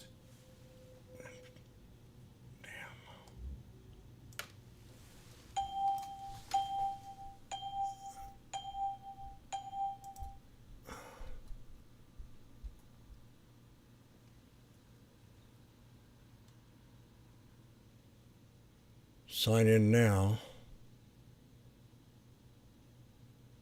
That's a Windows.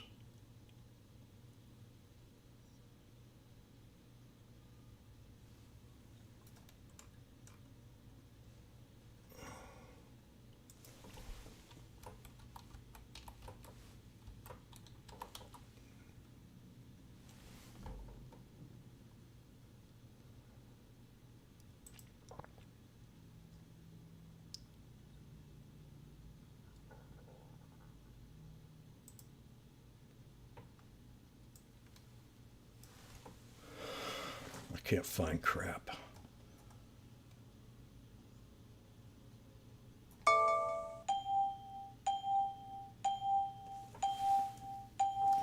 Well, I gotta go meet that air conditioner guy, and I can't figure this out.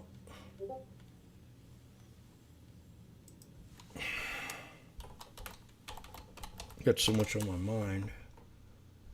Go to profile. Proxy storage.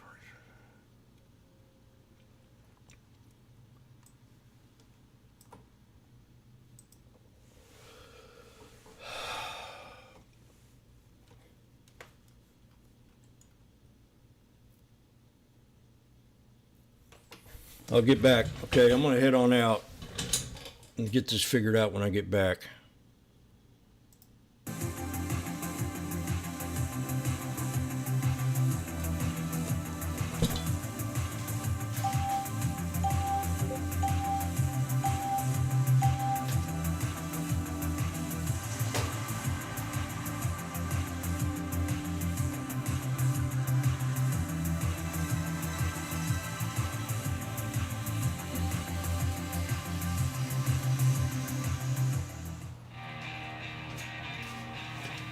He's Alex Coffey. I'm Jenny Horn. Join us for Next Gen Investing. 1 p.m. Eastern, only Schwab Now.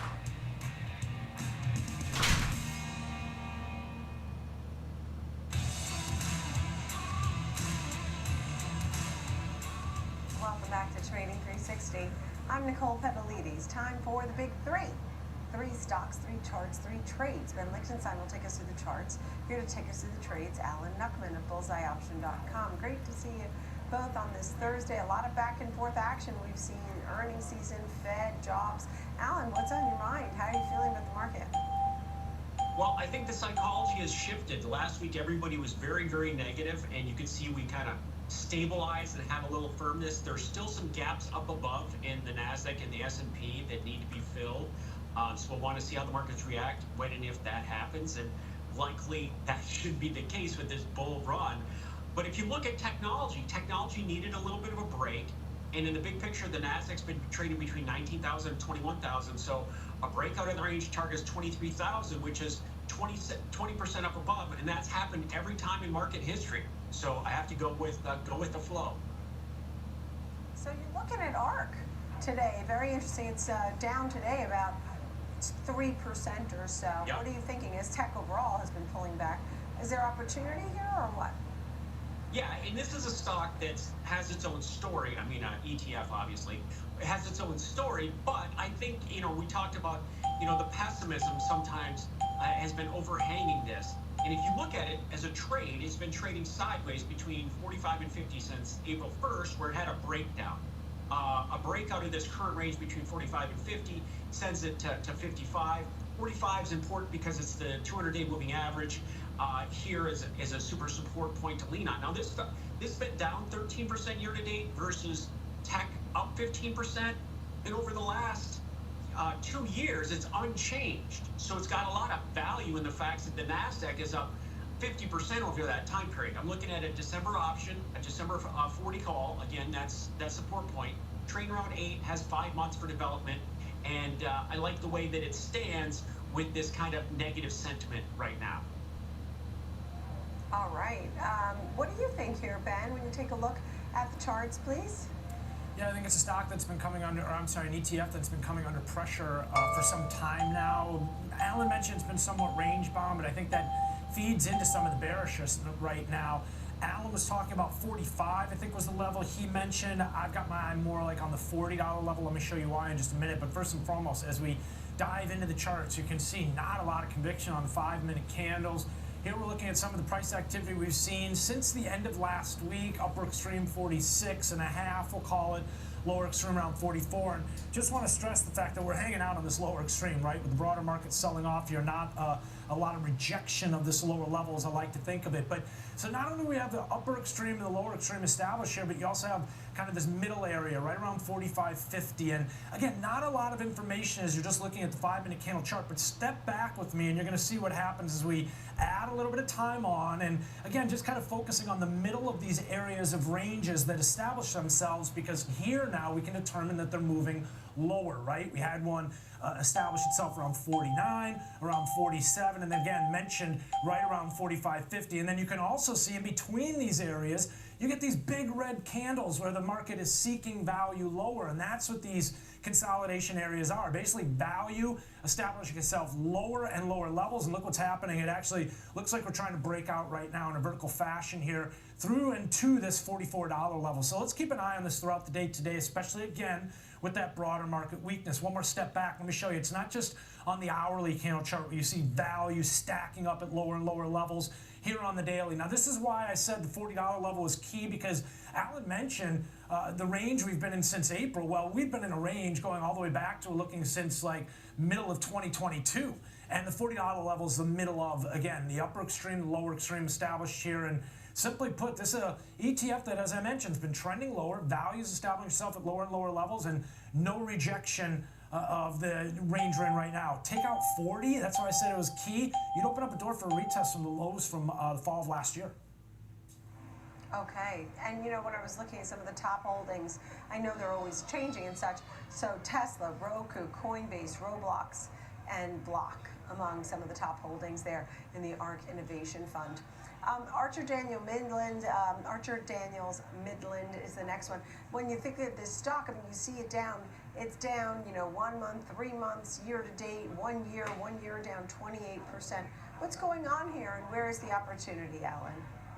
Well, the theme of today is finding stocks that have been trading sideways and trying to form a base to have a push higher. Obviously, we're in an everything bull market, so it's about risk reward and finding stocks that maybe haven't performed. So this stock's down 15% year to date. It's also down 25% in the last year, but we have seen what I would like to say technically is some of the worst, where it got buried, then we've recovered, we've stabilized, and then we've traded sideways, is which you want to see to make a bottom. We've been between 55 and 65 for 4 months. 60 is an important midpoint. We popped above that, so we should move up to the range top at 65, and then a breakout of that target 75. There's a gap at 67, so what I'm looking at is a December option again, plenty of time, 5 months. The December 55 call, the bottom of that range, and we are 20% off that January low, so we have built a solid bottom base. We just now need an upside breakout to get this on the move. All right, and we'll see if we can get that so we could have a bullish move.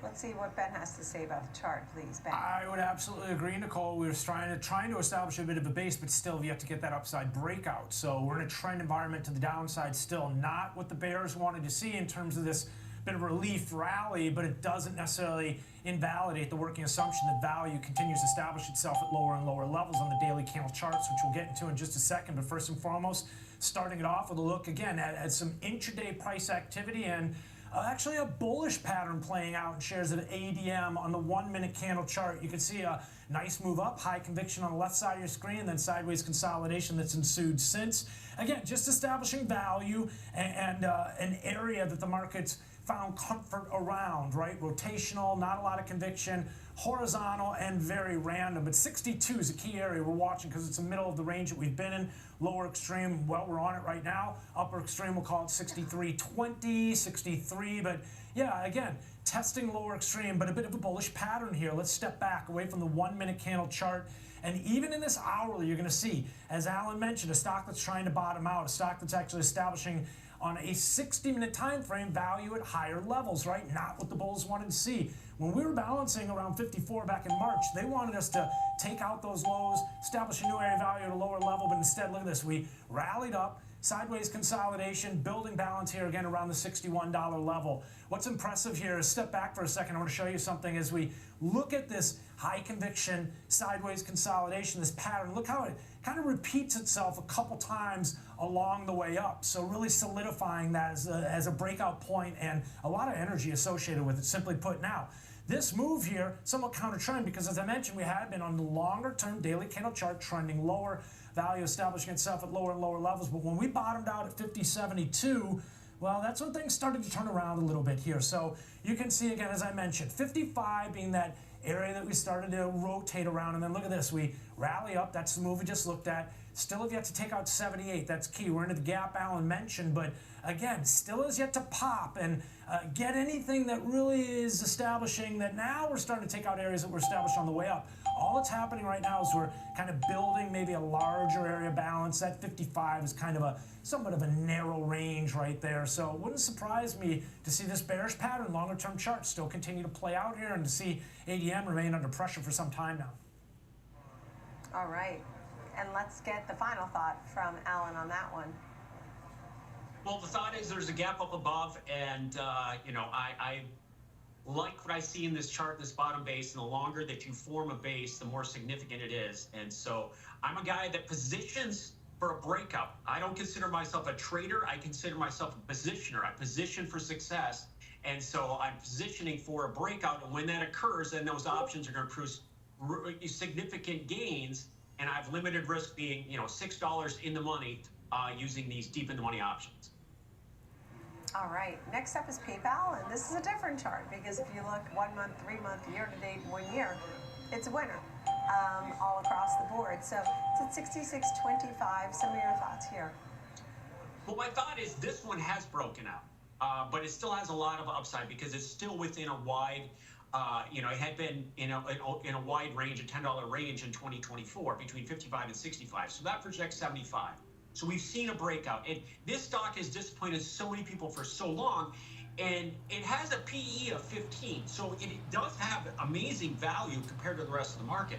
So we're also seeing the money flow, the cash money, the smart money flow that I watch to see someone accumulating long leverage positions here. So that's following the money there. I'm looking at an October option, October 60 call. That's the midpoint of this range, 55 to 65. So that should be a support. Straight around 875. So the break even on this is, you know, maybe $2 higher. It's got 3 months of time. It's got a little bit less time than the others for development, but this one's already started its move with 75 as its near-term target. All right, let's see what Ben has to say about this one. Where do you think it's headed, Ben, when you take a look at this chart? Yeah, Alan mentioned that it has had a recent breakout. I would agree with that. The recent move that we've seen above 64 was significant, but he also mentioned how it's disappointed, and when we look at a longer-term chart, you're going to see a clear example of that. This was one that was trading up around 310, if you remember, back in 2021, and so to see it holding this lower level, you know, I think it is still disappointing investors, not necessarily that it has. Taking a look here, though, a bit of a bullish pattern. We've got a 5-minute candle chart queued up, 3 areas of value that have moved higher. So again, trying to get something going here. Big move up through 64 was important. Currently bouncing around 66. Step back with me. I'm going to show you what's going on with the hourly candle chart. Simply put, not a lot of conviction one way or the other. We look for that really well-defined staircase type pattern. You can see, if anything, we're kind of establishing a bit of a bottom right here. And the move through 64, again, I'm going to point to the significance of in a second. But the one thing I would argue is we still have yet to take out those June highs. Interesting, though, to see strength in shares of PayPal amidst that broader market weakness that's been playing out, right, over the last, well, few weeks or so. Let's take a look. Step away from the hourly with me all the way into a daily, and this is where, again, I'm talking about the disappointment. I mentioned 310. That was back in the summer of 2021, and just value forming at lower and lower levels since. Here's that 64 significance. It's the middle of a range that we've been in going all the way back to last summer, basically this time last year. But until we get above 80, Nicole, it still looks to me like the bears are in control. Yeah, you can see some random price activity within this range that provides opportunity for the bulls, but it's pretty easily identifiable that this longer term trend is still down. All right, thank you for that. Alan, we'll give you the last word today. Well, the last word on that one is we get up to the breakout to that 75 level, then this option almost doubles in value. So that's the game I play, is that it's about probability. It's about using, you know, deep in the money, limited risk options that are going to perform better than the stock from a payoff standpoint. A modest move and then underlying produces big gains, big gains, triple-digit gains in the right option. All right, Alan Nuckman, bullseyeoption.com. Ben Lichtenstein, thank you both very, very much. Great to see you both. Coming up next, a spotlight on Vibe, an AI-powered camera application looking to make a splash in the tech industry. The CEO will join us next.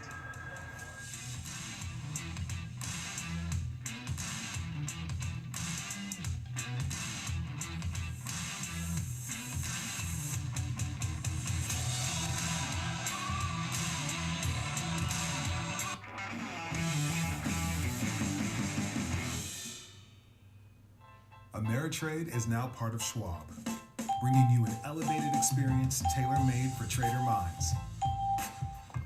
Go deeper with Thinkorswim, our award-winning trading platforms.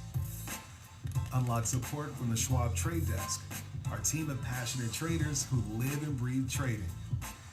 And sharpen your skills with immersive online education, crafted just for traders. Also, you can trade brilliantly.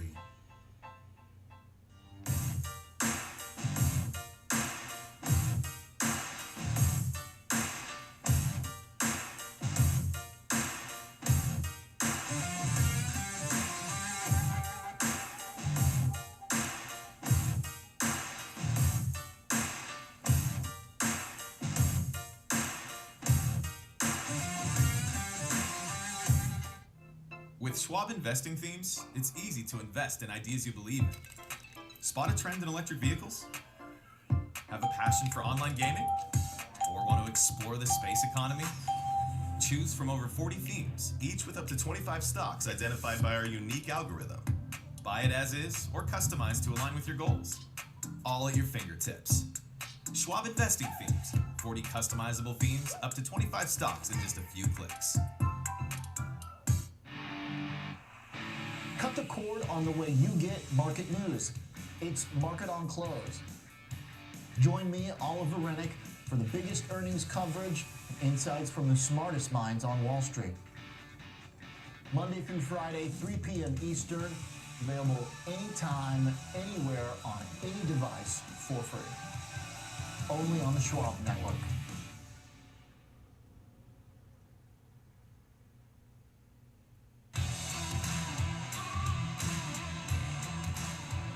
Welcome back to Trading 360. I'm Nicole Petalides, live on the floor of the New York Stock Exchange. It's time for our spotlight on Vibe. Joining me now, Dr. Mandela Patrick, Chief Executive Officer of Vibe. Glad you are here with us today. Thank you for being here. Thanks, Nicole. So this is in the world of AI generation. Tell us a little bit about what Vibe is. So Vibe is a mobile app that makes it super easy for anyone to create and share AI photos of themselves and their friends. And so think of this as the next generation of Bitmojis, Snapchat filters, and making it super easy for people to connect and express themselves. So we create an AI image. Well, I'll have to post this later, folks. Dr. Patrick actually made a cool one of he and I playing some soccer. Yeah, exactly. And so that's very cool. I'll have to take a picture of that. But you do an AI generated picture and then you get it out. So the part of the technology is making the picture, right? What's that part?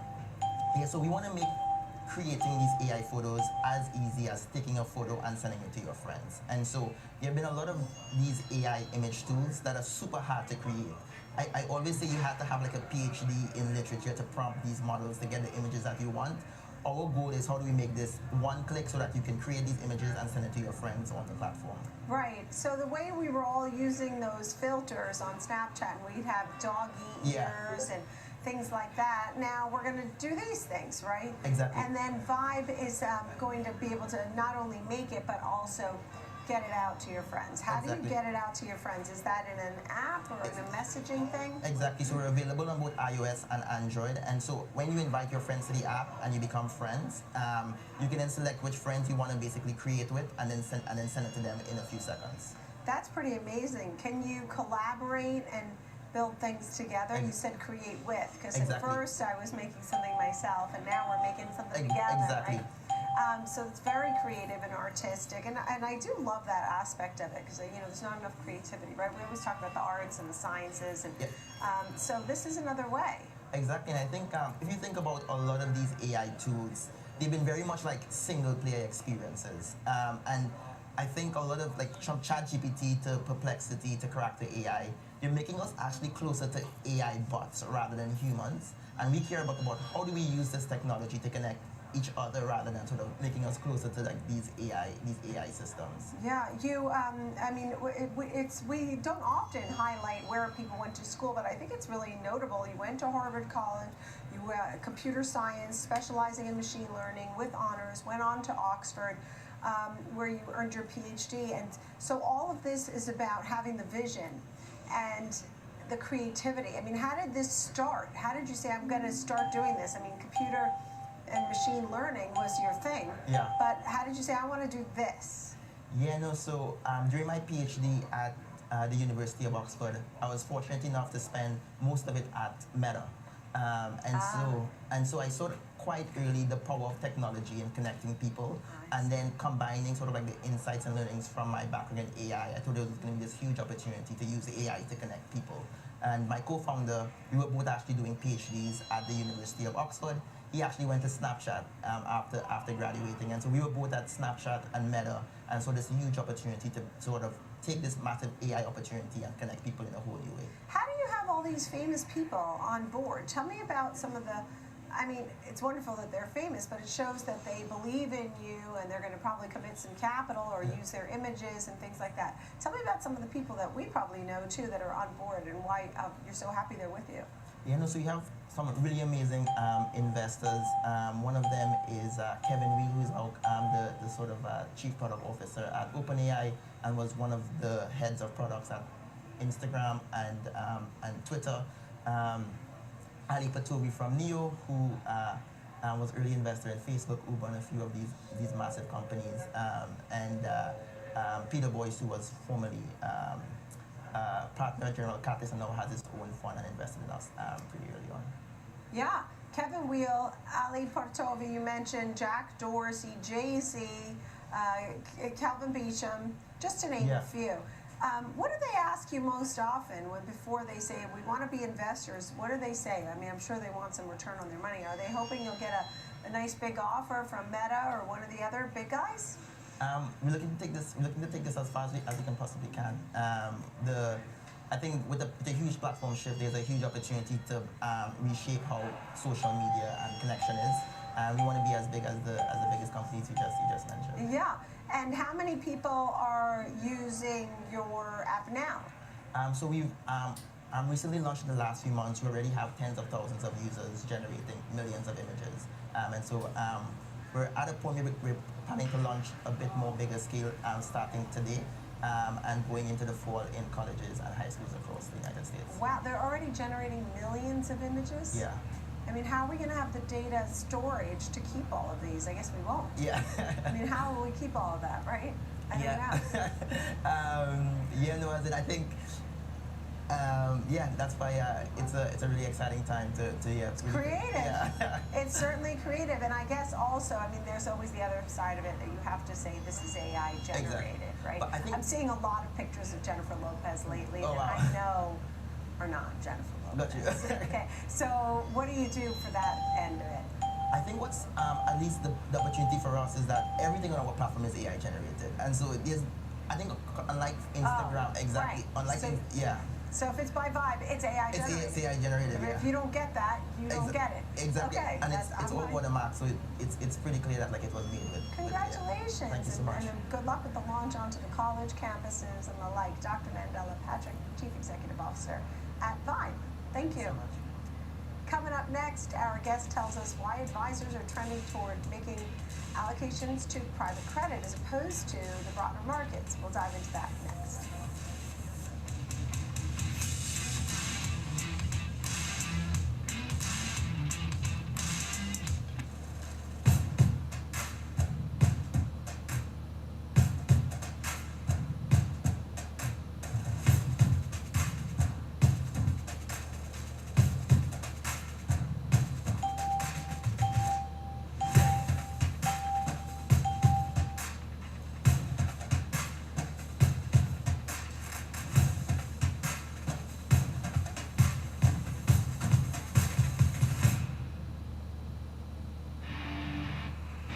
Cut the cord on the way you get market news. It's Market on Close. Join me, Oliver Rennick, for the biggest earnings coverage, insights from the smartest minds on Wall Street. Monday through Friday, 3 p.m. Eastern, available anytime, anywhere, on any device for free. Only on the Schwab Network.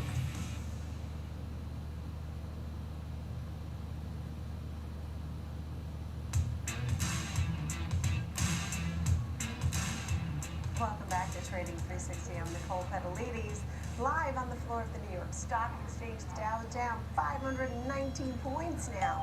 A look at developing stories. I'd like to bring in George Sillis, senior markets correspondent here on the Schwab Network. Taking a look, obviously we have Apple and Amazon. I know you're going to take a look, set the stage for Apple.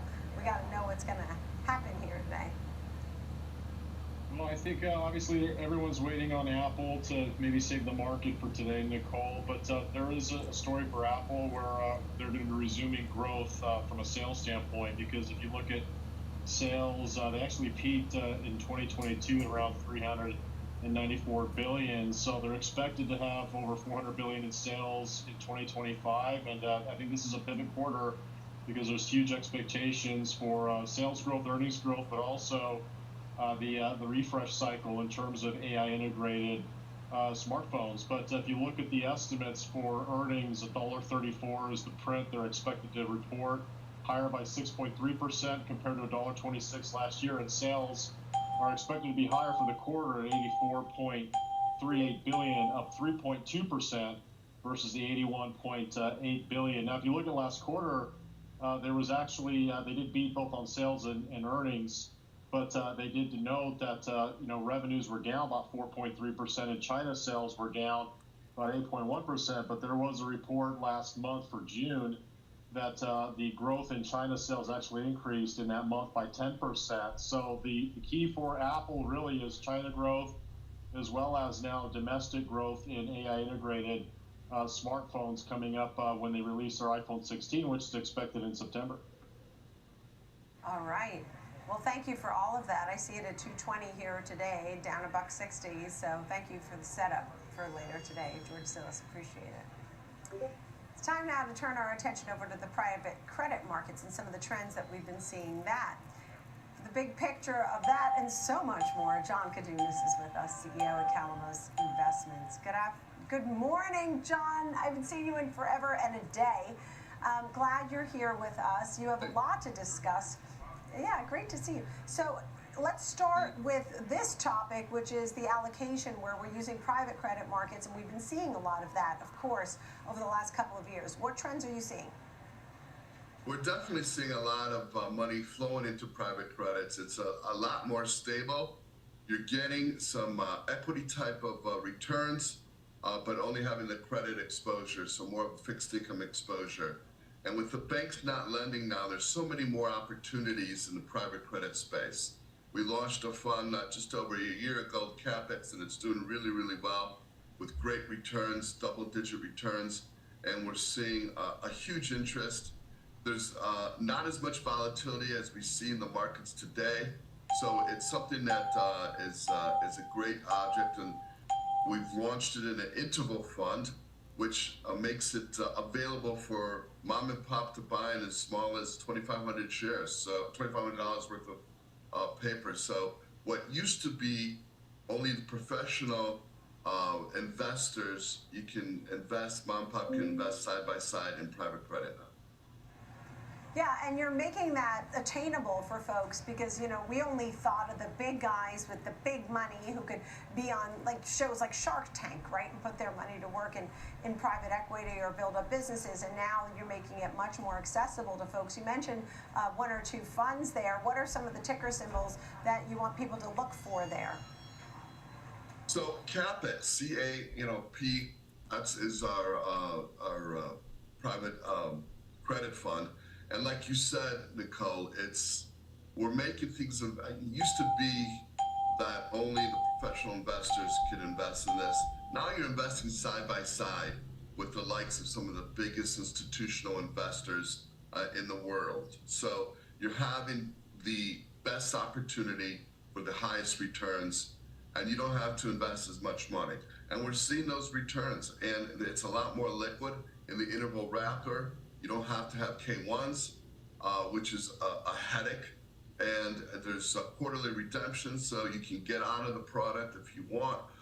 So it's somewhat a lot more liquid than the former real private markets where they'll hold your money for up to 10 years, and then you have to wait for the drawdown too. In the interval wrapper, you're getting returns from the first day that you invest in it. So I see a big part of the market going from privates, traditional private wrappers, into the interval market where it's accessible to all, it's a lot more liquid, and it's a lot easier for the advisors and whatnot to distribute. Look, you know, put your money in and you leave it to the pros, and they're actually picking and choosing where the money is what it's being used for, right, in private equity. Because, you know, I might want a water company, and somebody else might want an airline, and somebody else might want, you know, a bank or a rug company. I don't know. But it will be a variety of things that go into that, and that's sort of the long-term commitment side of it, right? Because you're not just in one thing, and you have the pros looking to find that, where to put that. And one of the things that makes CAPEX very interesting, if you look at all the private credit funds that are out there, most of them are just mid-market lending, so it's just a specific area. This one is a lot more diversified. So when you're more diversified, you diversify your risk, and it's less risky. So what do we mean by more diversified? It's invested not just in mid-markets, it's invested in private real estate credit, it's invested in private real assets, it's invested in distressed debt as well, and not just the mid-market type lending. So when you have that array and diversification, it's less risky in case one of the areas doesn't perform as well. And we're still getting fantastic returns, better than most of the other credit funds out there. Yeah, and distressed debt also very popular again, but with the pros, the real professionals who understand how to navigate that. That being said, we've had quite a volatile market. Even now, as we are speaking, we're down about 510 points. How are you doing there at Calamos? What kind of, I know you have funds that hedge, you have double up, double down. You have a lot of different products under the umbrella as you've been doubling the assets under management during your tenure. Tell me a little bit about your outlook for the markets and some of the products that seem to be doing well. Sure. Today is a perfect example. You're looking at the event risk. Traders are looking at the market and saying, has the Fed missed the boat here? Should they have, lowered interest rates sooner? They're pricing in 3 terms here that they're going to lower it by 25 basis points. So you're looking at the 10-year for the first time dropping in yield below 4%. So that's significant, and that's why you're seeing the market here run off. But we're going to see volatility. Typically, you'll see it increase in October before an election. So, fasten your seatbelts. At Calamos, we're very happy to announce we're providing products that are helping smooth out some of this volatility, because you don't know what's going to happen here with which administration is going to be picked out, and just the way volatility seems to increase during every single election. There's been a lot of ETFs. We're launching one today. CPSA is the ticker for that, and that's captures a certain amount of the upside of the S&P.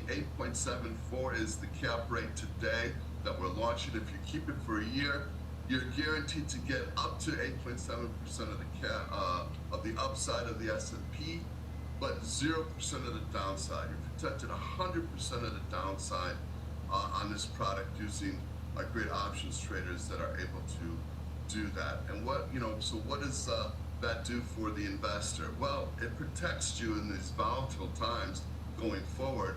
And if you want to still participate in the upside of the equity markets, you're able to do that and capture a nice return, or up to the 9.74, but you feel more comfortable that you're not going to see a huge downturn like you're seeing today in the markets. So these have been extremely successful. We're launching them not just tied to the S&P, we've launched them tied to the NASDAQ and the Russell 2000.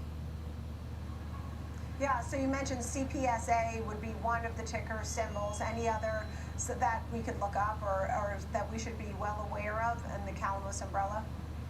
Sure. I mean, there's a lot of them that are out there. If you look at them, let me see here. There's. Well, you said it's tied to the NASDAQ, tied to the S&P. Yeah. Yes. Yeah. So there's a whole host of them. You can go onto the Calamos site, and we're launching them monthly. In terms of being able to capture the different parts of the market.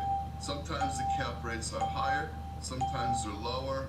You could also look to invest during the cycle on any day of the year of a certain security because of how the market trades. It might come into the money, it may not, and so you have a lot of different options where you can play in the market and know what your downside is before you invest, and know what your possible potential upside is. So we find this being extremely helpful and very interesting, especially for a lot of the people that are retiring and don't want to risk, their savings in their, retirement savings. So they're willing to, but they still want the opportunity for an upside. If you look at the elections, since 1984, there's only been 1 year, I think it was 2000 in the debt bubble, where a year after the elections, the equity markets haven't been up. So there's a lot of positivity no matter what administration gets in the market. So if you want to capture some, these are great things to be. Yeah, it sounds like you want to be bullish, but you want to make sure to be cautious because you know the volatility is real. It's great to see you, John, and thanks for explaining some of these different products because it's sort of out of the box, right? Not everybody thinks about these ways to have a diversified, risk-protected portfolio. John Kadunas at Calamos Investments, great to see you. Thanks so much. Coming up next, our 360 round gaming stocks. We'll take companies like Caesars and Bally's and DraftKings. We'll be right back.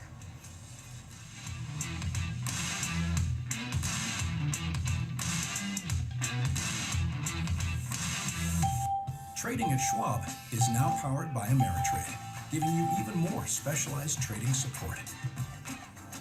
Connect with the Schwab Trade Desk, our team of passionate traders ready to tackle your trading questions, no matter how complex.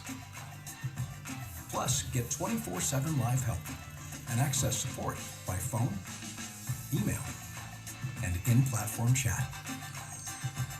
Trade brilliantly with Schwab. Ethan, how's my favorite client? Great. I started using Schwab investing themes, so now I can easily invest in trends, like wearable tech. Trends. All that research sounds exhausting. Nope, Schwab's technology does the work. So if I spot an opportunity in robotics or pets, I can buy those stocks in a few clicks. Can't be that easy. It is with Schwab. Schwab investing themes. 40 customizable themes, up to 25 stocks in just a few clicks.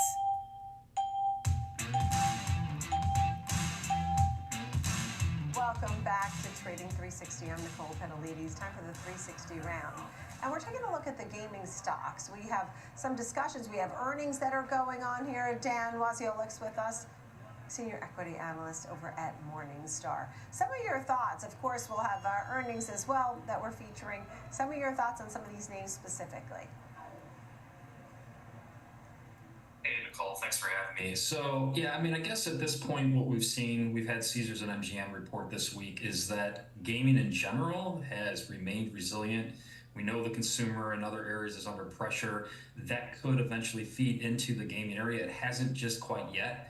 But what we're kind of seeing in general is that within digital gaming, so sports betting, iGaming, those are really the strong areas of growth. So in the month of May, those areas were growing above 25% year over year still for the overall industry.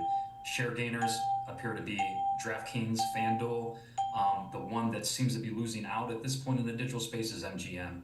And then Caesar just kind of somewhere in between in the middle, doing a pretty good job. And that's one stock that we think is attractive on a valuation aspect.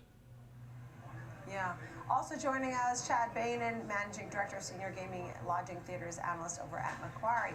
Chad, some of your thoughts. I mean, we were just talking about the fact that we've heard from some of these companies already.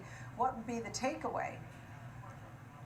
Absolutely. Thanks, Nicole. Completely agree with Dan. I think, we've seen between 10 and 15 companies in the space report so far. I'd say there's been a little bit more weakness in Macau than we originally had expected. That has continued into July. We got the numbers overnight in terms of gross gaming revenue in the market, and it really looks like that overall consumer, whether it's retail or gaming, in Hong Kong and China remains weak. The retail numbers that we are just polling showed down 10% year over year. So Macau is kind of this wait and see. Vegas, it was somewhat mixed. I think the outlook for the companies that reported sounds strong for the back half of the year. You do have a tough comparable in the fourth quarter, given the F1 impact that came through last November. But overall, the operators sound pretty positive in terms of Vegas in the near term and kind of the future of Vegas. Vici Entertainment, the REIT company, just finished their earnings call, and they talked about one stat that was impressive. In the past 5 years, Vegas has seen the highest visitation growth out of any city. So the recovery has actually been stronger in Vegas. People are going to shows, concerts, sporting events, etc. I think that should be positive in the near term. And then, as Dan mentioned, some good digital strength. Rush Street Interactive reported last night that stock's up. We have DraftKings on Friday, and then Penn Entertainment next Thursday. Yeah, understood. So a little bit of weakness there in Macau, but some of the great stats there for Vegas, big picture. Dan, DraftKings was a name that you noted. Some of these names that are just growing, right? Do you see, because we're going to hear from DraftKings, also Penn Gaming. What are your expectations there?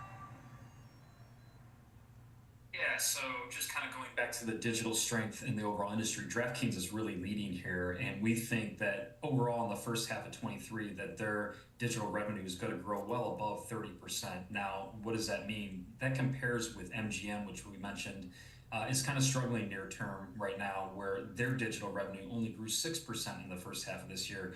Caesars is doing pretty well. They reported this week, and their digital is up 23%. So DraftKings really benefits from kind of a first mover advantage of being first in fantasy sports when then you had the states beginning to launch in 2019 and since then. So first mover advantage with product, also technology, has allowed DraftKings to kind of continue to gain share in this attractive area.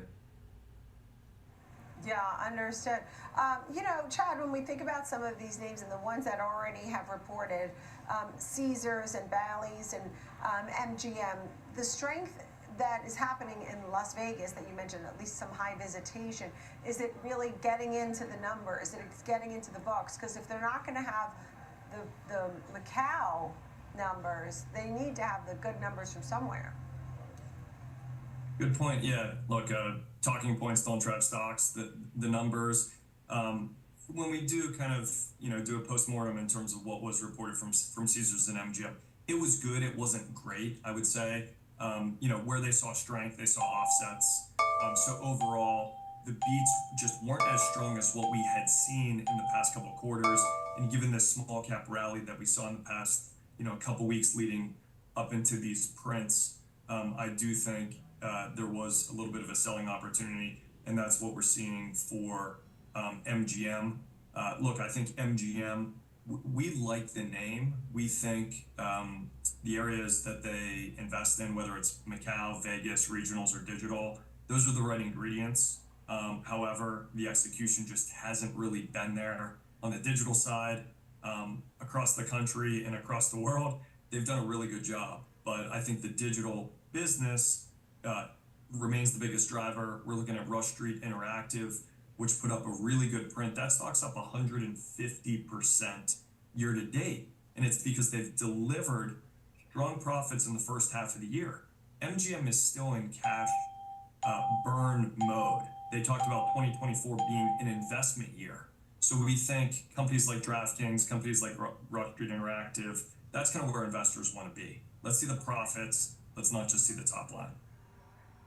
Yeah, great to see you both, and thank you both for the insight on these names. Chad Bainan, Dan Wasiolek, thank you. I'm Nicole Petalides. Thanks for being with us here on Trading 360. I'll catch you at 2 o'clock for the watch list, and download our free Schwab Network app available in the Apple App Store. Fast Market is next.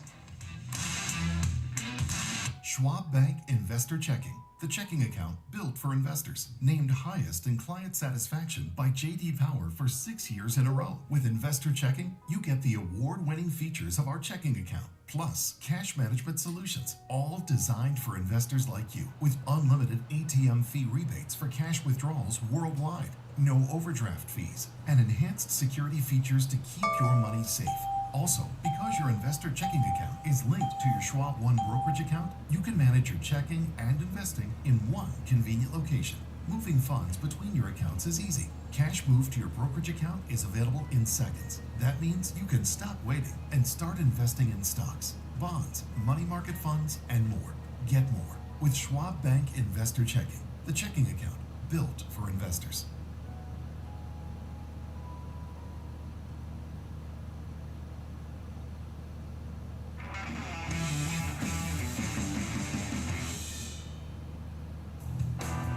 Part of the latest commodities action on Futures with Ben Lichtenstein, weekdays, 8 a.m. Eastern on the Schwab Network.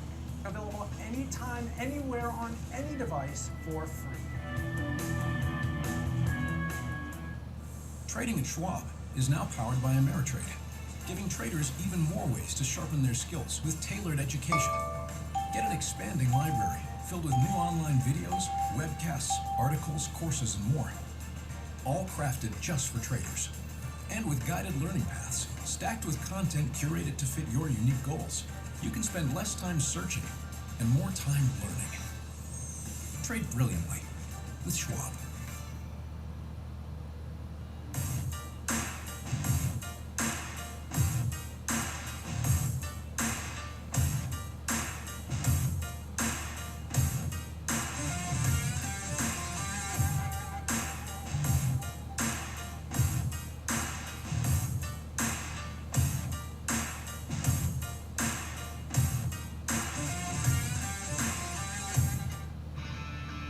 Every morning, every trade, always live.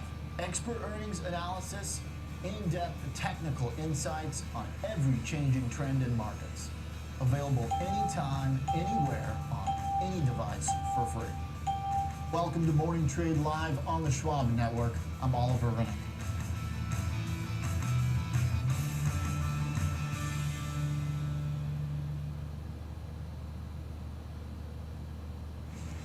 Binge watch the market with Schwab Network.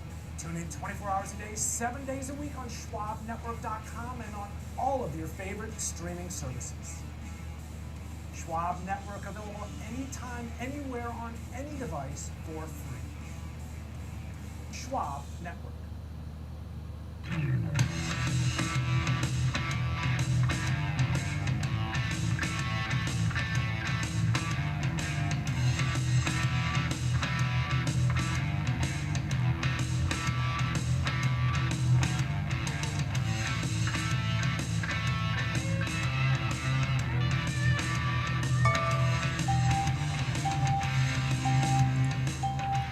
Hello, everyone, and welcome to Fast Market on the Schwab Network. I'm Kevin Hinks. I'm your host, taking you through the next half hour. We got a packed show for you today.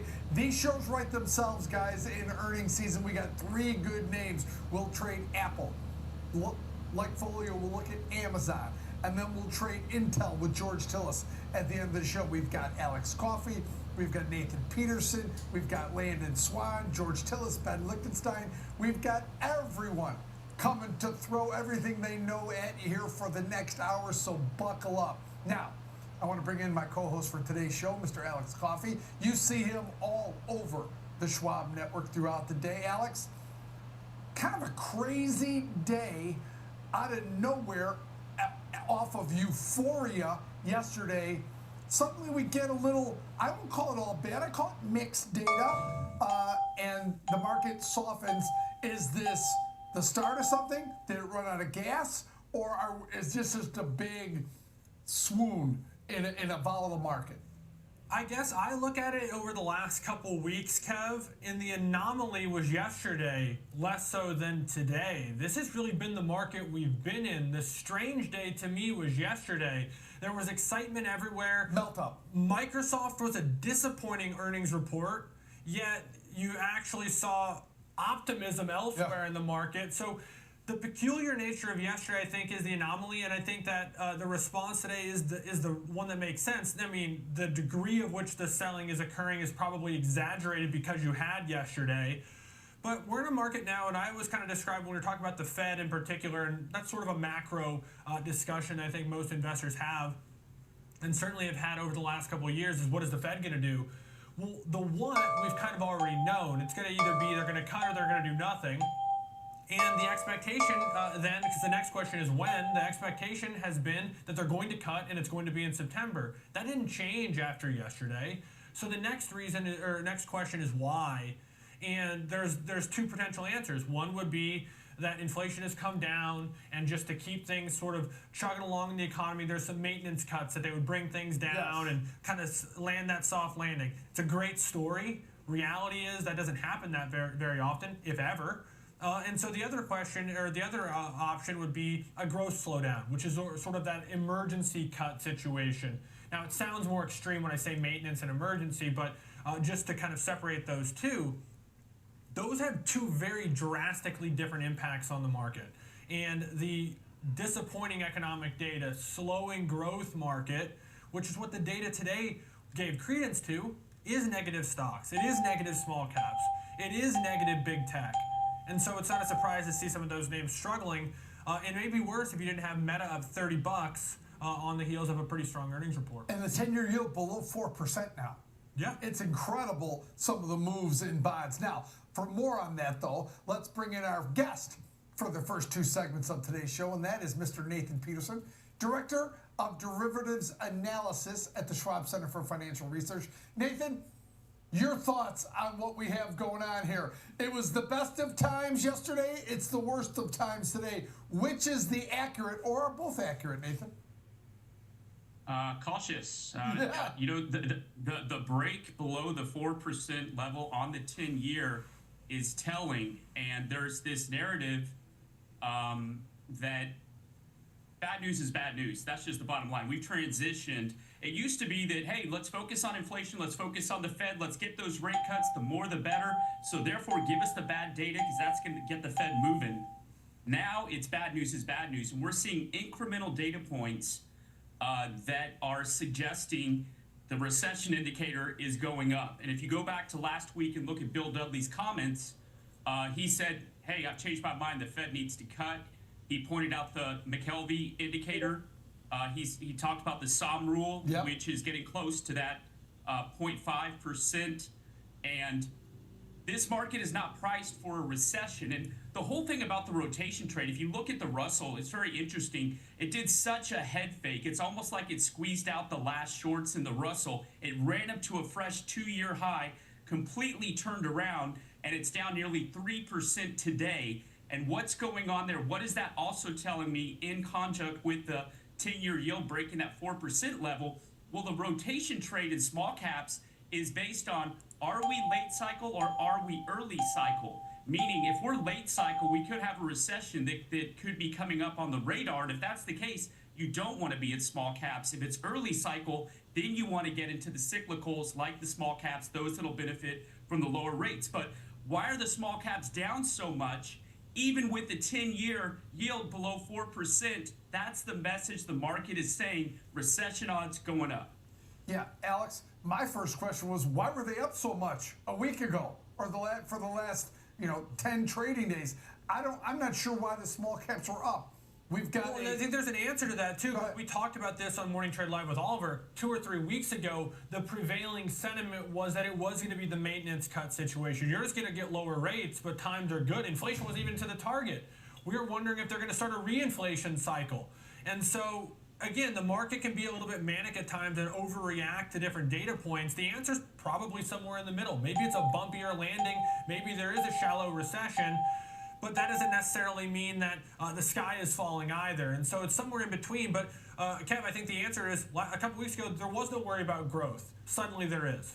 Yeah, I think this market suddenly, most of the data was a bit soft today, but productivity and cost wasn't. That was a pretty solid number.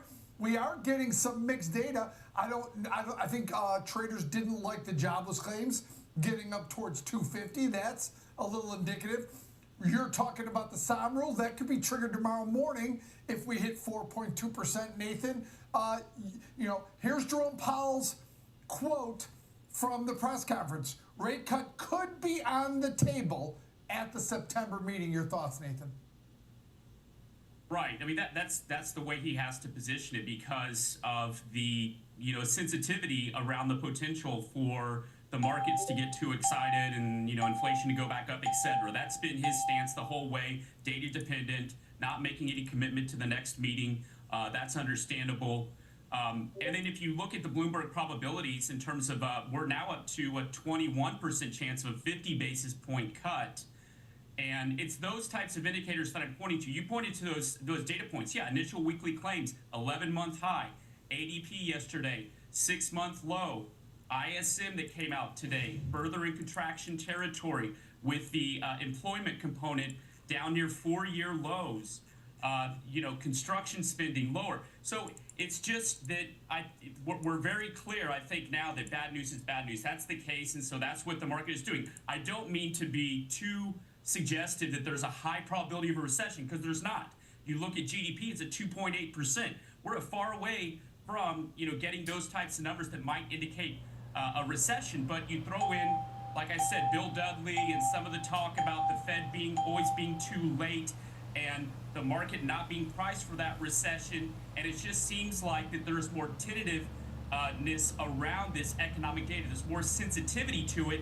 If we get to 4.2% tomorrow on the unemployment rate, like you mentioned, Kevin, that will trigger that SOM rule. The expectation is for 4.1%. Right. But I would say also you want to get a relatively healthy non-farm payrolls report. You don't want this thing to come in weak. I don't think the market's going to react kindly to that. Yeah. Last month, good payrolls number, but 70,000 government jobs were part of that good payrolls number. Are we going to see more of that? What are your expectations for tomorrow, Alex? Or do you have any? Or what should we worry about? What's the good scenario? What's the bad scenario? I think Nate laid out the bad scenario, which is you have that SOM rule triggered, you have a miss somewhere, or even maybe you have an inline or a beat, but there's massive revisions again. Yeah. Or you dig in and you do, to your point, find that, this isn't a lot of private creation of jobs, it's maybe more government, which may be more stable, but it's not going to be kind of indicative of the economic picture. And so I look at what the market's looking for.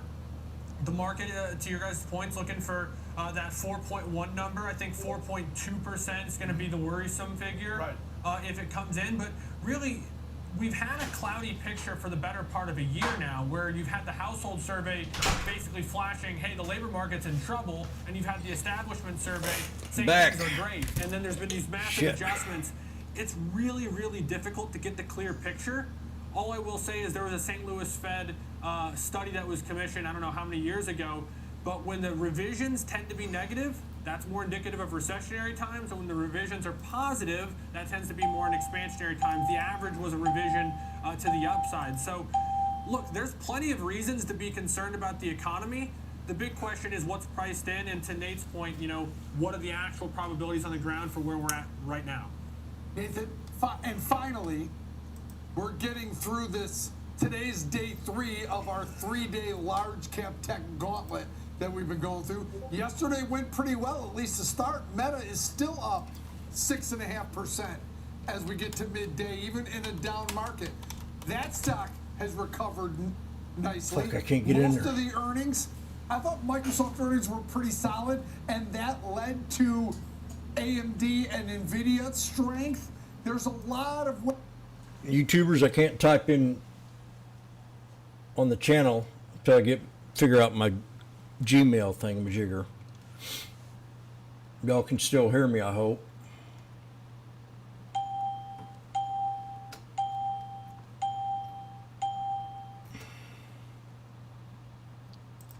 There pretty significantly, and yeah, let's go back. I mean, if you go back to last week, I mean, all the concern was around CapEx spend that was going on after Alphabet did that.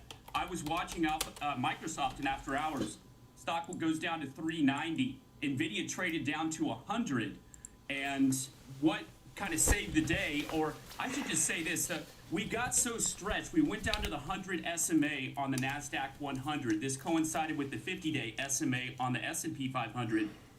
And the setup going into these mega cap tech reports this week was that there was a lot of fear, a lot of concern around that CapEx spend and those numbers. What kind of saved the day was just we got too oversold, too fearful. NVIDIA down to 100 from its high of 140 back on June 20th. And AMD said strong data center, and that was enough to get the stock to get a big bounce there yesterday. So it was a little bit of a technical rubber band kind of snapping back yesterday for a lot of those AI and chip names. Meta looks great, but if we're going to be going into economic softness, then we gotta. There's also these other factors that are in play. There's so much going on in the market right now. There's the yen carry trade that's still potentially being unwound. The Bank of Japan raised rates yesterday. They weren't expected to. We've got weak seasonality there as well. And on the AI front, the question is going to be, where does the market go if we're going into a more defensive positioning in the market because of growth concerns? We'll just call it that for right now. Where do they go? Today they're going to real estate. They are rewarding Meta. Those results looked really solid. But I think as a trader or an investor, what's going to be the potential rotation? Are we going to some of those more defensive, traditional type names that you might see if growth is a concern? We'll see what happens here in the coming weeks. Lost. We have a lot to talk about. I have pages and pages of notes to talk about. So let's take our first break of the show. Come back with our first trade, and that is Apple. It's got earnings coming out after the bell. It's going to be highly scrutinized, as you know. Take a quick 2-minute break. Come back with more Fast Market. See you then, everybody.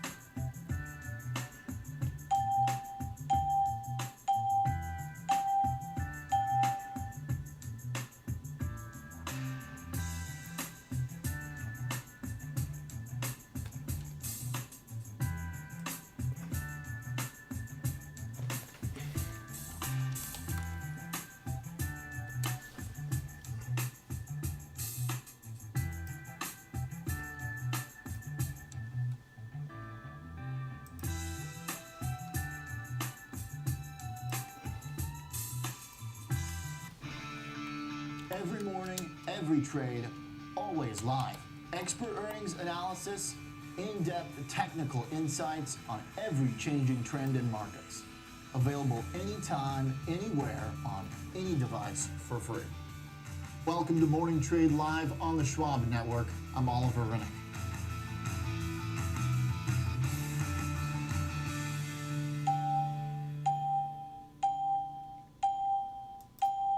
Knock, knock. Number one broker here for the number one hitmaker. Thanks for swinging by, Carl. No problem. So what are all those for?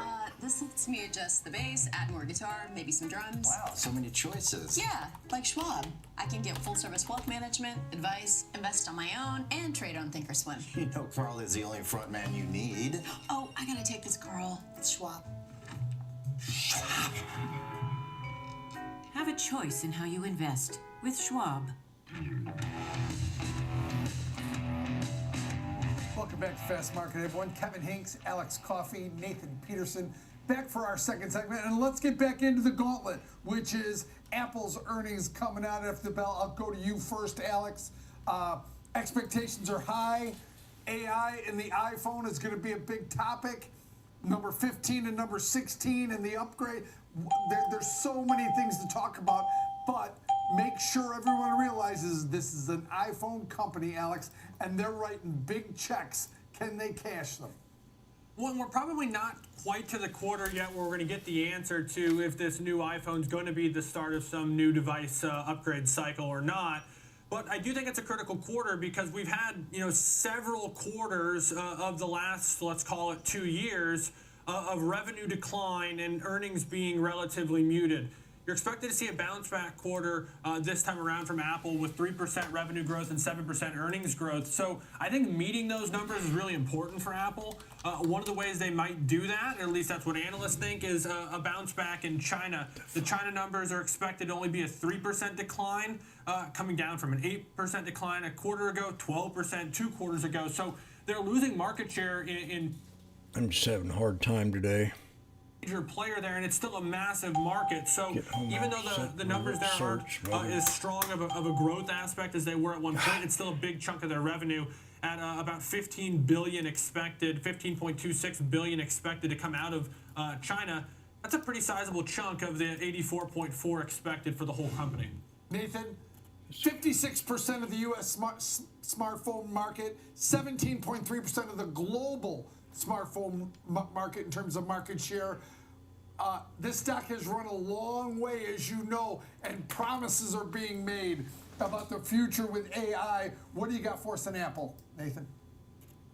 Yeah, so a lot of promises, right? With, even if you go back to Vision Pro and some of the expectations around that, certainly has not, translated into the bottom line or growth. So the issue with Apple, and look, hey, I've got an iPhone 12, so I'm likely to get an upgrade here, regardless of what they've got going on, this fall, about every 4 years.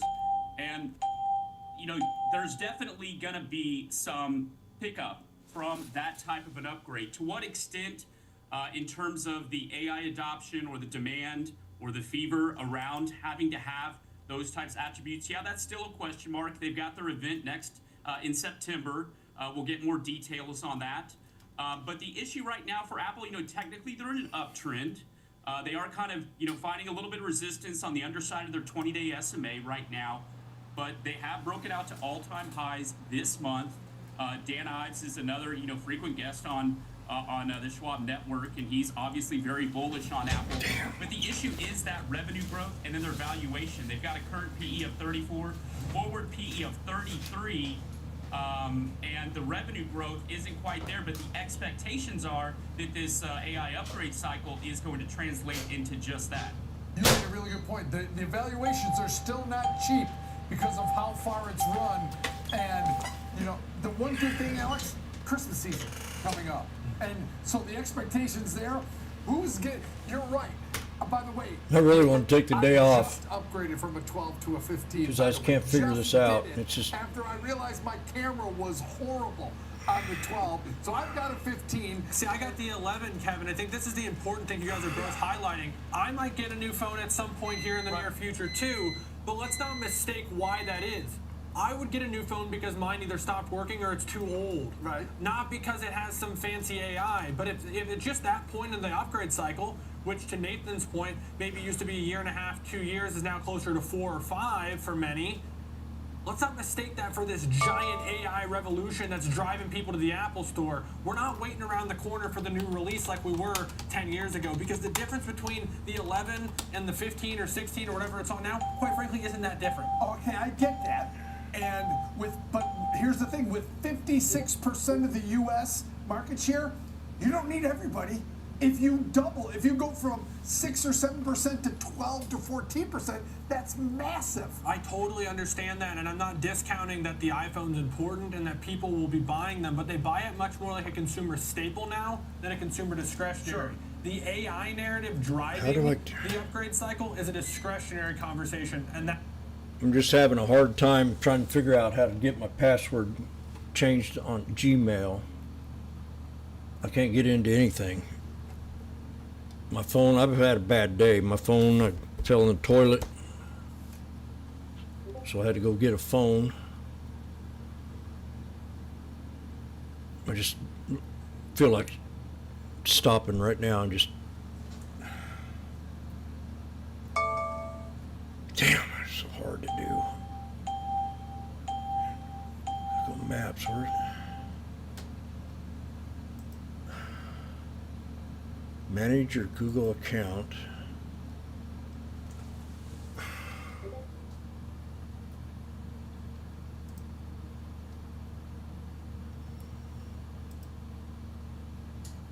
Use another account, sign out, remove account.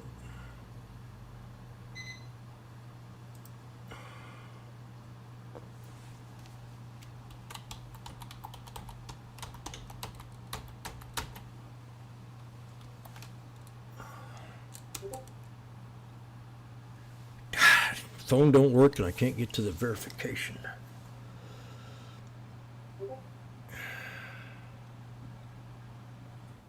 Yes.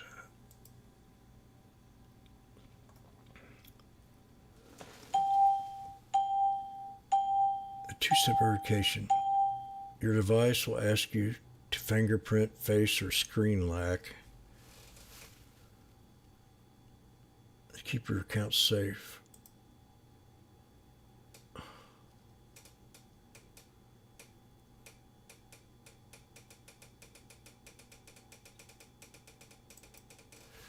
YouTube, I'm going to shut down until I get this thing figured out. I can't type in there. I'm just...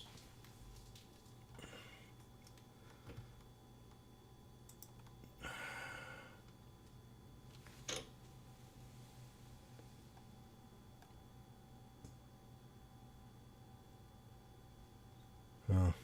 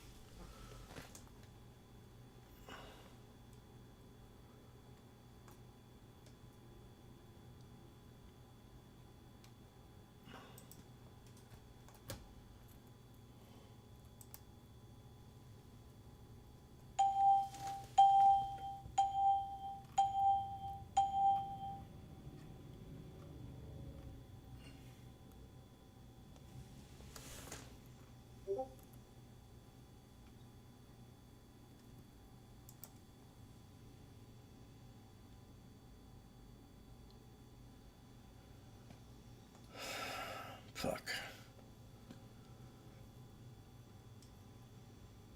One night. I checked 5 hours ago. sign in.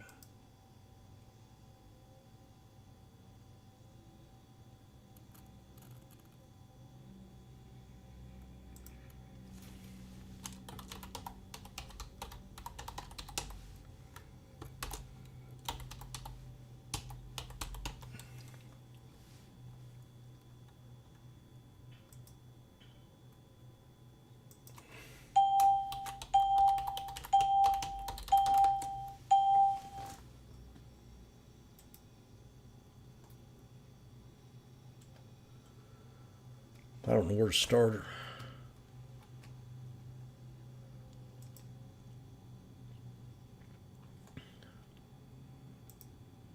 Sentiment, like I said, about if you look at the yen at basically 4-month highs here, is that yen carry trade unwind over? Question mark.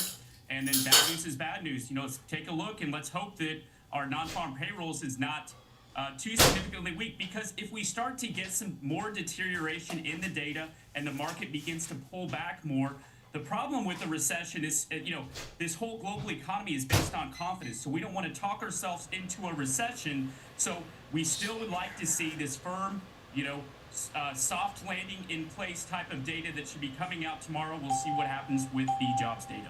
Nathan Peterson, Director of Derivatives Analysis at the Schwab Center for Financial Research. Thank you so much for coming on. Spend some time with us. We always enjoy visiting with you, Nathan. Now let's take our second break of the show.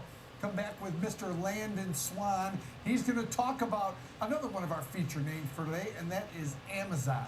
Take a quick break. Come back with more Fast Market. See you then.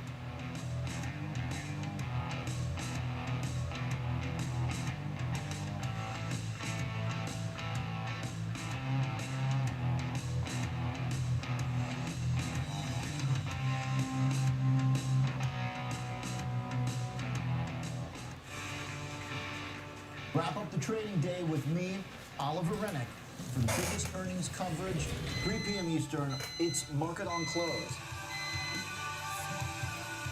No place better than the Schwab Network. Trading at Schwab is now powered by Ameritrade, unlocking the power of Thinkorswim, the award-winning trading platforms.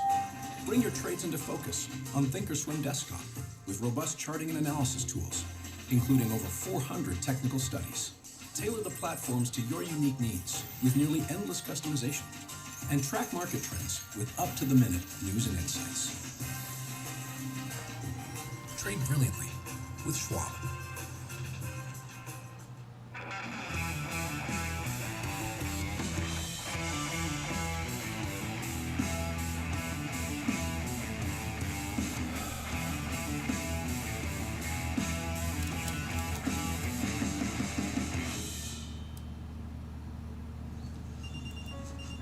Neil, how's my favorite client?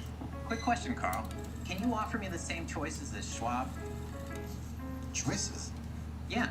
At Schwab, I can get full-service wealth management, advice, and invest and trade on my own. Come on, you know Carl's the only choice you need, right? Neil, tell me you know this. Gotta run, Carl. Schwab. Have a choice in how you invest with Schwab.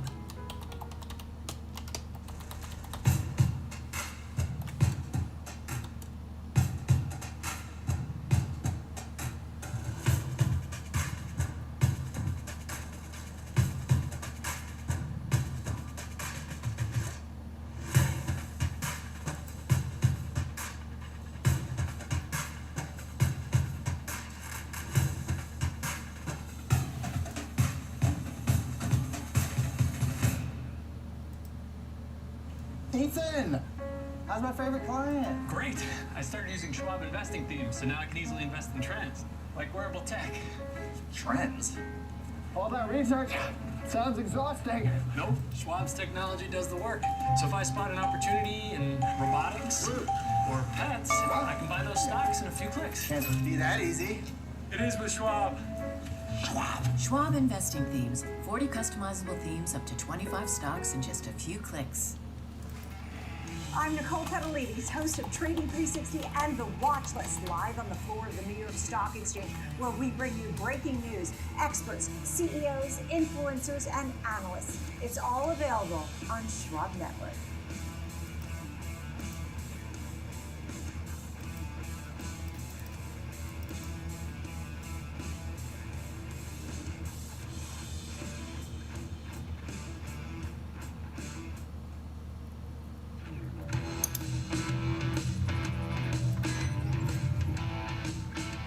back to Fast Market, everyone. Kevin Hinks, Alex Coffey, now back.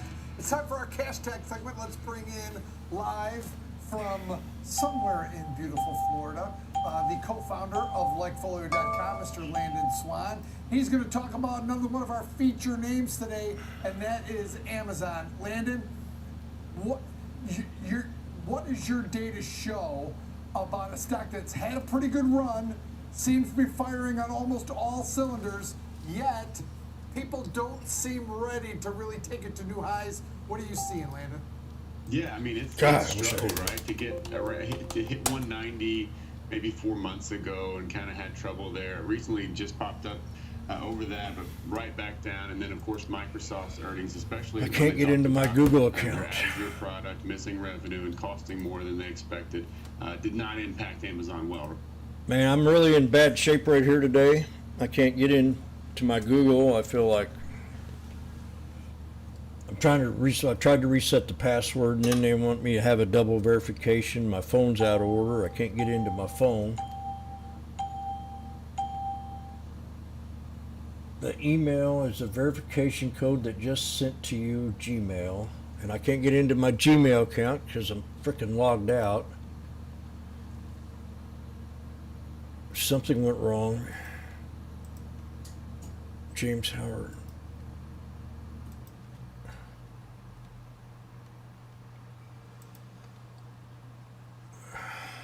I'm just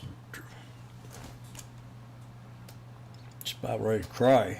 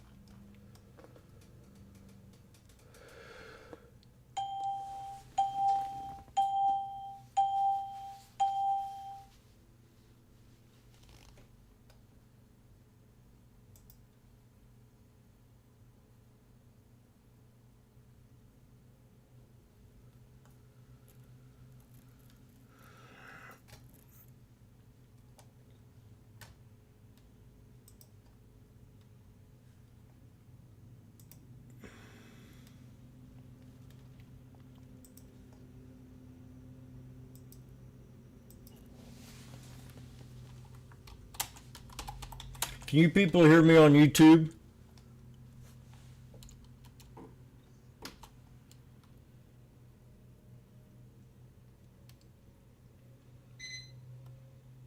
Can anybody in the room get on YouTube and see if they can hear me or not?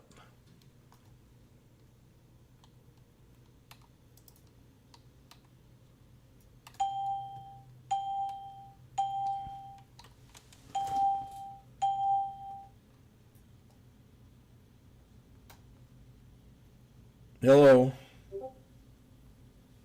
You can? Okay. Well, I can't type in there for some reason.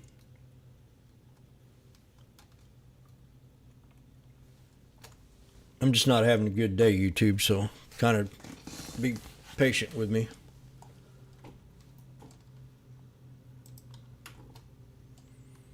Just trying to log into my Gmail. I don't know where to go to change the password.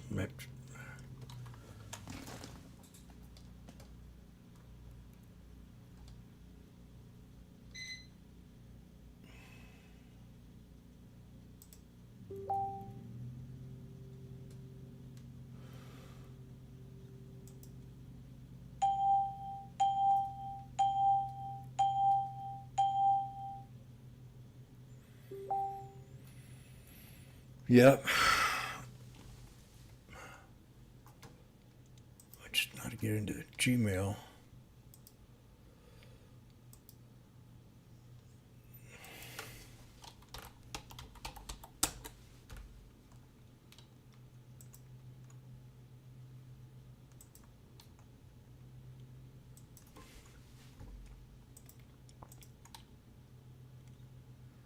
It's asking for a verification code, and I don't have a device.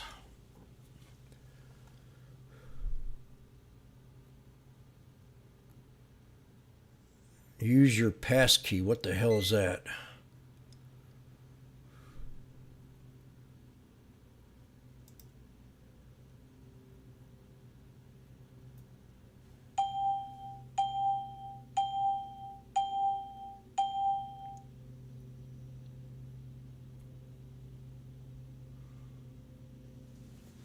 I'll spend 50 weeks trying to figure this out.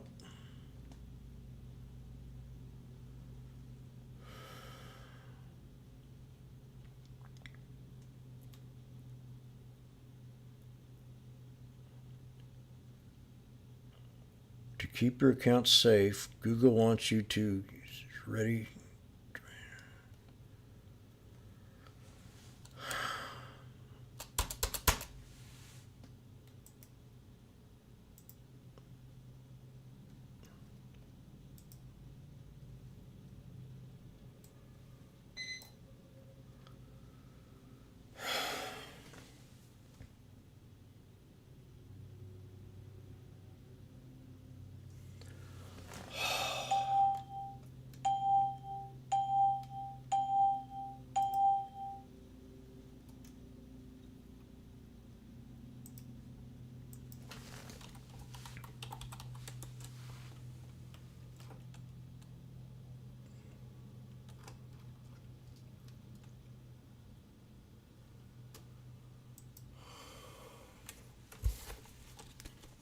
I got a verification code.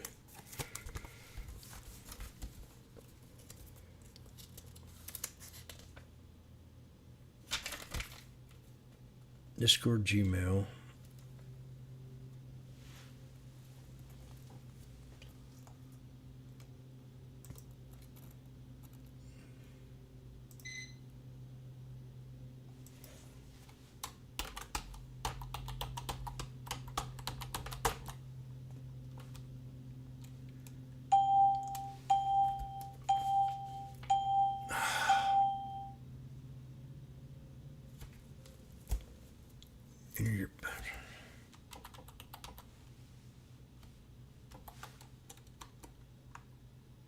Wrong password. Try again.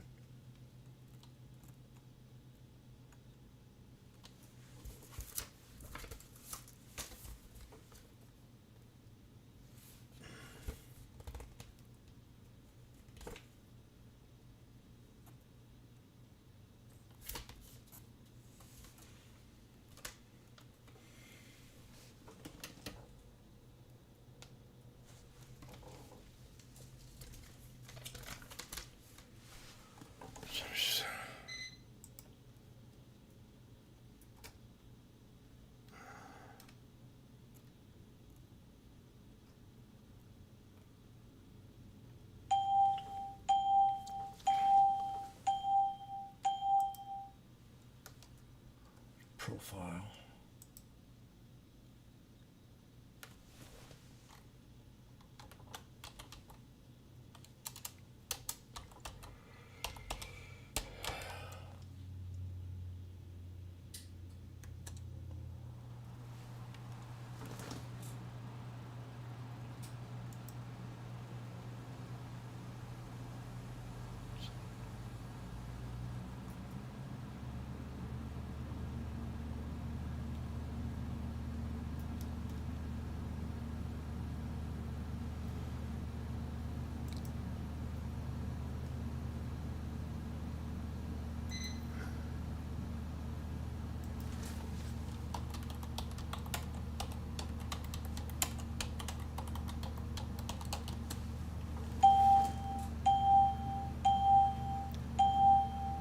Well, YouTube, I'm going to get out of here because I can't embarrass myself anymore until I figure this out.